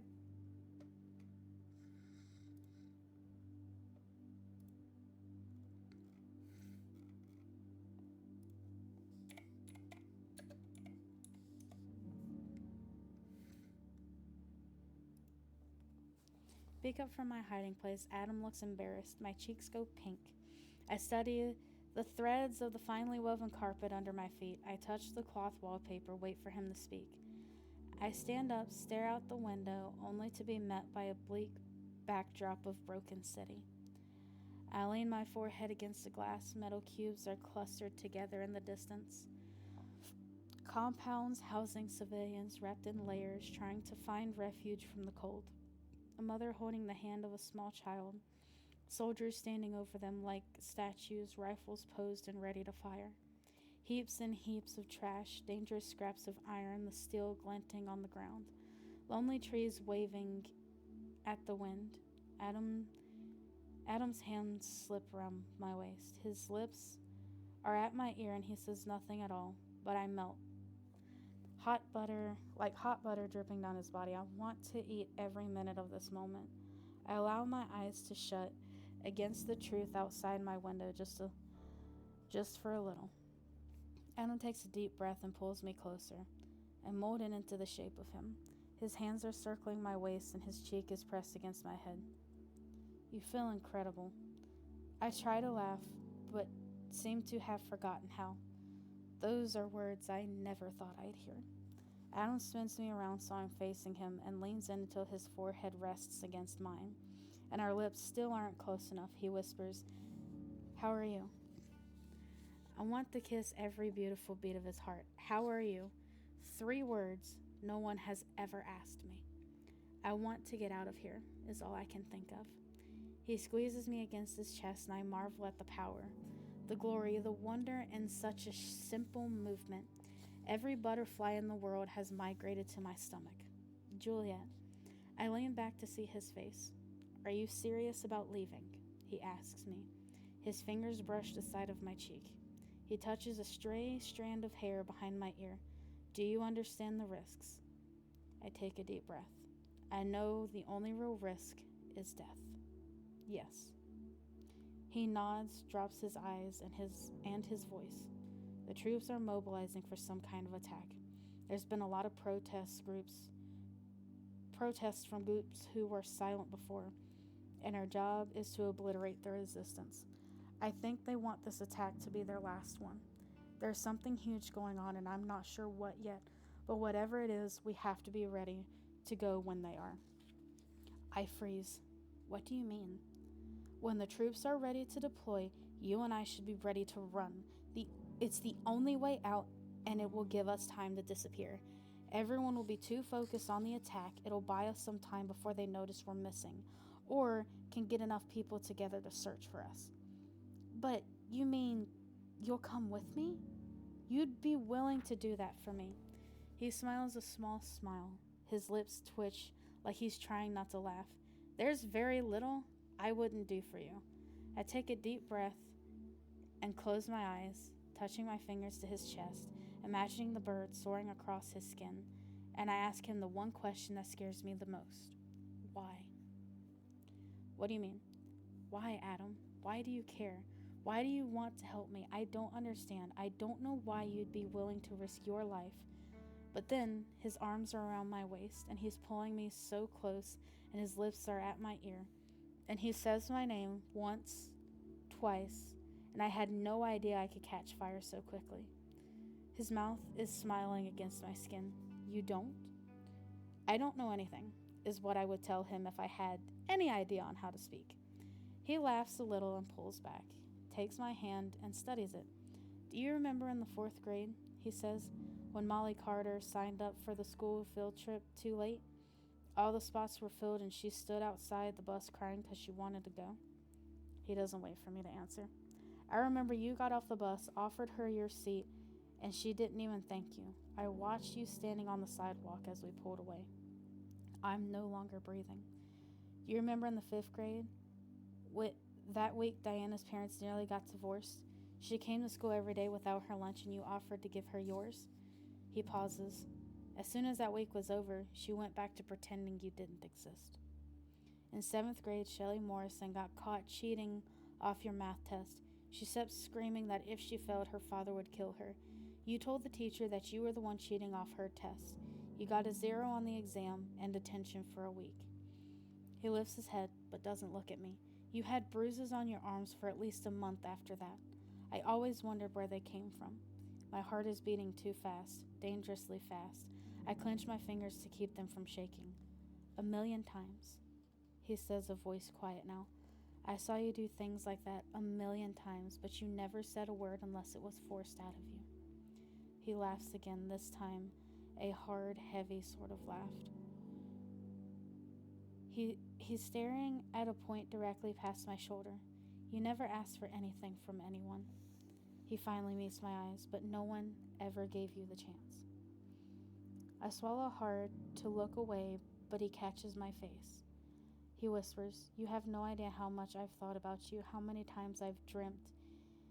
He takes a tight breath. How many times I've dreamt about being this close to you. He moves to run a hand through his hair before he changes his mind and looks down, looks up. God, Juliet, I'd follow you anywhere. You're the only good thing left in this world. I'm begging myself not to burst into tears, and I don't know if it's working. I'm everything broken and glued back together and blushing everywhere, and I can hardly find the strength to meet his gaze. His fingers find my chin and tip me up. We have 3 weeks at most. I don't think they can control the mobs for much longer.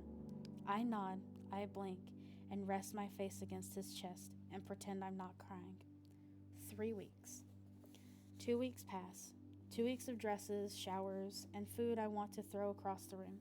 2 weeks of Warner smiling and touching my waist, laughing and guiding the small of my back, making sure I look my best and walk beside him. He thinks I'm his trophy, his secret weapon. I have to stifle the urge to crack his knuckles into concrete, but I offer him 2 weeks of cooperation because 1 week will be gone. Hopefully. But then, more than anything else, I found I don't hate Warner as much as I thought I did. I feel sorry for him. He finds a strange sort of solace in my company. He thinks I can relate to him and his twisted notions, his cruel upbringing, his absent, simultaneously demanding father. But never says a word about his mother.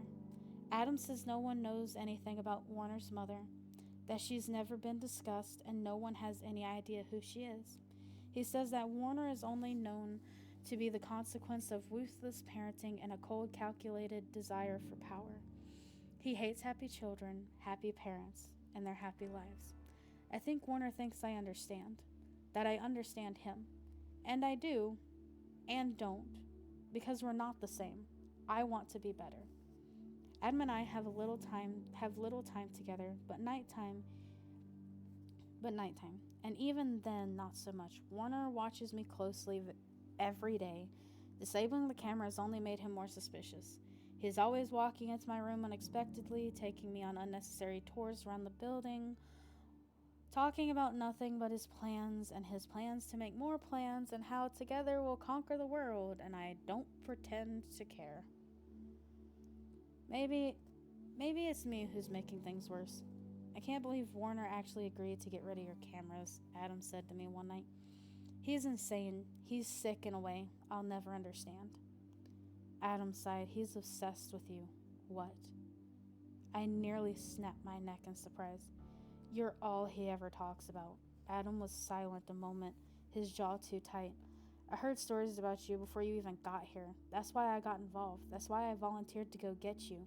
Warner spent months collecting information about you: addresses, medical records, personal histories, family relations, birth certificates, blood tests. The entire army was talking about his new project. Everyone knew he was looking for a girl who killed a little boy in a grocery store named Juliet.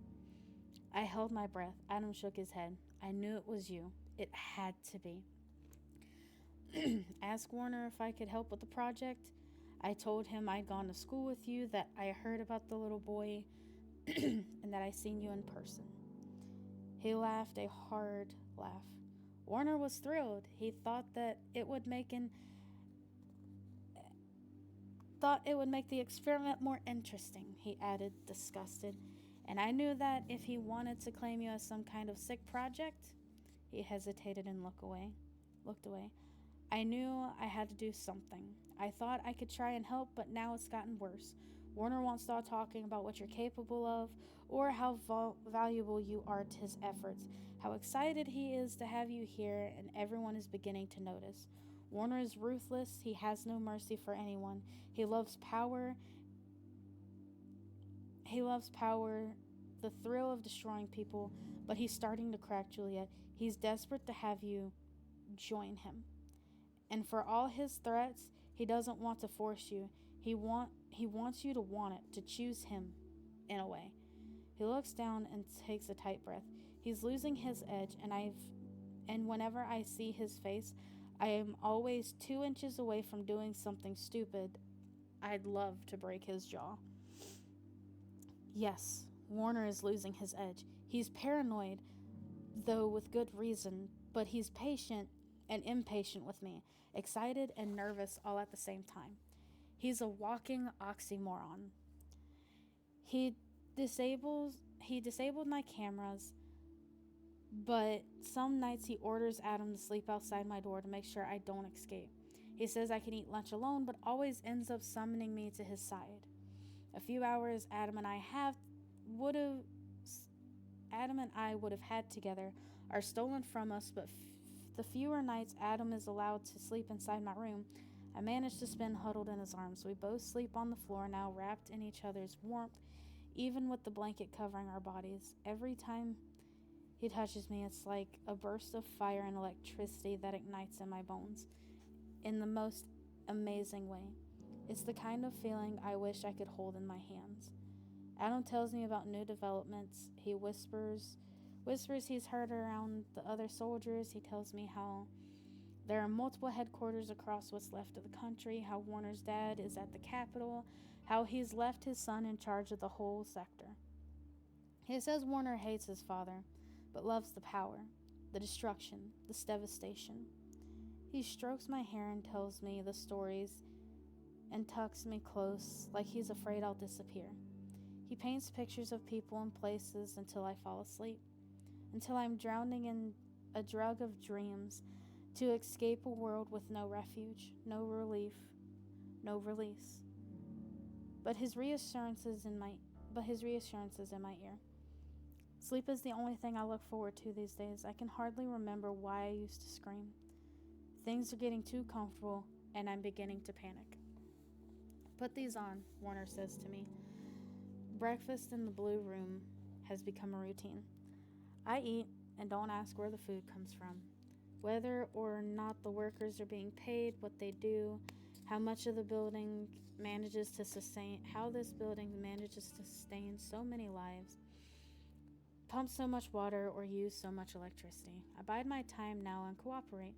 Warner hasn't asked me to touch him again, and I don't offer. What are they for? I eye the small pieces of fabric in my hands. I feel a nervous twinge in my gut.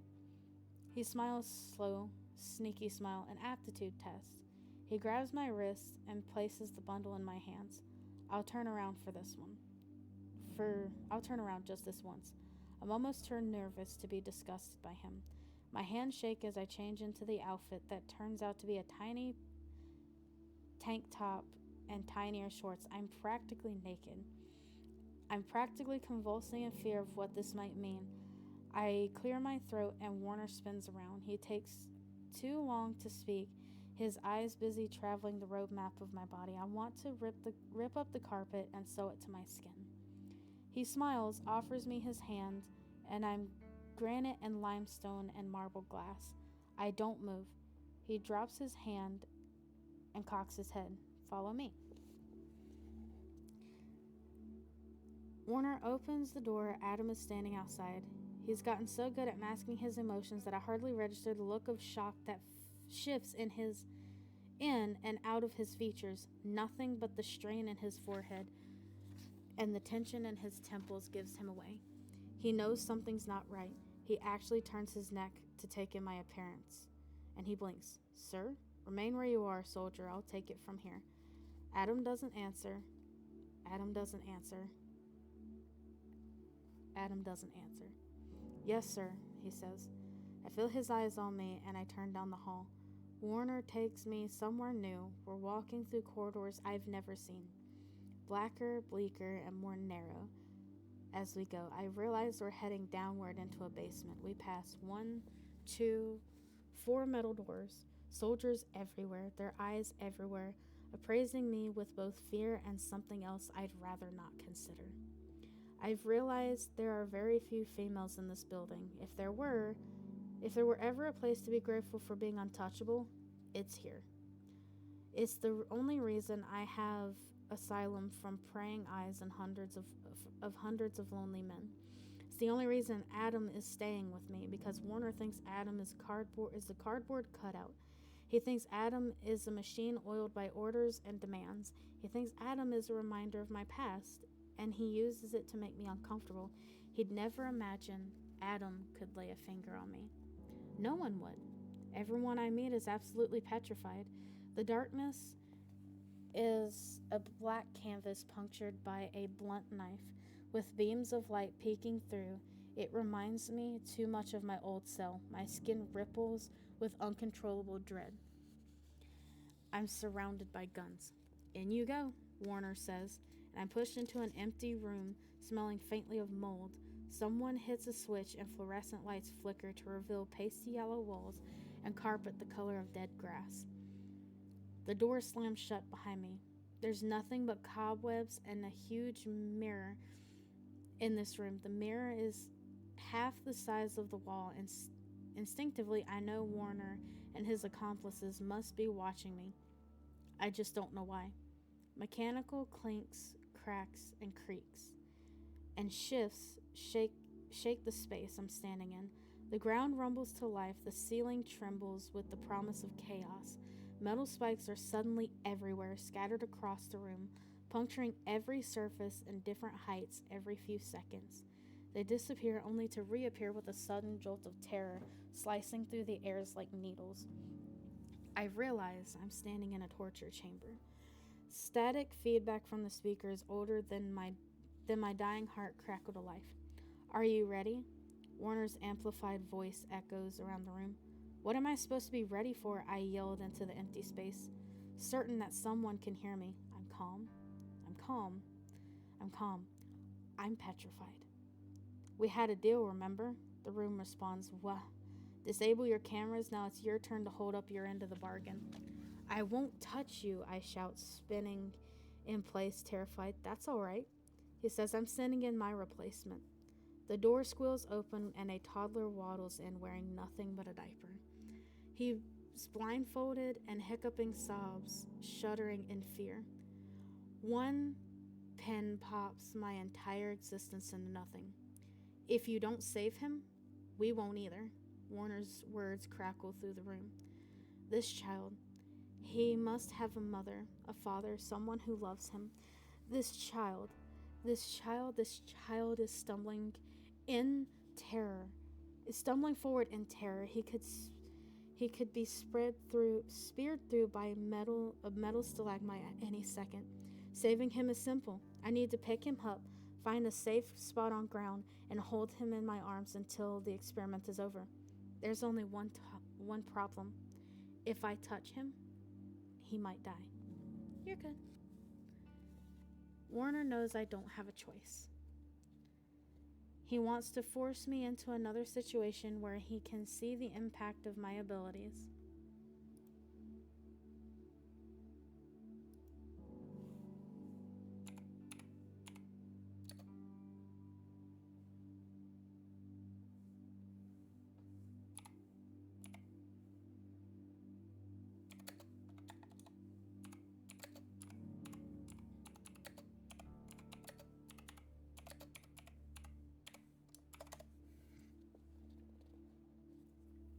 Warner knows I don't have a choice. He wants to force me into another situation where he can see the impact of my abilities, and he has no problem torturing an innocent child to get exactly what he wants. Right now, I have no options. I have to take the chance before this poor boy steps forward in the wrong direction. I quickly memorize as much as I can of the traps and dodge and hop and narrowly avoid the spikes until I'm as close as possible. I take a deep, shaky breath and focus on the shivering limbs of the boy in front of me, and I pray to God I'm making the right decision. I'm about to pull off my shirt and use it as a barrier between us and notice the slight vibration in the ground. A tremble that precedes the terror. I know I have half a second before the spike slices up through the air, and even less time to react. I yank him into my arms. His screams pierce through me like I'm being shot to death.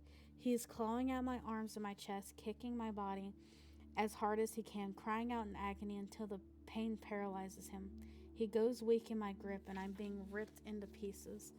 My bones, my veins, all tumbling out of place, all turning on me to torture me forever with memories of the horrors I'm responsible for.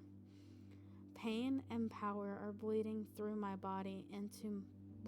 his body into mine, jolting through his limbs and crashing into me until I nearly drop him. It's like reliving a nightmare I've spent 3 years trying to forget.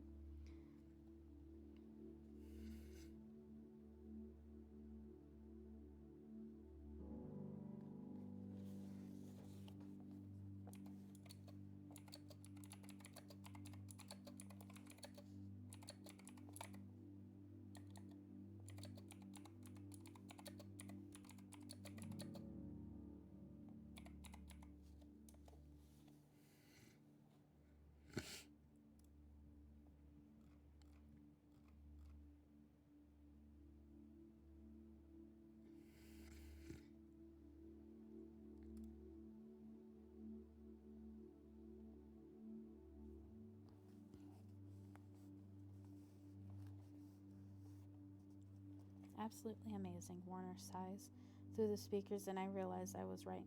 He must have been watching through a two-way mirror. Brilliant, love. I'm thoroughly impressed. I'm too desperate to be able to focus on Warner right now. I have no idea how long this sick game is going to last, and I need to lessen the amount of skin I'm exposing to this little boy's body. My skin-free outfit makes so much sense now. I rearrange him in my arm and manage to grab a hold of his diaper, and I'm holding him up with the palm of my hand. I'm desperate to believe I couldn't have touched him long enough to cause serious damage. He hiccups once, and his body quivers back to life. I could cry from happiness, but then screams start back again, no longer cries of torture, but of fear. He is desperate to get away from me, and I'm losing my grip. My wrist nearly breaking from the effort. I don't dare remove his blindfold. I'd rather die than allow him to see the space, to see my face. I clench my jaw. If I put him down, he'll start running, and if he starts running, he's finished. I have to keep holding on. The roar of an old mechanical weaves revives my heart, and the spikes slip back underground, one by one until they've disappeared. The room is harmless again, so swiftly I fear I may have imagined the danger. I drop the boy back onto the floor and bite down on my lip to swallow the pain welling in my chest.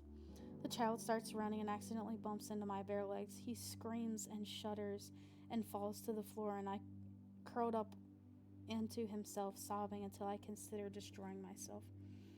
Ridding myself of this world, the tears are streaming fast down my face, and I want nothing more than to reach out and help him, hug him close and kiss his beautiful cheeks, and tell him I'll take care of him, that we'll run away together, that I'll play games with him and read him stories at night. And I know I can't. I know I'll never will. I know it will never be possible. And suddenly the world shifts back into focus. Oh, I'm overcome by rage and anger so potent I'm almost elevated off the ground. I'm boiling with blind hatred and disgust. I don't even understand how my feet move in the next instant. I don't understand my hands and what they're doing, or how they've decided to fly forward, fingers splayed, charging forward to the window. I only know I want to feel Warner's neck snap between my own two hands, and I want him to experience the same terror he just inflicted upon an innocent child. I want to watch him die. I want to watch him beg for mercy. I catapult through the concrete walls, I crash the glass with 10 fingers. I'm clutching a fistful of gravel, fistfuls of fabric at Warner's neck, and there are 50 different guns pointed at my head. The air is heavy with cement and sulfur, and the glass falling in an agonizing symphony of shattered hearts. I slam Warner into the corroded stone. "Don't you dare shoot her," Warner shouts at the guards. I haven't touched his skin yet, but I have the strongest suspicion that I could smash his ribcage into his heart if I pressed just a little harder. "I should kill you." My voice is one deep breath, one controlled exhalation. He tries to swallow. "You just broke through concrete with bare hands." I blink. I don't dare look behind me, but I know without looking back that he can't be lying. I must lose focus. I must have. I lose focus for an instant. The guns click, click, click. Every moment is loaded. "If any of you hurt her, I will shoot you myself," Warner barks. "But sir, stand down, soldier." The rage is gone. The sudden uncontrollable anger is gone.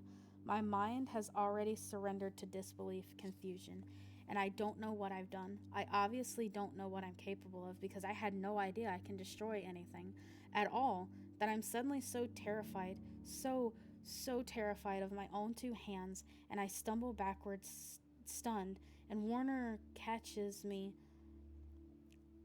watching me hungrily, eagerly, his emerald eyes bright with boyish fascination, and he's practically trembling in excitement. There's a snake in my throat, and I can't swallow it down. I meet Warner's gaze. "If you ever put me in a position like that again, I will kill you and enjoy it." I don't even know if I'm lying or not.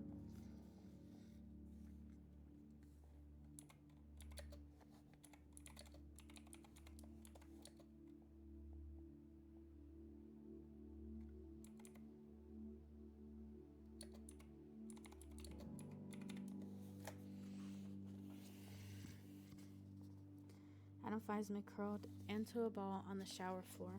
I've been crying for so long I'm certain the hot water is made of nothing but my tears. My clothes are stuck to my skin, wet and useless. I want to drown in ignorance. I want to be stupid, dumb, mute, completely devoid of my brain. I want to cut off my limbs. I want to be rid of this skin that can kill, and these hands that destroy, and this body I don't even know how to understand. Everything is falling apart.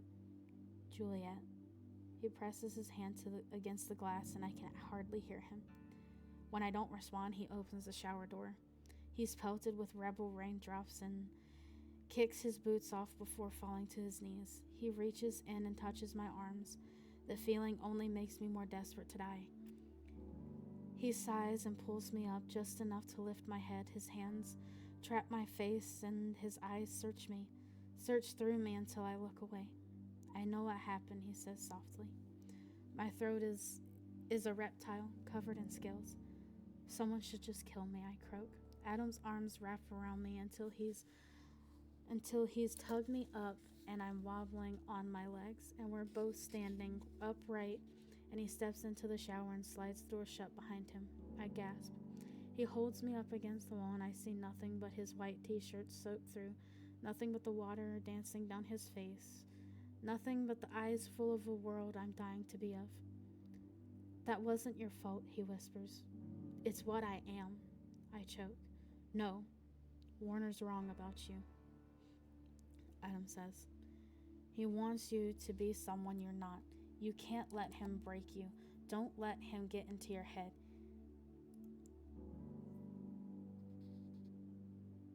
He wants you to think you're a monster. He wants you to think you have no choice but to join him. He wants you to think you'll never be able to live a normal life. But I won't be able to live a normal life. I swallow a hiccup. Not ever. I'll never. Adam is shaking his head. You will. You're going to get out of here. I won't let this happen to you. How could you possibly care about someone like me? I'm barely breathing, nervous, petrified, but somehow staring at his lips, studying the shape, counting the drops of water tumbling over the hills and valleys of his mouth. Because I'm in love with you. My eyes snap up to read his face, and I'm a mess of electricity humming to life with lightning, hot and cold, and my heart is erratic. I'm shaking in his arms, and my lips have parted for no reason at all. His mouth softens into a smile. My bones have disappeared. His nose is touching my nose. His lips are one breath away. His eyes devouring me already. I can smell him everywhere. I feel him pressed against me, his hands at my waist gripping my hips, his legs flush against my own, his chest overpowering me with strength. The taste of his words lingers on my lips. Really? I have one whisper of incredulity. One conscious effort to believe what's never been done. I'm flushed through my feet, filled with unspoken everything. He looks at me with so much emotion I nearly crack in half. God, Juliet. And then he's kissing me. Once, twice, until I've had a taste and realized I'll never have enough. He is everywhere, up my back, over my arms, and he's suddenly kissing me harder, deeper, with an more urgent need I've never known before. He breaks for air, only to bury his lips in my neck, along my collarbone, up my chin and cheeks, and I'm gasping for oxygen, and he is destroying me with his hands, and where we're drenched in water and beauty, an exhilaration of a moment I never knew was possible. He pulls back with a low groan, and I want him to take his shirt off. I need to see the bird. I need to tell him about the bird. My fingers are tugging at the hem of his wet clothes, and his eyes widen for a second before he rips the material off himself. He grabs my hands and lifts my arms above my head and pins me against the wall, kissing me until I'm sure I'm dreaming. Drinking in my lips with his lips, and he tastes like rain, sweet musk, and I'm about to explode. My heart is beating so fast I don't understand why it's still working. He's kissing away the pain, the hurt, the years of self-loathing, the insecurities, the dashed hopes for a future I always pictured was obsolete. He's lighting me on fire and burning away the torture of Warner's games, the anguish that poisons me every single day. The intensity of our bodies could shatter these glass walls, and it nearly does. For a moment, we're just staring at each other, breathing hard, and I'm blushing until he closes his eyes and takes one ragged, steady breath and places my hand on his chest. I dare trace the outline of the bird soaring across his skin. I dare trail my fingers down to the length of his abdomen. You're my bird, I tell him. You're my bird, and you're going to help me fly away. Adam is gone by the time I get out of the shower. He wrung out his clothes, dried himself off, and granted me privacy to change. Privacy I'm not sure I care about anymore. I touch 2 fingers to my lips and taste him everywhere. But when I step into the room, he's not anywhere. He had to report downstairs. I stare at the clothes in my closet, choose a dress with the pockets because I don't know where else to store my notebook. It doesn't carry any incriminating information, just one piece of paper that bore Adam's handwriting. has since been, the paper that bore Adam's handwriting has since been destroyed, but I like to keep it close to me. It represents so much more than a few words scribbled on paper. It's a small token of my resistance. I tuck the notebook in my pocket and decide I'm finally ready to face myself. I take a deep breath, push the wet strands of my hair away from my eyes, and pad into the bathroom. The steam from the shower has clouded the mirror, and I reach out a tentative hand and wipe away a small circle just big enough. A scarred face stares back at me. I touch my cheeks and study the reflective surface. I study the image of a girl who's simultaneously strange and familiar to me. My face is thinner, paler. My cheekbones are higher than I remember them. My eyebrows are perched above two wide eyes, not blue, not green, but somewhere in between. My skin is flushed with heat and something named Adam. My lips are too pink. My teeth are unusually straight. My fingers trailing down the length of my nose, tracing the shape of my chin, when I see movement in the corner of my eye. "You're so beautiful," he says to me. I duck my head away from the mirror only to have him catch me in his arms. I'd forgotten my own face, I whisper. "Just don't forget who you are," he says. "I don't even know." "Yes, you do." He lifts my face up. "I do." I stare at the strength in his jaw, in his eyes, and in his body. I try to understand the confidence he has in who he thinks I am, and realize his reassurance is the only thing stopping me from diving into a pool of my own insanity. He's always believed in me. Even soundlessly, silently, he fought for me always. He's my only friend. I take his hand and hold it to my lips. "I've loved you forever," I tell him. The sun rises, rests, shines in his face, and he almost smiles. Almost can't meet his eyes. His muscles relax, his shoulders find relief in the weight of a new kind of wonder. And he exhales. He touches my cheek, touches my lips, the tip of my chin, and I blink, and he's kissing me. He's pulling me into his arms and into the air, and somehow we're on the bed, tangled in each other.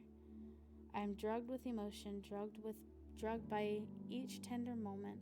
His fingers skim my shoulders, rest at my hips, and he pulls me closer, whispers my name, and drops kisses down my throat, and struggles with the stiff fabric of my dress. His hands are shaking so slightly.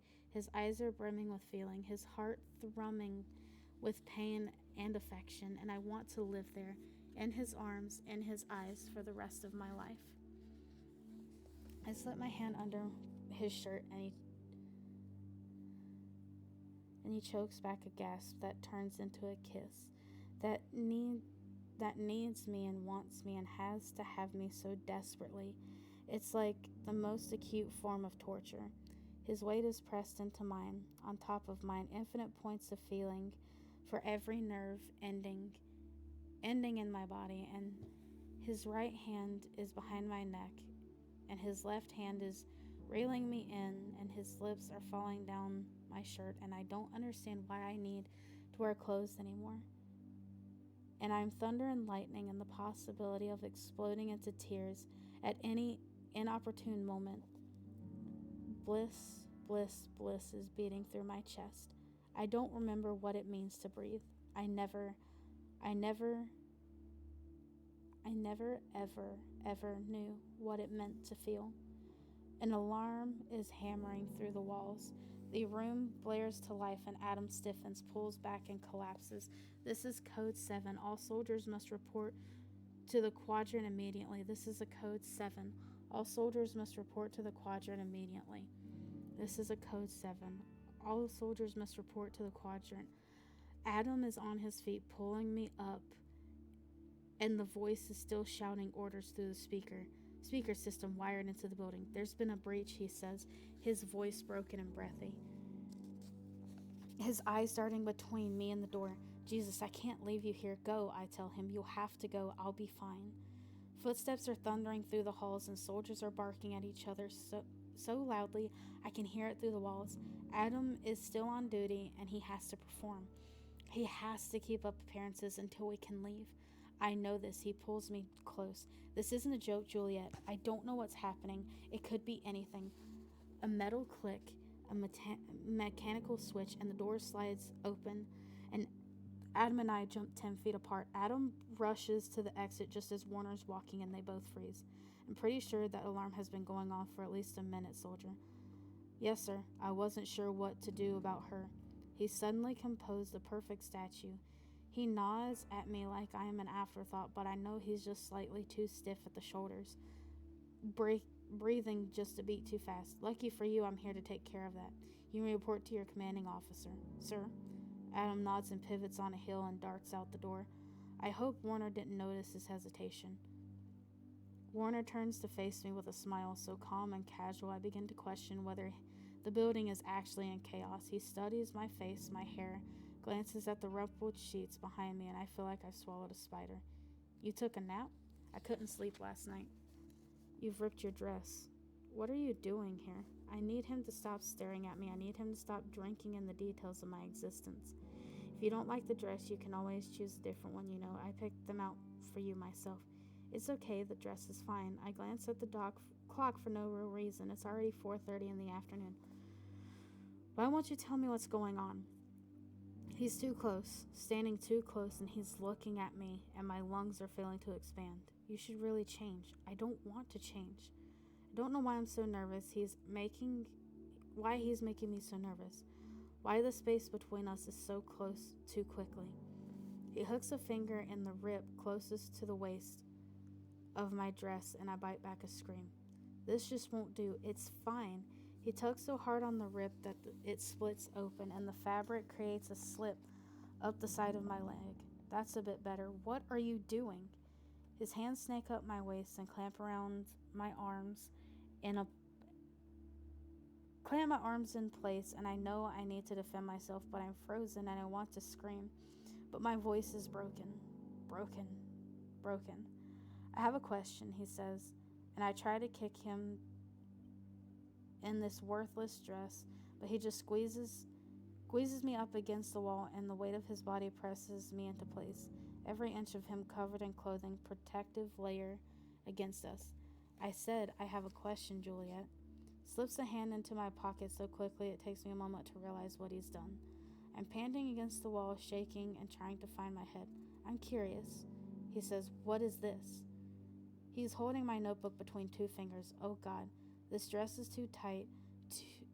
It's too tight to hide the outline of my notebook, and I was too busy looking at my face to check the dress in the mirror. This is my fault. This is all my fault. This is all my fault. I can't believe it. This is all my fault. I should have known better. I say nothing. He cocks his head. I don't recall giving you a notebook. I certainly don't remember granting you allowance for any possessions either. I brought it with me. Now you're lying. What do you want from me? I panic. That's a stupid question, Juliet. The soft sound of smooth metal clipping out of place. Someone opened my door. Click. Get your hands off of her before I bury a bullet in your head. Warner's eyes close very slowly. He steps away very slowly. His eyes twitch in a dangerous smile. Kent. Adam's eyes are steady, the barrel of the gun pressed into the back of Warner's skull. You're going to clear our exit out of here. Warner actually laughs. He opens his eyes and whips a gun out of his pocket, only to point it directly at my forehead. I will kill her right now. You're not that stupid, Adam says. If she moves a millimeter, I will shoot her, and then I'll rip you to pieces. Adam shifts quickly, slamming the butt of his gun into Warner's head. Warner's gun misfires, and Adam catches his arm and twists his wrist until the grip on the weapon wavers. I grab the gun from Warner's limp hand and slam the butt of it into his face. I'm stunned by my own reflexes. I've never held a gun before, but I guess there's a first time for everything. I pointed at Warner's eyes. Don't underestimate me. Holy shit. Adam doesn't bother hiding his surprise. Warner coughs through a laugh, steadies himself, and tries to smile and wipes blood from his nose. I never underestimate you. he says to me. I never have. Adam shakes his head less than a second before his face splits with an enormous grin. He's beaming at me as he presses the gun harder into Warner's skull. Let's get out of here. I grab the two duffel bags stowed away in the armoire and toss one to Adam. I've been packed for weeks already. If he wants to make a break for it earlier than expected, I had no complaints. Warner's lucky we're showing him mercy, but we're lucky the entire building has been evacuated. He has no one to rely on.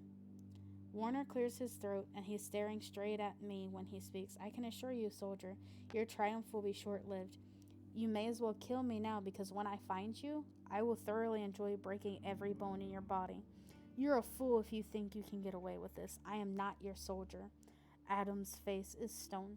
I never have been. You've been so caught up in the details of your own fantasies, you failed to notice the danger right in front of your face. We can't kill you yet, I add. You've got to get us out of here. You're making a mistake, Juliet, he says to me. His voice actually softens. You're throwing away an entire future. He laughs. How do you know you can trust him? I glance at Adam, the boy who's always defended me, even when he had nothing to gain. I shake my head to clear it, remind myself that Warner is a liar, a crazed lunatic, a psychotic murderer. He would never try to help me, I think. Let's go before it's too late, I say to Adam. He's just trying to stall us until the soldiers get back. He doesn't even care about you, Warner explodes. I flinch at the sudden, uncontrolled intensity in his voice. He just wants a way out of here, and he's using you. He steps forward. I could love you, Juliet. I could treat you like a queen. Adam puts him in a swift headlock and points the gun at his temple. You obviously don't understand what's happening here, he says very clearly. Then educate me, soldier. Warner's eyes are dancing flames. Dangerous. Tell me what I'm failing to understand. Adam. I'm shaking my head. He meets my eyes, nods, and turns to Warner. Make the call, he says, squeezing his neck a little tighter. Get us out of here, now. Only my dead body will allow you to walk out that door. Warner exercises his jaw and spits blood on the floor. I would kill you for the pleasure, he says to Adam, but Juliet's the one I want forever. I'm not yours to want. I'm breathing too hard.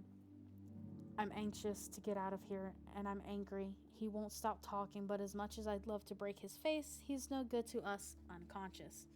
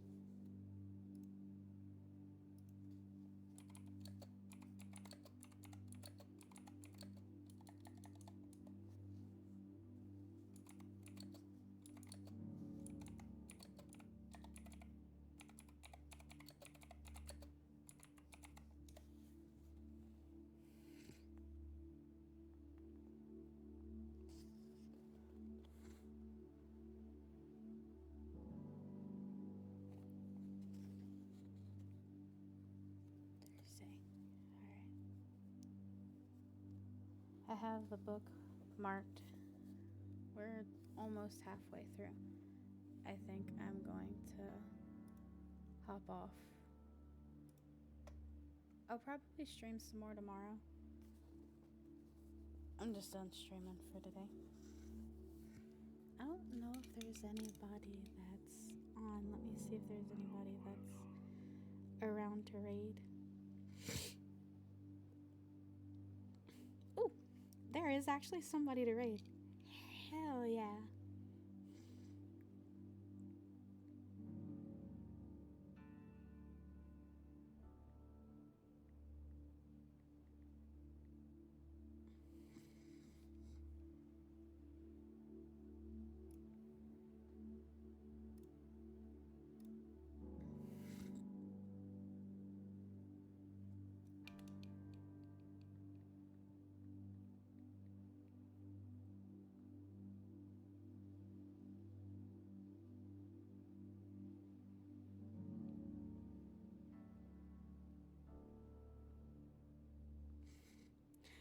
I'm going to send you guys over to my buddy Merc. He is a really good gentleman. He is playing Siege, so it's going to go from reading time to him playing games. But he's a really good guy.